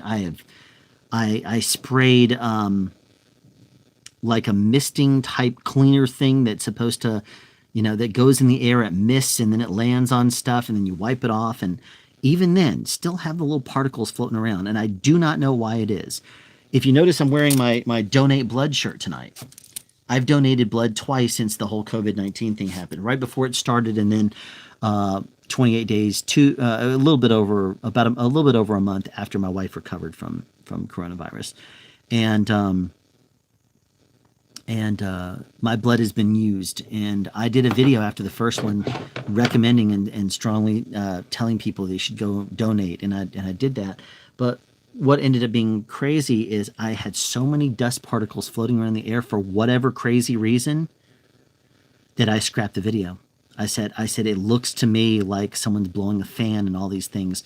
And it looks like big particles. And it may just be that the camera, that they fly closer to the camera, and it's a pretty wide lens, and it just may look bigger because it's closer. Because when I'm in there, when I'm over there shooting, I look around and I'll see little pieces of dust, but because they're backlight coming this way and the other ones are backlit going the other way, I don't see those. But I don't know what it is. I have gone and I have done everything I can possibly do, and it's dusty in there. Not when I don't close the background in. And it wasn't always that way. It only started doing it only a few months ago. I have no idea why. I might need to just completely pull that background off the wall, move my desk forward, and just close up the window. I have two windows behind that background. I might just tear apart everything, vacuum everything, just everything. I don't know what it is.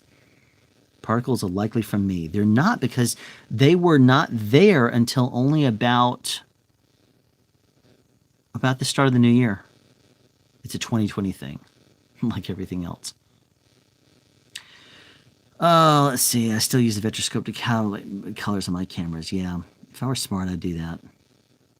I used to use a waveform monitor and a Vectorscope when I was in TV back in the 90s. But yeah, I don't use either of those. I basically manually white balance the camera, usually to something white. Well, that's the way to do it, right? White balance the camera to something white. And then after I do that, I will I'll look at the colors and I'll adjust them as to eye, but everything always looks so warm. I may play around with some stuff. Talk to Kevin, Basic Filmmaker, see if he wants to collaborate and help me with something. Who knows? Let me see. Why is it so close up still? Why are you doing this? It starts wide and goes in. So you can hide the dust if you make sure your lighting is in front, far right, far left of camera. Yeah. White balance camera to 18% gray card and the waveform strong. Scope lineup. The main thing about the particles is if I don't backlight them, you won't see them. If I front light them, you won't. But I like the idea of more backlit. It's a softer light look. I like using bounce lights also. Bounce lights are really awesome. I love those in the film industry too. So anyway, okay. Those zoom effects are the new SoundSpeed's trademark. Those zoom effects, sadly. If I'm on my phone, which is what I'm recording on tonight, or what I'm streaming on tonight, my phone, then yeah, it's probably going to be. A good hair light definitely looks more pro. Yeah. All right. So yeah, I mean, I do have a hair light back there, and it's angling more towards me. I might put a gel or something on there, make it a deep blue or something, since it's warm from the front. Might do that. Might figure out something. I don't know. Gotta create a better look. Gotta make it look good. Because I actually have a background in video too, and you would never know it to look at my channel. And what's funny is you're going to see in the intro in the video that goes live at 9 a.m., you're going to see that it goes from me to an actual videographer who uses a GH5, who does great quality stuff, who understands color timing and all that kind of stuff. And it goes from me looking like a pale skeleton on a warm background to him with his nice deep blue, and just it looks so funny. It looks so funny. Anyway, I tell you what, I'm going to go ahead and call it there because I still want to have a chance to watch Rambo tonight. And y'all take care. Who knows? I may be on a stream again tomorrow. We'll see. It depends on how much I get accomplished tonight. But yeah, there you go. All right, y'all take care. Thanks for coming out tonight, and enjoy Rambo. Thanks. How do I end this thing? Hopefully it's this button right there. All right, take care.